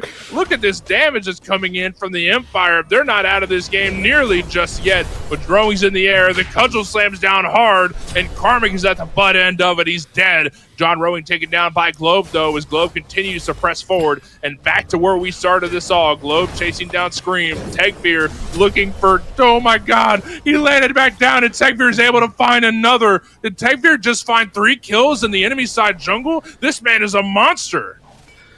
I mean, sure, just because he got the support starter item does not mean by any stretch of the imagination that he is any less of a jungler in his heart. That dude is going crazy out there. What a crazy engagement, too, from the Empire. They slowly circle around Smite 2 Bad Boys, collapsing on top of them, and Scream wasn't able to get the ultimate off. That sets the stage for Smite 2 Bad Boys to just start collapsing underneath the weight of their own, stress of the situation that they were under. And on top of all of it, Empire was stripping away resources in the Bad Boys jungle. These Firebrands are very contentious. It's where all the fun starts to happen, especially in this early game. We're not fighting over gold, we're fighting over brands. The solo laners are having their time to shine, but it really is the Tegvir party and Globe quietly in the background laying down a lot of damage. A lot of damage on the board already. Karmic takes down John Rowing in solo. Add it to the list. Karmic is starting to build up that lead. A fight unfolds by middle lane as well. Globe's forced to teleport through the wall to make sure that he does not fall, but Screams around the corner as well, running up the wall and slamming back down. Aurora's here as well, able to find the stun on Tegvir, but Fatal Strike's forced out. Ragnarok's here as well. Looks like the Fear No Evil might be locking down Mozball, but huge snipe just barely off the mark, and Mozball still alive. A lot of ults used, a lot of resources taken away, but no kills found here in middle just yet. Scream on the back foot as Queen Naga gets prioritized by the Empire here on the right side. That's a massive driving strike knockup combo by Karmic, looking to take Scream to the rest of his team, but the team backs off because they got what they wanted. They got that Naga and backed off from there. Pyromancer will be up in just a moment. The Empire waiting for that time, but in goes John Rowing, looking to deal some damage on the back line with the cudgel, just waiting for a time to slam back in, and the rest of Smite 2 Bad Boys just kind of waiting for an engage. I mean, Ratmilk has been threading the needle so constantly. There's the pluck combo, Excavate on top of John Rowing, Oxform to get away. The damage chasing after him. Tegvir will be able to find that last bit that they need. Did feel like John Rowing just kind of walked up expecting to live. They weren't even able to get that ultimate off, Mort. And it is just constant scuffling and fighting around this right side of the map, which is so funny to me because Gold Fury is up and available for literally anybody to have, but we're just not fighting around the left side. But looks like they're going to make their way towards that Gold Fury after. It's a good call out from you, as Gold Fury is now taken down by Bad Boys, down to 2,000 health, but nowhere in the Empire are they even aware that it's even getting taken down. So Bad Boys siege that Bad Boy for free, and Gold Fury in the pockets of the Bad Boys. They've got 2 this game to confirm that gold lead that they have is going to continue to grow. Even though the Empire are up on kills here at the 12-minute mark by 4, they are down in gold because that Gold Fury is getting a lot more prio from the Bad Boys than it is the Empire. They're more focused on Firebrands and Pyromancer more so than the gold. And yes, they are getting resources, but they're not getting that gold. But Pyromancer might be looking to turn this around as the Empire are taking it down to 2,000 health. Ratmilk forces out Fear No Evil, Screams over the wall, looking for a Q-Fic over. Mozball looking for a steal, but Tegvir secures it. That's massive for the Empire. Another resource they can use going towards their next push. Boswell doing massive damage to Tegvir, and the Fatal Strike gets away the Ragnarok as both those from the supports are forced away. Screams over the wall, looking for an engage, but Tegvir goes back to base. The Empire hiding under the tier 2 tower because they know that tier 1 is toast. Yeah, just no real way for the Empire to go in after they had to use so much just to keep bad boys away from trying to steal the Pyromancer, so that does open a lot of opportunities for bad boys. It feels like this gold lead is still enabling bad boys to be fairly cheeky with their engagements and still trying to pick and look for fights. And we're going to start seeing the difference here in the methodologies of the supports here. Aurora, that Stampede, the Pridwin, a tanky frontliner, looks for the Ragnarok. Very, in your face, and offers a lot of health bar tank that you have to deal with. Whereas Tegvir with the Oathsworn Spear, now you've got the Magi's Blessing, still fairly squishy, but a big threat in terms of the fact that he can just kill you, either with an Execute or what have you. So very dangerous situation to be in. John Rowing picked off. Karmic is just running it down in the solo lane. The Empire continuing to find kills here and there and everywhere to grab as much gold as they can get their hands on. But as far as objectives go, the bad boys are in control of the map. They've been doing a great job of showcasing that. And I like what they're doing. It's not all about kills at the end of the day, right? The objective is to kill the enemy's Titan, not kill the enemy gods as much as you can. Yeah, it's about being able to have your priorities. Oh, Hydrogen.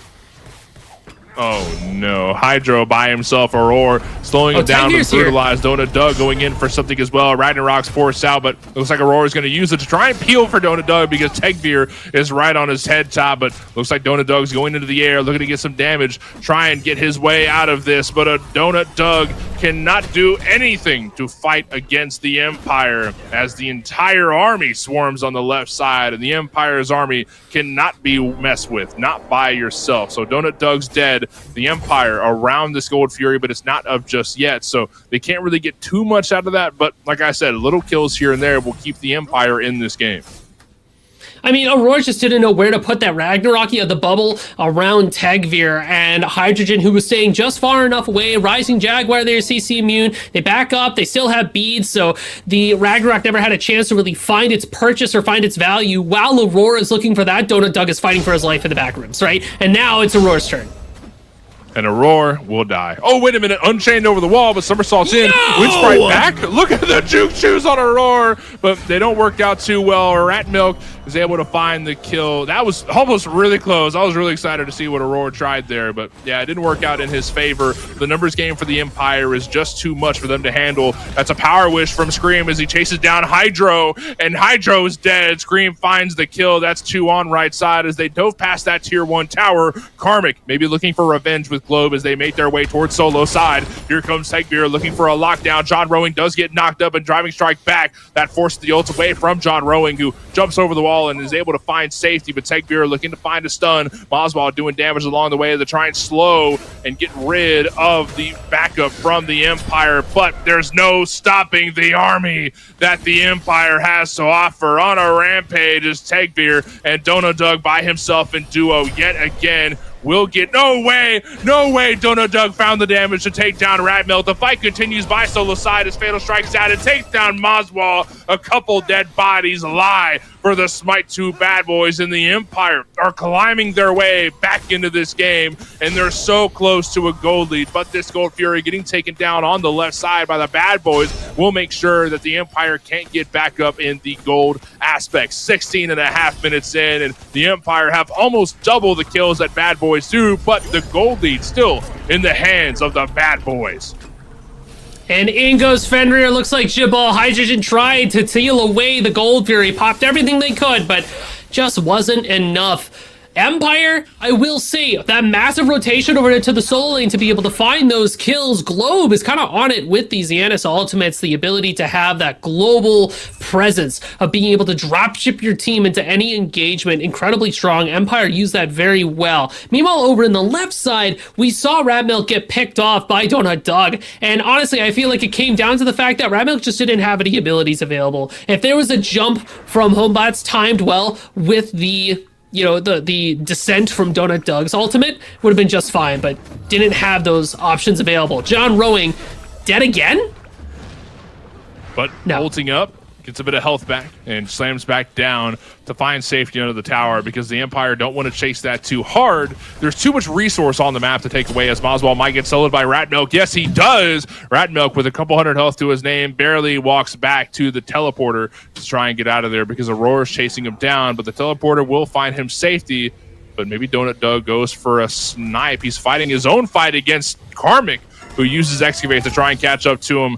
Looks like Donut Doug's in the air, and he's going to slam right back down. Doesn't want to fight this. He wants to get out of there, and here comes Hydro looking for the final touch of death, but driving strike into the wall, followed by the knockup. Not much that Donut Doug can do. The final touch of death goes to Hydro. But meanwhile, Powermancer getting taken down by the rest of the bad boys. Scream's able to secure it, and that's another objective. Kills are easily going towards the Empire, but Scream and the rest of the bad boys are just taking away objective after objective after objective. Yeah, and that is what's lending them a lot to their gold lead and gives them the staying power to stay in these fights. Aurora getting chased away by Ratmilk and Globe, forced to step back as well. The Fire Giant's going to be the next one on the course here, Mort.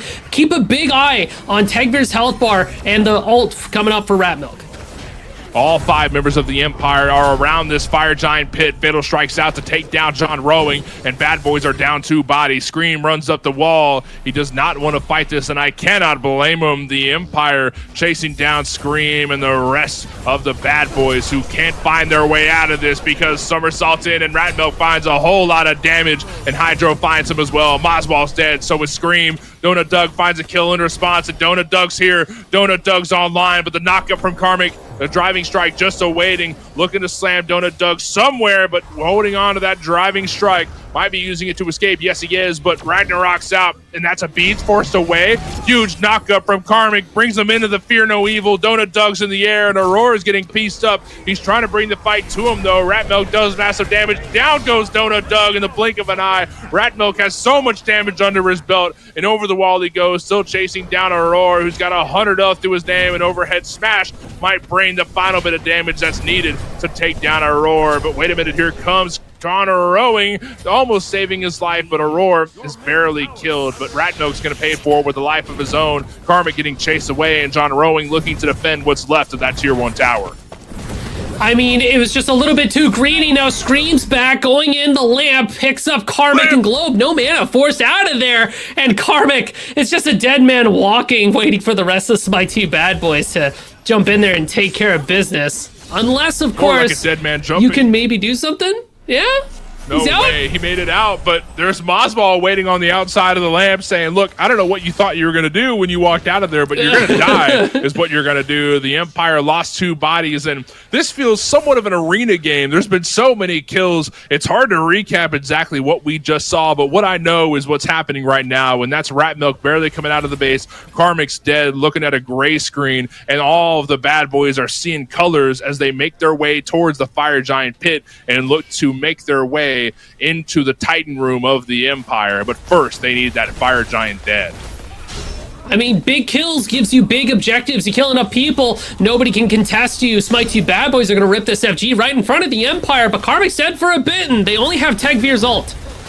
5,000 health on the Fire Giant. It's still getting taken away. Fear No Evil's out, and the Empire looking to fight back with everything they've got. Look at Ratmilk in the pit, trying to take it to Donut Doug, but Aurora slows him down with Brutalize and ends up fighting the kill. Fire Giant sitting at about 3,000 health. They're continuing the burn. Tegvir goes through the wall, and Aurora is able to sunder it away and secure it for the bad boys, and the fight continues to unfold. In the lamp is Scream and Globe. Donut Doug's in the air looking for a snipe, and into the lamp we go, piling in John Rowing to defend Scream and make sure that Globe falls. Yes, he does. 3 bodies dead from the Empire, and the murderer is the bad boys. They've done a great job of bringing the fight to the Empire so far. Now they need to put the final nail in the coffin to this game. Can they do it right now as they make their way towards the tier 2 tower on the right side?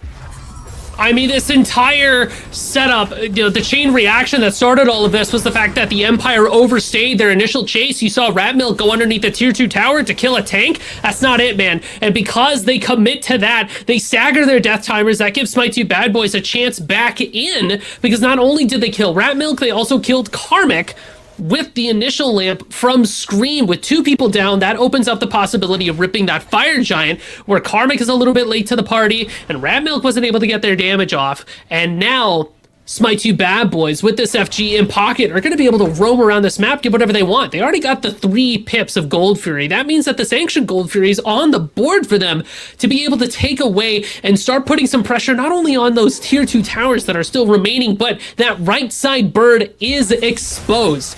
And Donut Doug is really smacking at this point. I mean, you saw Karmic cannot stand in front of this Rama. Late game scaler that this pick is really starting to show up. So as this game goes on further and further, Rama, Aladdin, and Merlin 2 are going to do a ridiculous amount of damage to anybody standing in front of them, as Smite2 Bad Boys find themselves that Pyromancer as well. All 5 members of the Bad Boys have Fire Giant belts around their waist, dagger in hand for Donut Doug, and they march down middle lane with the tier 2 tower falling in a mere moment. As the Bad Boys continue to march their way into the Titan room, X-Ball ults out. Ragnarok forced away from Aurora. Fatal Strike takes down Aurora, and he's going to continue pressing up. Tegveer lost a bit of health, but he's A-okay. Knock up out from Karmic, and that's a great Fear No Evil from Ratmos to try and push away the Bad Boys. Tegveer finds Donut Doug, and down goes 2 bodies, but Scream's in the lamp with Ratmilk, and Ratmilk's dead. Scream came out alive. Fatal strikes out and forces the dagger away, as the dagger was stolen and used by Tegveer? No way. Wait a minute here. Mazball getting pressed up under that bird and is looking for an escape, but no flicker online as he barely tries to make his way out, but Tegveer and Karmic on the chase, and Mazball doesn't have enough damage to defend himself. Karmic finds a kill. 3 bodies dead for the Bad Boys. John Rowing by himself under that tower, and Scream has made it way out of that Titan room as the Bad Boys siege was not successful, and the Empire remain alive in game 1 of this set. I mean, I can tell you why that siege didn't work out. Aurora took way too much poke underneath that bird. There's the Excavate on top of the Achilles. Tegveer finds the stun, and Karmic wants more. Karmic chasing forward, able to find the knock up there. Scream is in a bad position, and Globe's able to find the kill. Massive damage coming out from Globe. John Rowing trying to go out fighting, but there's no fight left, and John Rowing double kill for Globe, and murder was the case they gave him. That's massive for the Empire. Not only did they defend their Titan room, but they stepped out and found a couple kills in the process. Ancient Fury online, and only 2 members of the Bad Boy there to defend. This might be their time to take some more resource off the map. That just felt really hasty from Smite2 Bad Boys. Ancient Gold Fury was still there to take, and we didn't offer it at all. Instead, totally ran at that mid-bird. Aurora gets pieced up. You have an Execute attached to the Achilles. You have to respect it. Fear No Evil's out, and into the teleporter Donut Doug goes, and Donut Doug's dead. Wait a minute, the Empire are in Bad Boys jungle and finding kills. Donut Doug's dead. Scream and John Rowing still looking at gray screen. Mazball and Aurora by themselves defending the jungle, defending that Queen Naga, but it still gets taken away by the Empire. Naga dead for them. Ancient Fury next on the Butcher's Block. Aurora here to try and steal. He's got Sunder, he's got Ragnarok, 3,000 health on the Ancient Fury. Aurora looking for a way in, but Tegveer trying to stop him. Can he stop him? Ragnarok's out. Ragnarok's here. Aurora gets chipped away, but Screams in the lamp with Ratmilk, able to take down Ratmilk in quick time. Hydro takes down the Ancient. Karmic's dead to Mazball. Massive stuff from the Bad Boys, but they couldn't steal that Ancient Fury away. The Empire finding a little bit of resource left in this game. 26.5 minutes in, and the Empire are up on kills and barely shy of the gold lead that the Bad Boys are barely holding on to. I mean, it's just that back and forth around the Gold Fury. Empire did a good job dropping it in order to make sure that Aurora couldn't find that Sunder, but the whole time this is happening, Karmic and Ratmilk are in a fight for their life. As, you know, Scream is just out there putting in the damage, but now think again more. 2 people dead, Fire Giant available. Smite2 Bad Boys have created the exact same situation that got them the first FG, and Empire aren't here to stand up to it. 7k health on that fire, and a lonely Tegvir presses up on the fire, 3,000 health, and Tegvir still in the pit. He might be looking to seal this away. He's got Sunder online, 2,000 health, 1,000 health. Who's going to take it away? Aurora secures the fire. Donut Doug is dead. The dagger is in the hands of Doug, and they press forward on the right side. Tegvir's the only one dead on the Empire. Maybe Bad Boys end this? All right, it's going to be tough. It's going to be tough from Bad Boys because they had to use, Donut Doug's ultimate, but you do have Aurora and everybody else ready to rock and roll. Just be careful where Globe is. Don't get picked off. In goes John Roaming, excavates out to try and put off Donut Doug, but he's melting that bird in quick time. Great driving strike from Karmic, and out goes Aurora. He took up so much damage in that fight, and the bird's barely been chipped at so far. Scream takes down Ratmilk in the backside. Globe is dead as well. There it is. John Roaming finds Globe, but Hydro takes down Scream. John Roaming super low on health as well, but the middle bird might be next on the Butcher's block. And in goes Hydro. Karmic looking to push them off the strike, but that just knockup did not connect. Bad Boys found two birds, the middle and the right side, and they walk away unscathed. I mean, Rowing and Aurora were too low to go in for the Titan room, but it's not enough. They can go for that left bird. I think they're going to commit to this. Yes, they are. Donut Doug goes in, and Aurora taking that bird. John Rowing on the front line trying to push away Hydro. Down goes the bird. Karmic on the backside with the excavate. Driving strike doesn't do too much, but John Rowing getting chased away. Massive knockup from John Rowing. Wait a minute. That's a fatal strike from Tegvir. Hydro is able to find a kill, and Bad Boys just lost two bodies. The Empire now on the push as they try and chase down Moswall. Aurora low on health, so is Moswall. They're both lower than half. Aurora goes back on the left side, and nobody from the Empire can catch up to him. Moswall running with his tail between his legs, and the Empire don't have much to take except for a Pyromancer. They can take Pyro, or you can put some focus on the tier 2 in mid, and the tier 1 in mid, and the tier 2 over in that solo lane. Ancient Gold Fury debuff just wore off, but you've got to start pushing away these fire waves. You have to stay aggressive.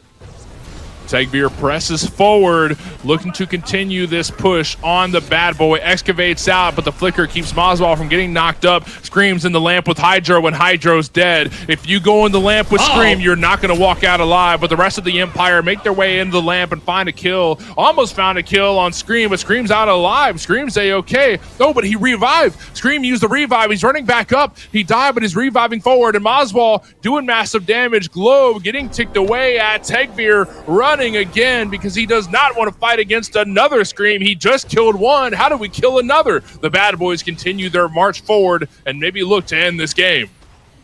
You got 70 seconds left for the Merlin and for the Fender. You've got the Fire Giant buff. No Phoenixes left for the Empire to defend it. So this fight's going to happen inside that Titan room. And all you've got is Ratmilk's ult and a Dream. Keep an eye on Moswall. Keep an eye on that Merlin damage. It's about to get nasty. All five members of the Bad Boys press forward. Tegvir putting some pressure on the back line. The Fear No Evil's out, and Ratmilk goes in. Donut Doug caught a lot of strays. Fatal Strike takes down Doug, but Moswall finds a double on both. Globe's the only one left alive to try and push away the Bad Boys, but he's put into the lamp with Scream, and he's put into his grave by Scream as well. Rowing takes down Hydro, and as soon as they come out of the base, they're put down in quick time. Bad Boys have locked in a W for game one of the set. Oh my goodness, yeah, it's just game one here, folks, and that was a banger of a game where, Smite 2 Bad Boys just had control of the objective game, and that was crazy from them. They were on the Gold Furies. They were able to pick up not one, but two Fire Giants by making it so that they just didn't have to worry about fighting against 5 people the whole way through. And then once they did have all those tools in their pocket, yeah, they had a bit of a questionable push the first go around, but they locked it in and ran it down.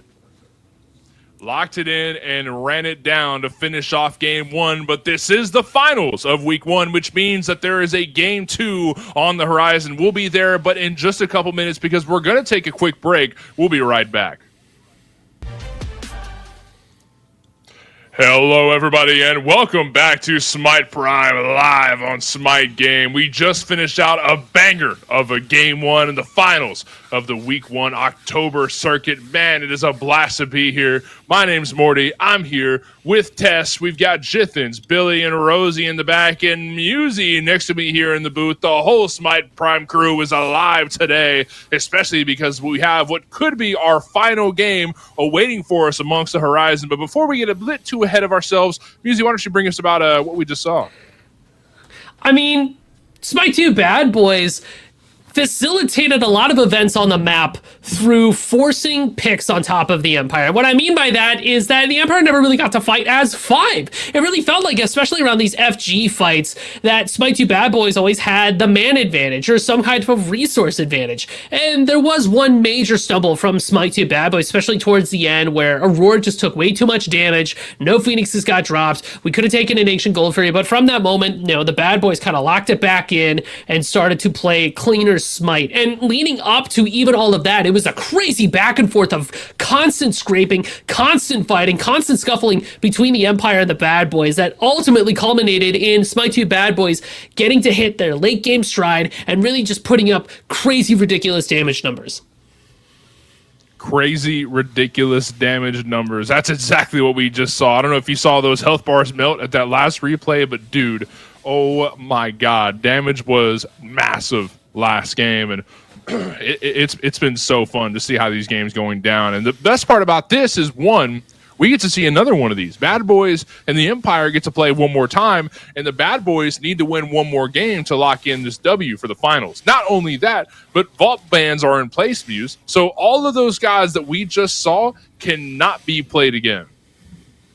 So we're not going to be seeing any more Aladdin or, you know, Xbalanque is off the board. The Yanis, I think, being off the board is going to be especially interesting as we meander on over towards picks and bans. Very topical as we, you know, kind of list off what's not going to be here. Thank you, production, for putting a little graphic down there. Gosh, that makes our job a lot easier, doesn't it? And for you at home watching, so you know who all isn't going to be available. When it comes to picks that I think we're going to be seeing now, I'm looking at things like Agni, like Bellona. If it slips through, you know, Jing Wei could be a very good pickup. Ullr for ADC. Hou Yi, I think you mentioned before, Mort, still very much out there and on the table. Hou Yi, Cupid is also a good counter pick to that. One thing that you've mentioned a couple of times, and I'm in full agreement with you. Yeah, there's a lot that is left open. Maybe a Khepri. No, I'm just kidding. I'm kind of like manifesting. I don't actually think it's going to happen, but I'm just manifesting it. I'm a Khepri fanboy next to a Geb fanboy. I'd love one of these two. If we get to see in this game, would be amazing. But just speaking out of pure desire rather than actual hypothetical. Yeah. If we're talking like actual supports that we might see picked up, Scylla is still open, if I do believe. She got banned away in game 1, so she could easily be picked up or banned away here. I mean, Mirror is still open. He was used earlier in the set. Yamoja, who's been pretty strong as of recently. We've been seeing a lot of Yamoja players, and Happen is very confident on that Yamoja pick. So we'll see how that goes. So far, though, rattling a couple of these off: Artemis, Scylla, Ares from the Empire, Smite 2 Bad Boys, Ullr, Jing Wei, and Agni. So that does leave open that Hou Yi we were talking about before. The Tsukiyomi is still up there and available for Scream. Smite 2 Bad Boys might be looking at that, but as far as first pick worthy bans, you could find, that's Tsukiyomi. So that makes a lot of sense, because not only does this give that to Tagveer, but it also denies it for Scream, who is a big fan of that Suku. So again, playing that mind game, Empire's already thinking about game 3, trying to win this one and deny the run back from the Smite 2 Bad Boys. Tsukiyomi here, locked in. I'm assuming for Tagveer. We have seen it from Karmic, though. We've also seen some crazy picks from Globe as well. So this could be going anywhere, really. I don't want to put all my eggs in one basket just for the basket to be dropped and eggs crack. So I'm going to hold on to my eggs for now. But, all right. You don't have to give me that look.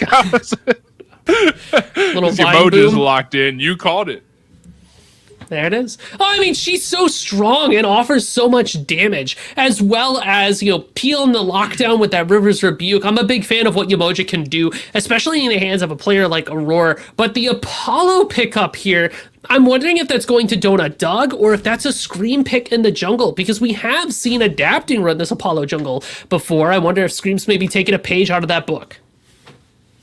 as Yorm is locked in for Karmic. So probably Tsukiyomi jungle and then Baron mid. That's pretty on brand for Globe. I wouldn't be surprised to see that, but could be Baron support. We've seen that a handful of times, but aspect of Asteria makes Baron a very strong mid laner. I would love to see that. Maybe another traditional tank, because Yorm might be in and out of the tank role, right? When he is moving up into the air and doing his big worm thing, he's not necessarily like tanking damage, right? He's like causing disruption. It's my Yorm impression. I'm with you. I'm like an interpreter in the back. Yeah. Nice. I was pretty. I got you. I want to see you do you. it with like no arm movement, like just like. You don't have really to. You don't have to. Really Sorry, I might have Yorm been in pressure. it. That's all right. Yorm in it is crazy. Princess Bari and Thor locked in for the bad boys. We don't see Scream play Thor too often. I'm assuming he's getting his hands on Bari. Yeah, he has been very much favoring the Bari jungle, which I have certain opinions about it. I'm not in love with the pick, but if you are able to follow it up with a lot of CC on your side so that when it comes to those late game team fights, she is really able to smack pretty significantly. And Thor for John Rowing, I think, is going to fit right in. And I really like so far what the Smite 2 bad boys have put together. They just need one last big, follow through character, I think, or a facilitator at this point to really just make something happen for him. Now, pardon me, Muse, I might have forgotten my glasses today, but is that a Danzaburou? Yeah. Let me double check. You have a second pair of glasses?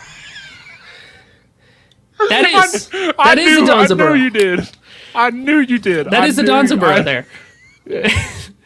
So, Dance is one of those characters that is either going to... They're feast or famine in my eyes. They're either going to int super hard, 0-9, or they're just going to go actually ballistic and end with like a 9-3 slashlight, because that's just what they do, right? And you're giving this pick, this could go pretty easily to... Oh, hold on a minute. Is Rat Milk still subbing in for Empire? If Rat Milk is subbing in for Empire, this is different. That means that it's probably Baron support, Danzaburou mid, Susano ADC for Tegvir. What? Dude, Yeah, I that's it's these prediction games you're way better at than me. So if I'm gonna have faith in that, dude, I don't even know, honestly, because Rat Milk being in definitely changes things a little. I don't know, dude. It can get kind of dicey. And as we look over on the other side of things, Smite 2 bad boys locking in Neith as their last pick, and Neith, she used to be the actual GOAT. And she does a lot of damage, but I feel like compared to some of the other picks that might have been available, I don't know if I like it as much. Well, let's see how much we like it as we get into the game here. This will be game 2 between the Empire and the Smite 2 bad boys. Game 2 of the finals of week 1. This is Morty and Musey here in the booth. We've got Test-Die Jithens, Rosie and Billy behind the scenes making things happen for us. And look at this. So Mazbal's got the Neith. Donut Doug's on Apollo. So Scream's in the jungle with Bari. Rat Milk is still here with Susano. That's a Baron support. Globe is the support. Tegvir is in the middle. Okay, so we've got some swaps. Yeah. We definitely shifted things a bit, but take a look at the relics here too, Mort. We have 3 shells for the Empire, so we are just always ready for the ultimates from Aurora. And then meanwhile for Smite 2 bad boys, no beads, but 3 Aegis and 2 Sunders. So the objective confirm is going to be really strong coming out of Smite 2 bad boys, that they're going to be fairly susceptible to that CC. Think about who has CC immune ultimates. Thor and Apollo. That's about it too. So have to be careful with that. Tegvir on the Tsukiyomi mid. I could take it or leave it. Honestly, I'm a big fan of what it can do, but I think compared to some of the other picks, it kind of falls behind. It's still just an all-in character. And if you're able to get that all-in damage off, awesome. But if you can't, you're just caught in a bad place at a bad time.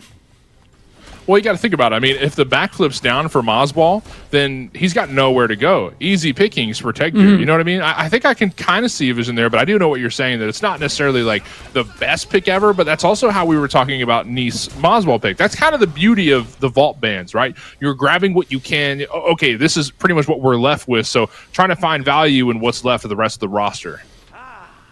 And I'm interested to see how Globe does over in support. You know, we don't have it happen for the Empire, so it does kind of leave a bit of a hole that has to be filled here. Rat Milk will still perform pretty well with the Susanoo in the jungle. I'm not too worried about that, but when it comes to Danza Baron combination, there's a lot of CC there. For Smite2 Bad Boys to have no beads whatsoever, I mean, all you need is one taunt, one wrap it up, one life of the party, and then suddenly you're looking at some folks in the gray screen for the Bad Boys.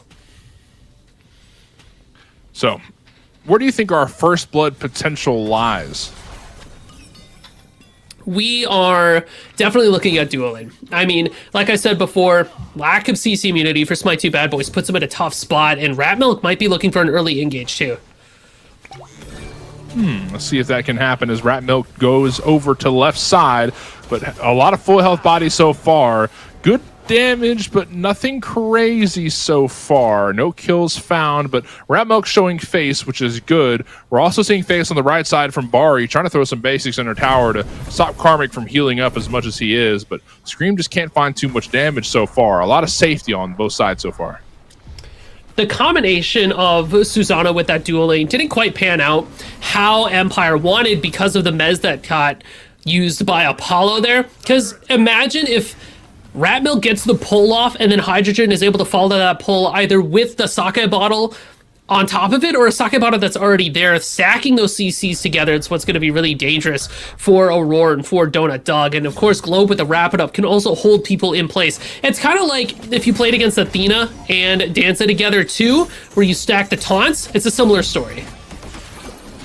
Bit of skirmish happening in middle lane as massive damage from Mozball puts Tegvir down a couple hundred health, and Rat Milk decides there's not a lot of opportunity here. I'm just kind of showing face and not committing to anything so far. Good pull from Rat Milk though as he jumps in, does decent damage to Mozball, but no kills found just yet. Scream making his way around the corner though. Neithel, massive damage from the World Weaver, and Scream jumps in for first blood. Tegvir is dead, but can Rat Milk find revenge? Not today, he can't. He's forced under the tower and to hold on to his revenge. I mean, Neith hitting 5 there is just a rough situation for Tegvir, who was already low. Tries to get that ultimate off, but the damage coming out from Scream was just a bit too much to deal with. They couldn't escape that last pulse from the Bari ultimate there, so it's a good start for the Smite2 Bad Boys, and I really worry for Tegvir if they can't get their own ball rolling, if they experience too much pressure in this mid lane. This Tsukiyomi pick is never get a chance to get off the ground, and it's answered constantly because they're an all-in character as Scream dies to an Alpha Manticore. Shoutouts to Alpha Manticore, by the way. Really putting in the work. I saw them at the gym recently, more putting in reps, and you can really see that it's starting to pay off.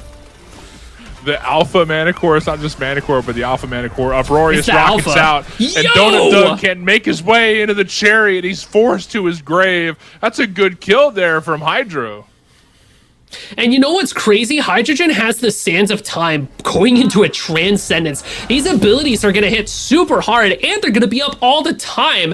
Donut Doug's ultimate is not going to be back up in time for Hydrogen's second pass of the Danza Burrow rocket. So that already puts a lot of strain on Donut Doug in this laning phase.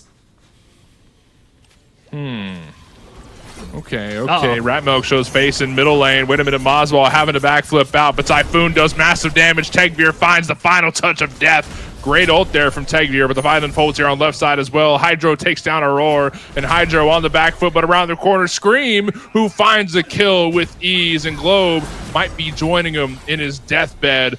But, good stun. Where can Globe go? He can't make it to the tower because Scream cut him off, and World Weaver from middle lane will surely shut down Globe. Donut Doug finds the final bit of damage needed as maybe Karmic goes into the air here as well, looking for the final bit on John Arrowing, and he's able to find it. Kills all across the board in each lane. Man, talk about an action-packed early game here at the 5-minute mark. 4-3, and the Empire's barely up on gold.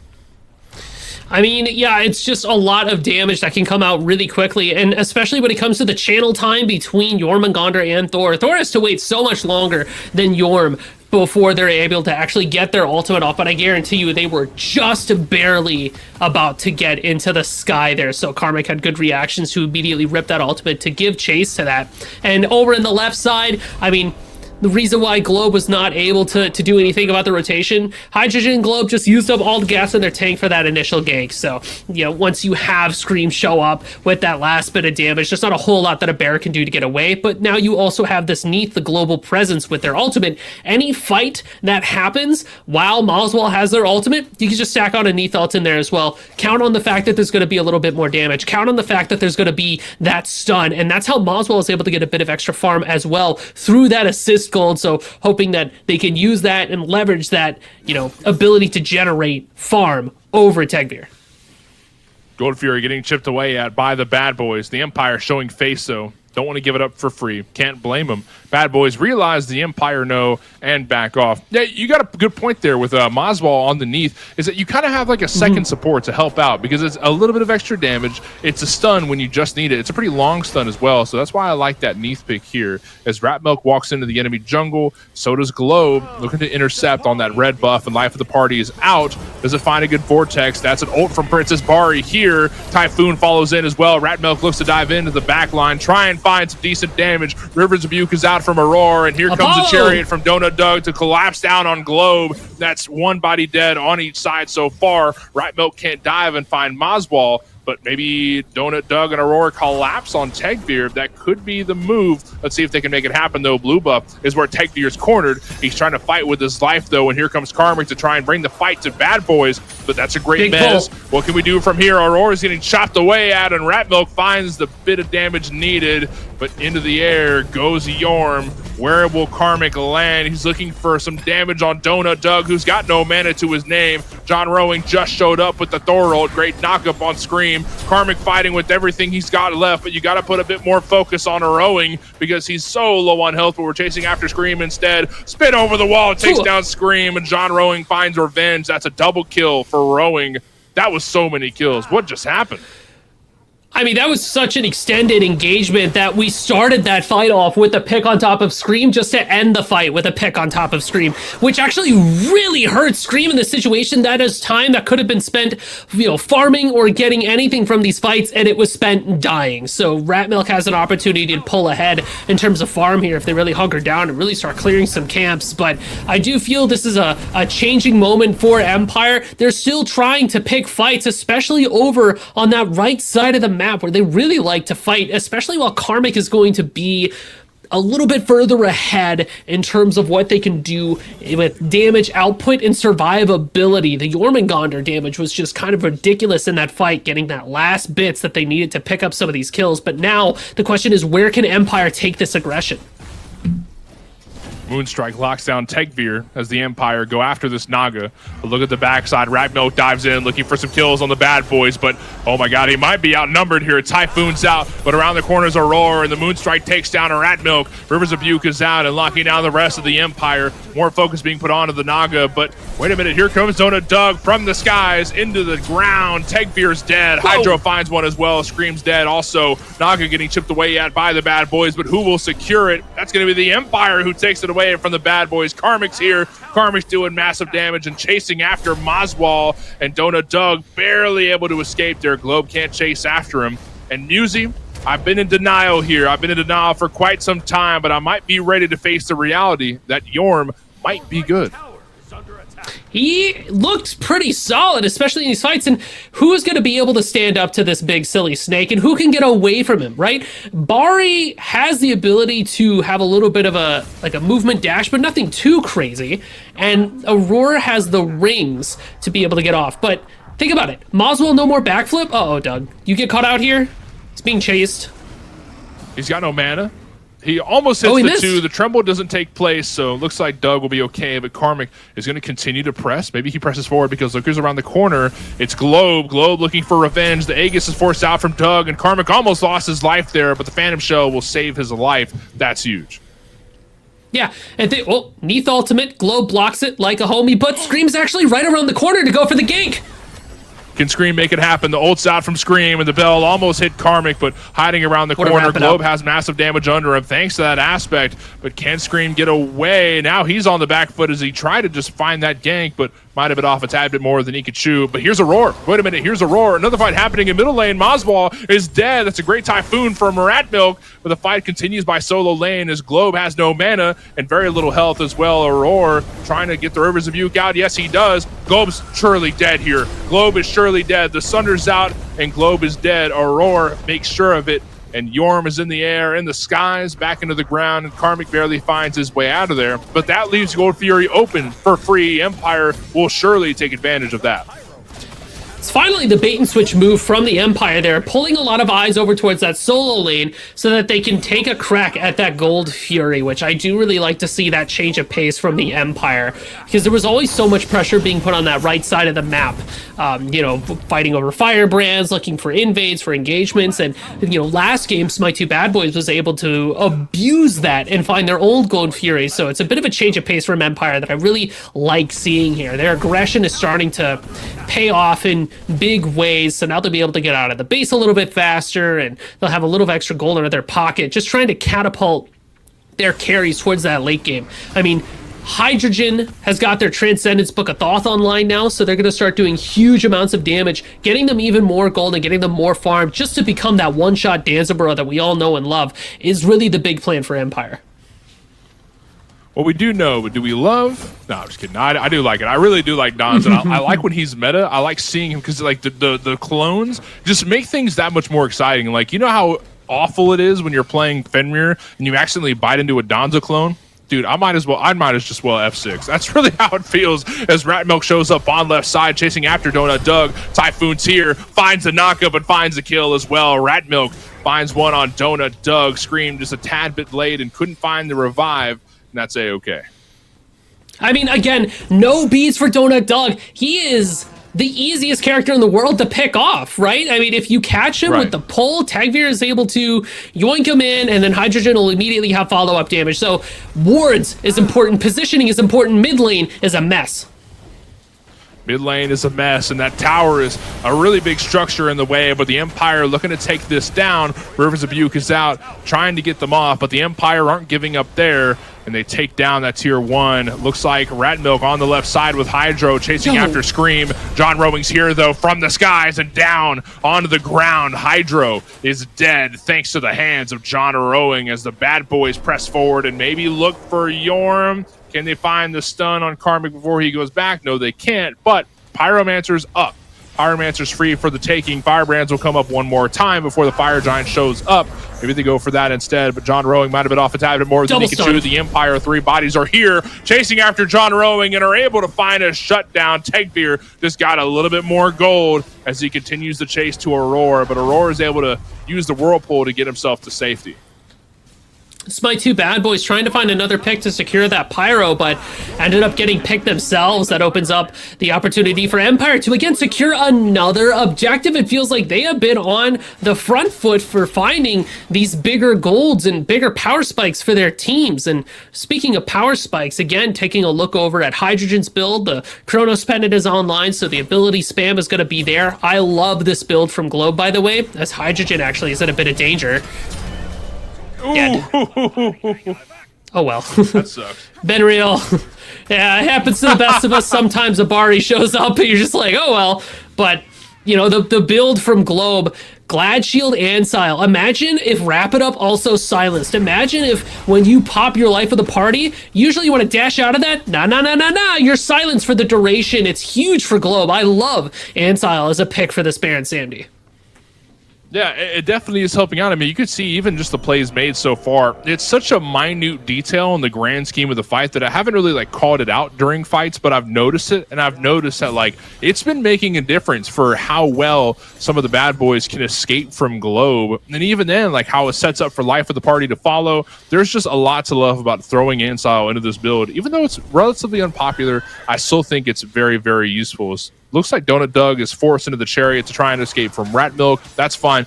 Good force of the ult from Rat, which will let them use the map a little bit more now that Donut Doug isn't just a looming threat in the sky. You feel me? I do, and keeping sure that this Apollo stays in check is really important for Empire's game plan. Just got to make sure that their carries never get a chance to operate. I mean, similar story too, trying to find a way to answer to the Bari, which I like how they've been doing so far, putting a lot of pressure on her, making sure that eyes are on top of her so that she doesn't get a chance to free cast and operate, but really worried about what John Rowing's actually able to do to the Empire. You know, Thor does such a great job of isolating and killing characters that can't run around so much, and everybody from Empire, save for maybe Rat Milk and Tegvir to an extent, are not that mobile. Gold Fury getting taken down, 4,000 health on it, and all 5 members of the Empire are here. Aurora looking to steal it away. He steals it! Wait a minute, the Moonstrike steals the Gold Fury from 5 members of the Empire?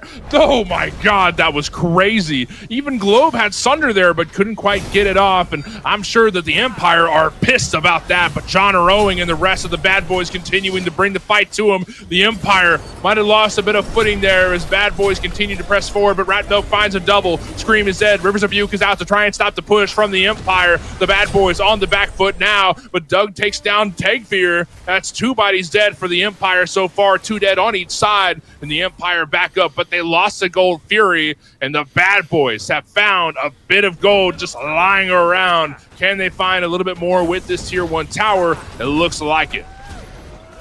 Oh, here it comes from the back. Moswell finds the damage on top of Globe, and that support gets blown up 5 times to Sunday. So not even a chance to come back. So not only do bad boys walk away with that Gold Fury more, they walk away with 3 picks. They might walk away with a little bit more. It's Rat Milk around the corner. Yeah, I think he's just going to have to give that up, though. I think Hydro wants to split push, which is the smart thing. Maybe he's just grabbing camps, though. I don't know if he has minions over there. I mean, it looks like it's getting chipped away out, so maybe that's the move. But the rest of the bad boys on this Pyromancer look to take that down. I love what they're going for right now. Bad boys trying to climb back into this game and keep themselves from getting into a game 3. Oh, Rat Milk goes in on top of Yamoja Roar. Rat Milk rounds the corner and sees Moswell charging ultimate, and it's immediately the, girlfriend's calling. I gotta go. Oh, I'm sorry.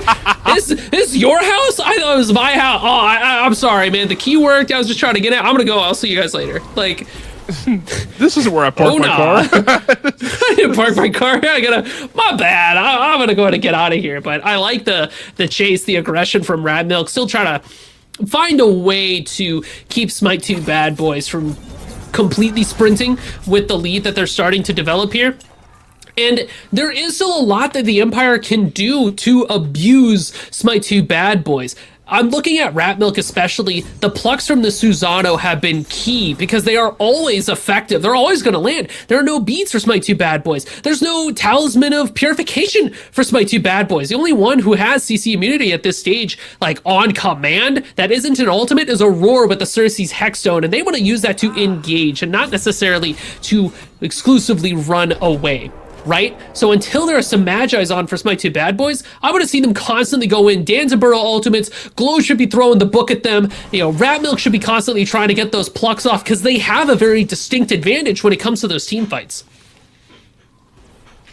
20 minutes into this game and 16-14, the Empire are only up 2 kills, and the gold lead is about non-existent. It is very, very even. This game feels neck and neck. When the Empire had footing earlier on, the bad boys just had a massive fight, and they're continuing to grab little things, farm and pyros and whatever, stealing gold furies, whatever that can get them back into this game, they're taking advantage of, and they're doing it very well because look now, they've got a gold lead. They've got a gold lead for the first time in this game.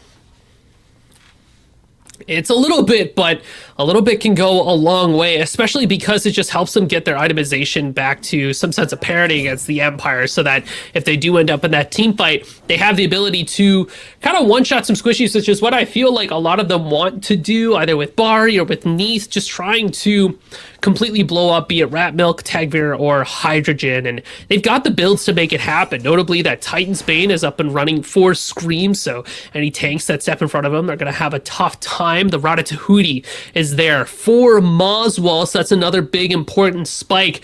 Smite 2 bad boys could look for an engagement here, and Karmic seems like a delicious option. Karmic seems delicious. The stun coming in from Woodweaver. Gonna force Karmic into the ult to get out of that sticky situation, which is the smart move because there's 2 on right side, which means the Empire might have free reign on the Gold Fury, on the Pyro, whatever they set their eyes on. Let's see what's on their agenda as they group up around Pyro and maybe look to take this down, but they don't have Hydro there to really get that burn in. Hydro split pushing on left side, so is Doug. The only thing that worries me there is that Doug can hop in a Chariot and show up wherever in about 5 seconds. Hydro cannot do that. 100%, and that's what usually gives Apollo that space to be able to look for those split push plays. But also something I want to point out too, when we talk about objective burn for the Empire, I almost wonder if it's not quite there. You know, Hydrogen does a lot of damage, but it's all placed in abilities. We don't have that sustained auto attack damage from the Empire to take a look at something like a Pyro, a Fire, or Gold Fury, as well as, say, the Smite 2 Bad Boys composition. Apollo is that guy, right? Hold left click, kill anything that moves, and Bari, even to an extent, is able to utilize auto attacks as well. Still leaning more towards the ability spam, but it's there. Similar deal with Neith if she's able to just weave in some auto attacks with that Polynomicon. So when it comes to who's going to be ripping these objectives and who's the actual threat in terms of that, Smite 2 Bad Boys are going to have the leg up. So they should be the ones either starting and poking around those Fire Giant fights or trying to bait in the Empire so that they can take a fight on their terms instead of getting engaged on by Tagveer, Karmic, or Globe. Looks like a fight unfolding by Solo's side. Rackmilk dives in, trying to save the life of Hydro when he's barely able to, thanks to the Typhoon knockup. That's massive indeed, but Aurora's here. Cersei's in, and down goes baby Hydro, but Service Rebuke might not do too much here because he doesn't want to escape. He wants to bring the fight to him. Hydro is dead, though. Aurora finds the kill, but Ratbell looking for revenge. He's going to beast through the Whirlpool and take down Aurora. A whole fight happening by Fire Giant, though. Keep in mind, as Dona Doug takes down Globe, Karmic's forced into the air, and 3 bodies dead on the side of the Empire, 2 for Bad Boys so far. Karmic needs to get out of there. He uses his ult to do so. There's only 2 left for the Empire. Neither of them have ults, and the Bad Boys continue to press forward. No ults online on the map right now. Karmic is getting maybe cornered here. Nowhere for him to go. Ratmilk can't save his life today. The shell does get rid of a bit of damage as Ratmilk dives in, looking to get a piece on Dona Doug, and he's able to take him down here. But John Rowan looking for revenge, looking for a stun. He's able to find it, and the massive damage from Mozball, followed by Rowing, will take down Ratmilk. 4 dead bodies on the side of the Empire, and the Bad Boys continue their reign. Again, you know, this fight got pretty split up. Ratmilk was there to help out Hydrogen and try to get that last bit of damage on Aurora, but that left Tagveer, Globe, and Karmic kind of all by their lonesome against the other 3 members of Smite 2 Bad Boys, and John Rowing has been putting in work with the Thor pick. The stuns, the walls have been doing a lot to piece up both Karmic, Globe, and Tagveer, who don't have a lot of options around that wall. Like you said, Mort, no jumps here. Not even that much in the way of dashes, right? So Thor's able to put in a lot of work. Smite 2 Bad Boys now take a look over at that Gold Fury. You know, and the reason why they have to look at Gold is because we're able to look at Fire, not enough people alive, and that's on Ratmilk to be able to just find that last bit of damage, a little more kills, just to deny Smite 2 Bad Boys a chance at anything too big or too crazy. But Bad Boys get their second Gold Fury pip. 25 minutes in, Muse, and it's an even game just about. 1 kill lead for the Empire, but the gold lead sits at about 4K for the Bad Boys, but it still feels neck and neck.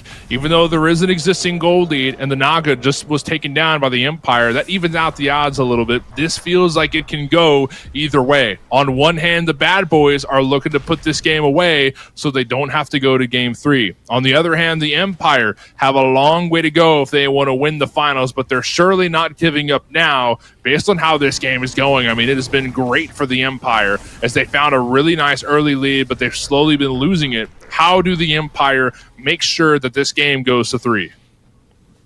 I mean, we just need to see them not split themselves up too much like we saw in that last engagement, and I'm still really looking at them to be the forward aggressors in this fight. It still reigns true, the fact that I do not see any Magi's, I do not see any Talisman of Purifications, I see no CC immunity, right? We should be abusing that. We should just be going in and fighting them. Aurora confirms the Pyromancer for Smite 2 Bad Boys. They're going to walk away, but the Empire has an opportunity here to just W key at them, and I don't really see too much of that going on yet. Yeah, they look fearful. They don't look confident in what's going on. They look like they're scared to make this engage happen because anybody can get caught out and then the fight looks bad from there. But life of the party is out, looking for a vortex on Aurora. But can we find the damage from there? Not too much happens off that life of the party, but the Empire still continue to try and make this fight happen in the right side of the jungle. Karmic presses forward, looking for some damage. We can't quite find too much so far. Ratmilk's on the right side, looking for maybe a sneak around engage with the Typhoon. I think that's the move, but can he find it in?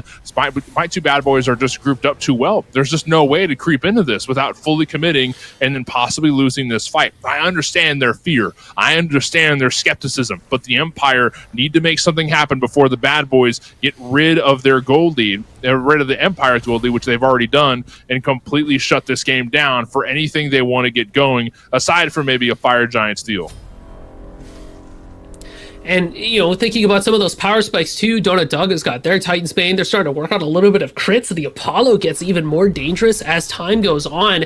That is tough for, you know, Karmic and for Globe because these damage carries are going to be doing so much that the tanks won't be able to stand in front of them for too long. That window of opportunity for the Empire is starting to close because Smite 2 bad boys, their scaling to me is just significantly better. Although we do see that Obshard Ratatouille combo for Hydrogen is up and online, so maybe the Danzy's going to be able to get a bit more off. We just have to find a favorable fight. We have to be able to create the situation that we need. Ratmilk looks for a flank. You know, the ultimate from Globe, if that finds a target that actually manages to suck in somebody, that's a guaranteed pick, right? We just got to make that happen.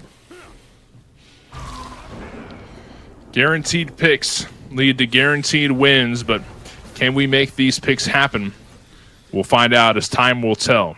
But an interesting hover stage as we're all kind of doing this interesting song and dance. Both teams look scared to commit. Both teams know with how much there is on the line that it's hard to make something happen right there as Hydro goes in on Donut Dug. Great ult from Moswall from middle lane. Looks to maybe find a kill on Hydro as Donut Dug's in the air, but he's going to hit the chariot and make his way towards middle lane where Tegveer's getting jumped in on. And there he goes. Donut Dug goes in on Tegveer. Wait a minute, but can we find some damage from there? Tegveer goes in with an ult of his own, and Donut Dug is dead. Wait a minute, we might be turning things around here for the Empire as Karmic jumps in, looking for some damage on the backline. Ratmilk dives forward as well, looking for a knockup with Typhoon, but couldn't quite find anything right there. Scream has so little health, and Globe's able to finally take him down. Karmic has 100 health to his name, and he hits the Jets, and he gets on out of there. The Empire cashed in on 2 kills, and maybe look for an objective. Doors in the back. Oh, John Rowan ulted in on top of Tegveer. Now he's dead. So my two bad boys turn it around. No way, dude. The bad boys might find something out of nothing. 2 bodies dead for the bad boys, and Tegveer's the only one down so far for the Empire, but Globe's retreated. Globe's out, and by himself up there is Ratmilk, but Ratmilk is getting put a lot of pressure on. That's Hydro, actually. Hydro taken down by Moswall. There's Ratmilk, who takes down Rowing for a shutdown, chasing after Moswall next, but the backflip damage from Moswall is too much to handle for Ratmilk. He's put down. 3 bodies dead for the Empire, and 3 for the bad boys, but Doug just came out of the base, and Doug might be looking for revenge. Let's see what the bad boys can cash in on now that they've walked away victorious from that fight. I love the way that Smite 2 bad boys still went in and played their lives, even though they had a couple of picks down on top of them. John Rowing, that ultimate taking down Tegveer, swung that fight in the bad boys' favor because it encourages Empire to look for a little bit more. Because initially they win that engagement, maybe they could look at something like a Pyro, but if people are still dying, if people are still fighting, you are forced to commit to that. And Smite 2 bad boys know that and continues forcing the game from Empire. Now we get to take a look at that Fire Giant. Globe's right around the corner, but is it going to be enough? 10,000 health and not a Sunder online for the steal from the Empire. It might be off a Stray Consigned Spirits. That might be the move. Life of the party's out trying to lock down the bad boys. They might not be looking to steal the fire. They might be looking 4K. to steal souls away from the bad boys, but Karmic's dead. Boswell's dead. 3,000 health on the Fire Giant. Tegveer is trying to kill, but is put down by Doug. Then it is Globe yet again by himself by the Fire Giant pit. Can he find the steal away? No, he cannot. Moswall secures that fire, looking to put an end to this game. Dagger in hand of Doug, and in he goes. Ratmilk picks apart the pieces left of the bad boys, and he's able to take down Moswall, but is dead just in the nick of time. And Globe might be next on the Butcher's block. Yes, he is. The sun lands from Rowing, and the bad boys march down the middle lane. I mean, John Roy just shows up right in the nick of time. The Anvil of Dawn and then the wall as well cuts off any escape potential from Globe and Rat Milk. And with all these death timers going on, Hydrogen backing just now. It's a tier 2 tower. It's a mid bird. There's a potential for something more, but Smite 2 Bad Boys ideally want to be able to take this bird and starve the map of any other additional farm. Just a really good Fire Giant play from the Smite 2 Bad Boys. Great stuff all around. This has been magnificent for the Bad Boys, as they've just been picking apart little pieces of the game here and there to give themselves, it might just be a 1 kill lead, but an 8K gold lead as far as money goes. They are looking great, healthy and wealthy as they make their way towards the Ancient Fury. 12,000 health. Karmic's here to show face, but doesn't have much steal potential with a Phantom Shell instead of a Sunder, but he's still here regardless, because here comes Rat Milk, here comes Hydro, looking to bring the fight to the Bad Boys, as the Ancient Fury still is getting taken down to 5,000 health. But can we take this down, though? Uproarious Rocket is out. Uproarious Rocket here, but the stun is not there. The steal, not possible. Aurora secures the Ancient Fury, and the Bad Boys now on the retreat after they cashed in on that objective. And what's even more important about Smite 2 Bad Boys taking that Gold Fury, yeah, Ancient Gold Fury, it's going to be on top of those tier 2s on the left and right side, but it denies another pip from the Empire, who still haven't been able to play around the objectives as we moved on later in the game. It looked really good at the start. They were able to find the first Gold Fury, but Smite 2 Bad Boys have just turned it on. They've hit their late game stride, which is what they have been playing for this whole time. We are looking at full builds at this stage, and Avatar's Parashu for Scream as well. As Apollo's in the air, Pyromancer's down. I think Smite 2 Bad Boys are trying to look for something here. Hydro very low on health. Stun lands from Mossball. Doug finds the kill. Hydro's dead, and that means that they might want to press forward here. Stun found. Karmic slowed down. Globe looking to try and peel for his friend. Another stun lands, and Karmic's in trouble. Loses a lot of health, and he's forced to hit the ult to try and get out of there. But Anvil of Dawn brings Thor into the air, looking to collapse on this right side. Tier 2 could be the move, as Roaming lands in the middle lane, and the rest of the Bad Boys push forward on the right side. Tier 2 tower dead, and looks like the bird might be next. The Empire defending with everything they've got left, but a lot of ults available for them to use. The Bad Boys still continuing to press forward, all 5 members. Let's see how they handle this. The bird's melting very quickly, and down it goes in the blink of an eye. 2 birds down for the Empire, but will the Bad Boys end here? I mean, they have the potential to do so, but that tier 2 is going to offer a lot of health for that Titan. You got 4 still alive for the Empire. So it's going to be the angle of clearing out tier 2s and clearing out this left side bird. They've got Fire Giant for another 40 seconds, and it's still a scary engage because, like you said, ult's still available for the Empire. Tier 2 tower is dead. 2 birds in the middle and the right side for the Empire dead as well. And the game that they once had control of, the game that the Empire once controlled, is now fallen out of their grasp, out of their hands, and into the palms of the Bad Boys as they run amongst the map and pick whatever they want to have, and they grab it with ease. Ancient Furies, Fire Giants, and Towers all dying so quickly to the Bad Boys, and the Empire have one final chance to try and defend this game, Yuzi. We're in the 4th quarter, and it looks like Empire might be going for a Hail Mary.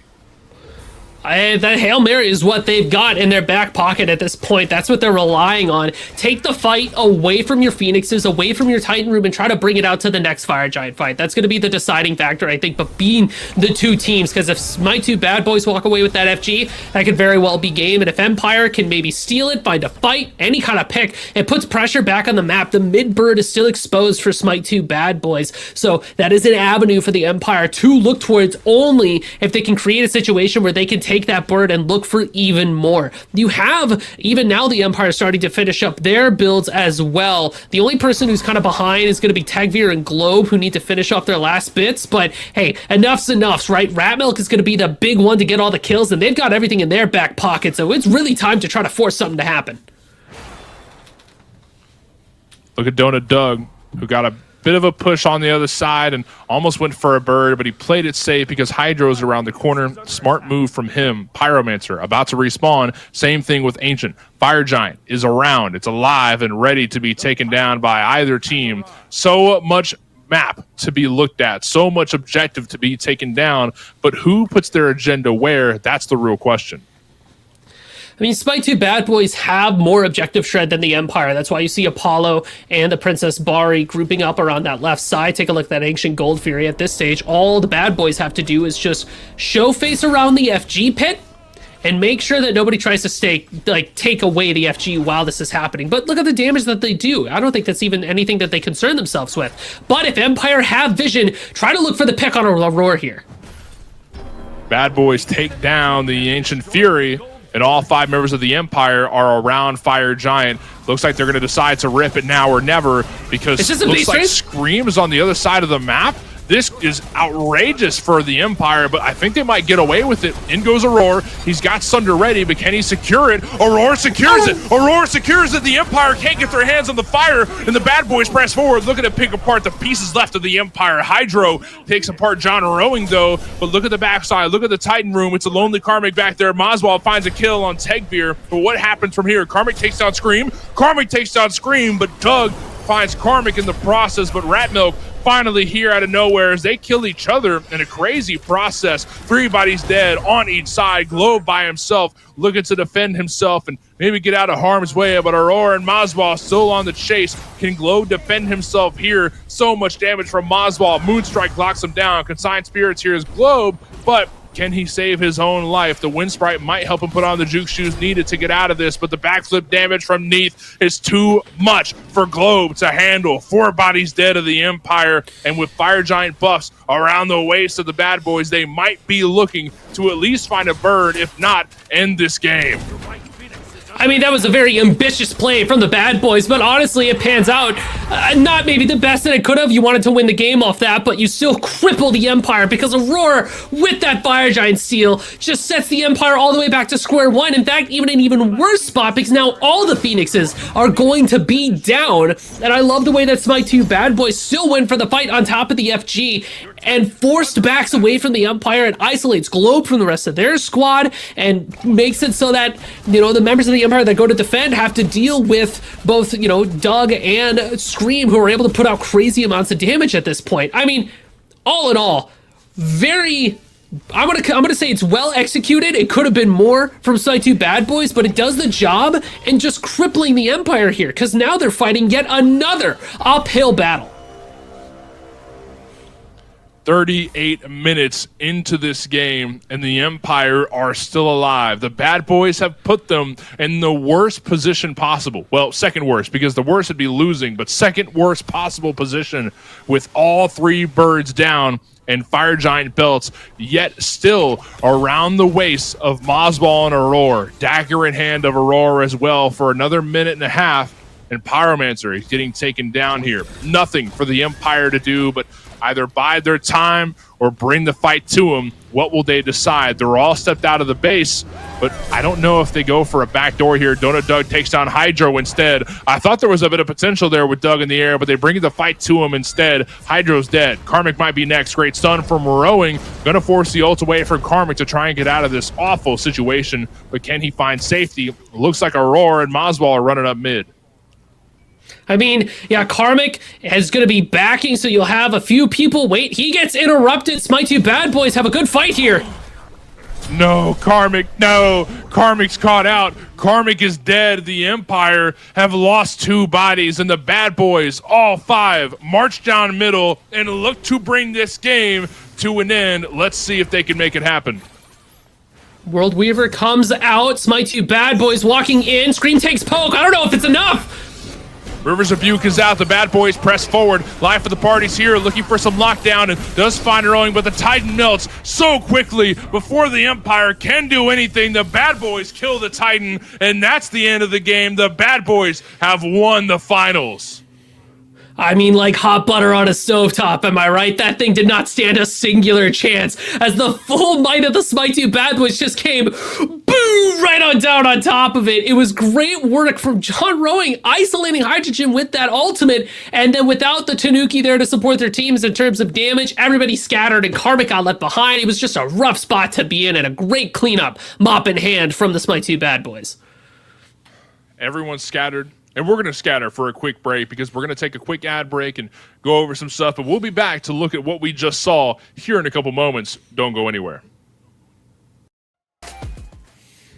Hello, everybody, and welcome back to Smite Prime. We are live on Smite Prime and Smite Game here in week 1 of the October circuit, which we had just wrapped up. And man, it was a blast. My name's Morty. I'm here. Musie's next to me as well. Why don't you show him off? There he is. Look at that handsome guy.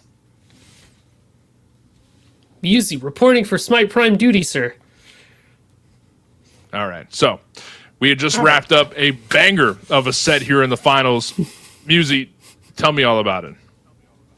I mean, it was kind of an emotional roller coaster that took a while to reach its conclusion. It starts out with the Empire having a huge show of force, making a lot of use of the fact that Smite 2 Bad Boys just didn't have any kind of CC immunity. Ratmilk's out there fragging his mind out, and Karmic is showing a lot of value with this Yorn pick, but as the game progressed, Smite 2 Bad Boys hit their late game stride and are able to just get to a point where John Roaring ults somebody, they die. Scream or Donut Doug attached to somebody, they die. Maz Wall is blowing up anybody with a health bar, and it was just too much for the Empire to deal with. They just never could find their way in.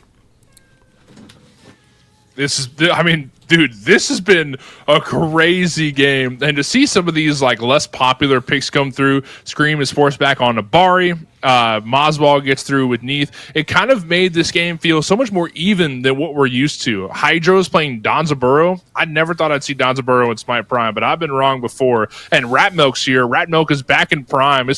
It's been a wild day, and to have this game to wrap it up with, it felt like a bit of icing on the cake. You feel me?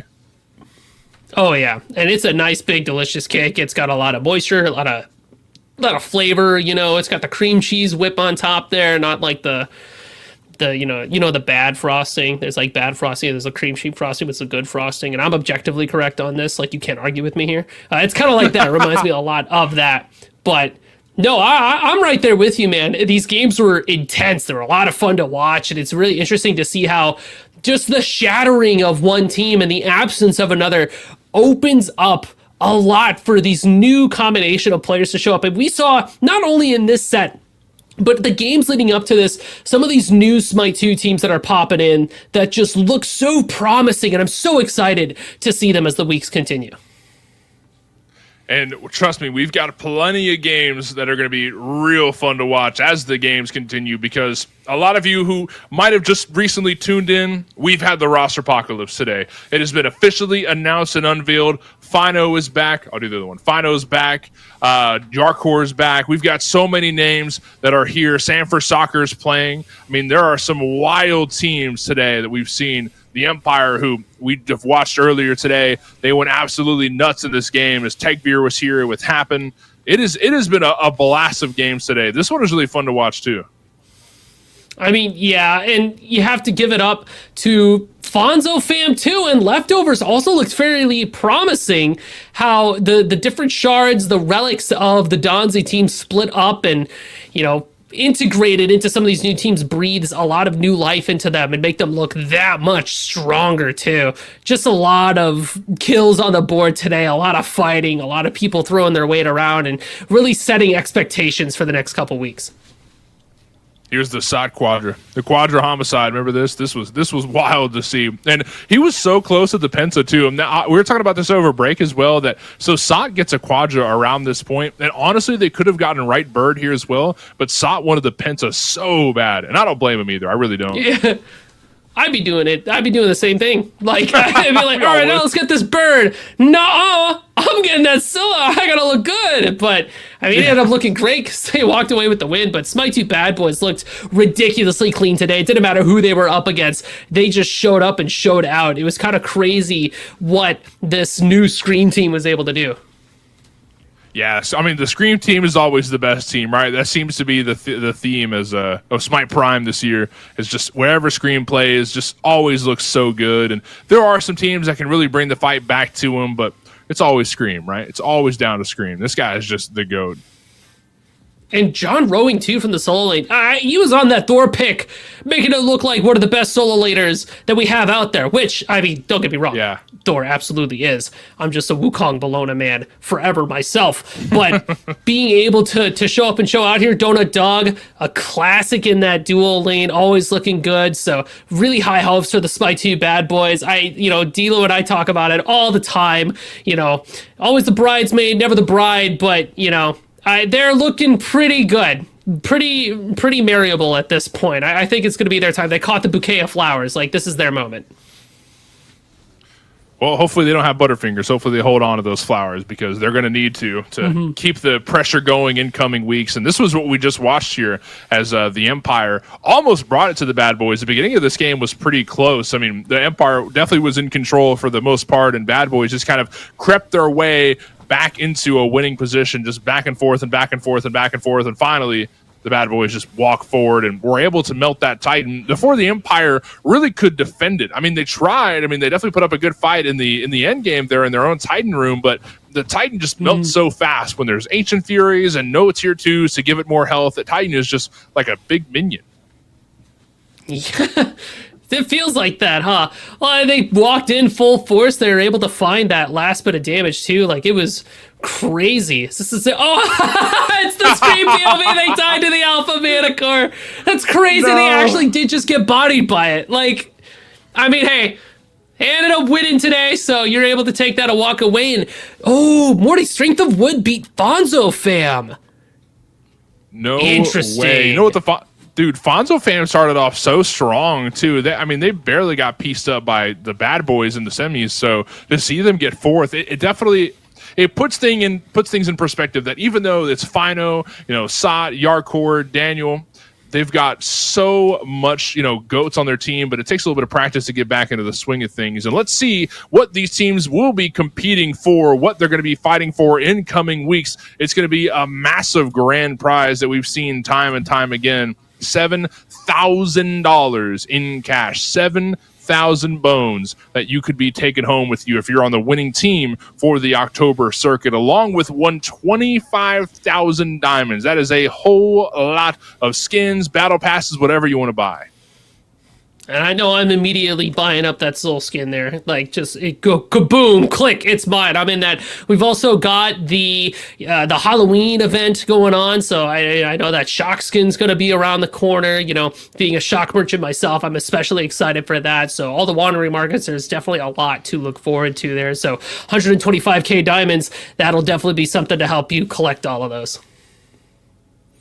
Well, that being said, folks, that is going to be our last bit of gaming for today. It has been a blast. Thank you, Musi, for joining me here in the booth. Thank you to Tess, Jithens, Rosie, and Billy for making things happen behind the scenes. So one more thing before we take off, though. Don't forget, people, it is Jithens' birthday today. He is the guy who runs Smite Prime, so don't forget to go into the chat and wish Jithens a happy birthday. Thank you, Jithens, for doing everything you've done for us. We hope you have a great birthday to end off your Saturday with. But we're going to be taking off for now so Jithens can celebrate his birthday activities. We'll see you next Saturday at noon Eastern right here on Smite Game or Smite Prime Twitch. Take it easy, gamers. Thanks, y'all.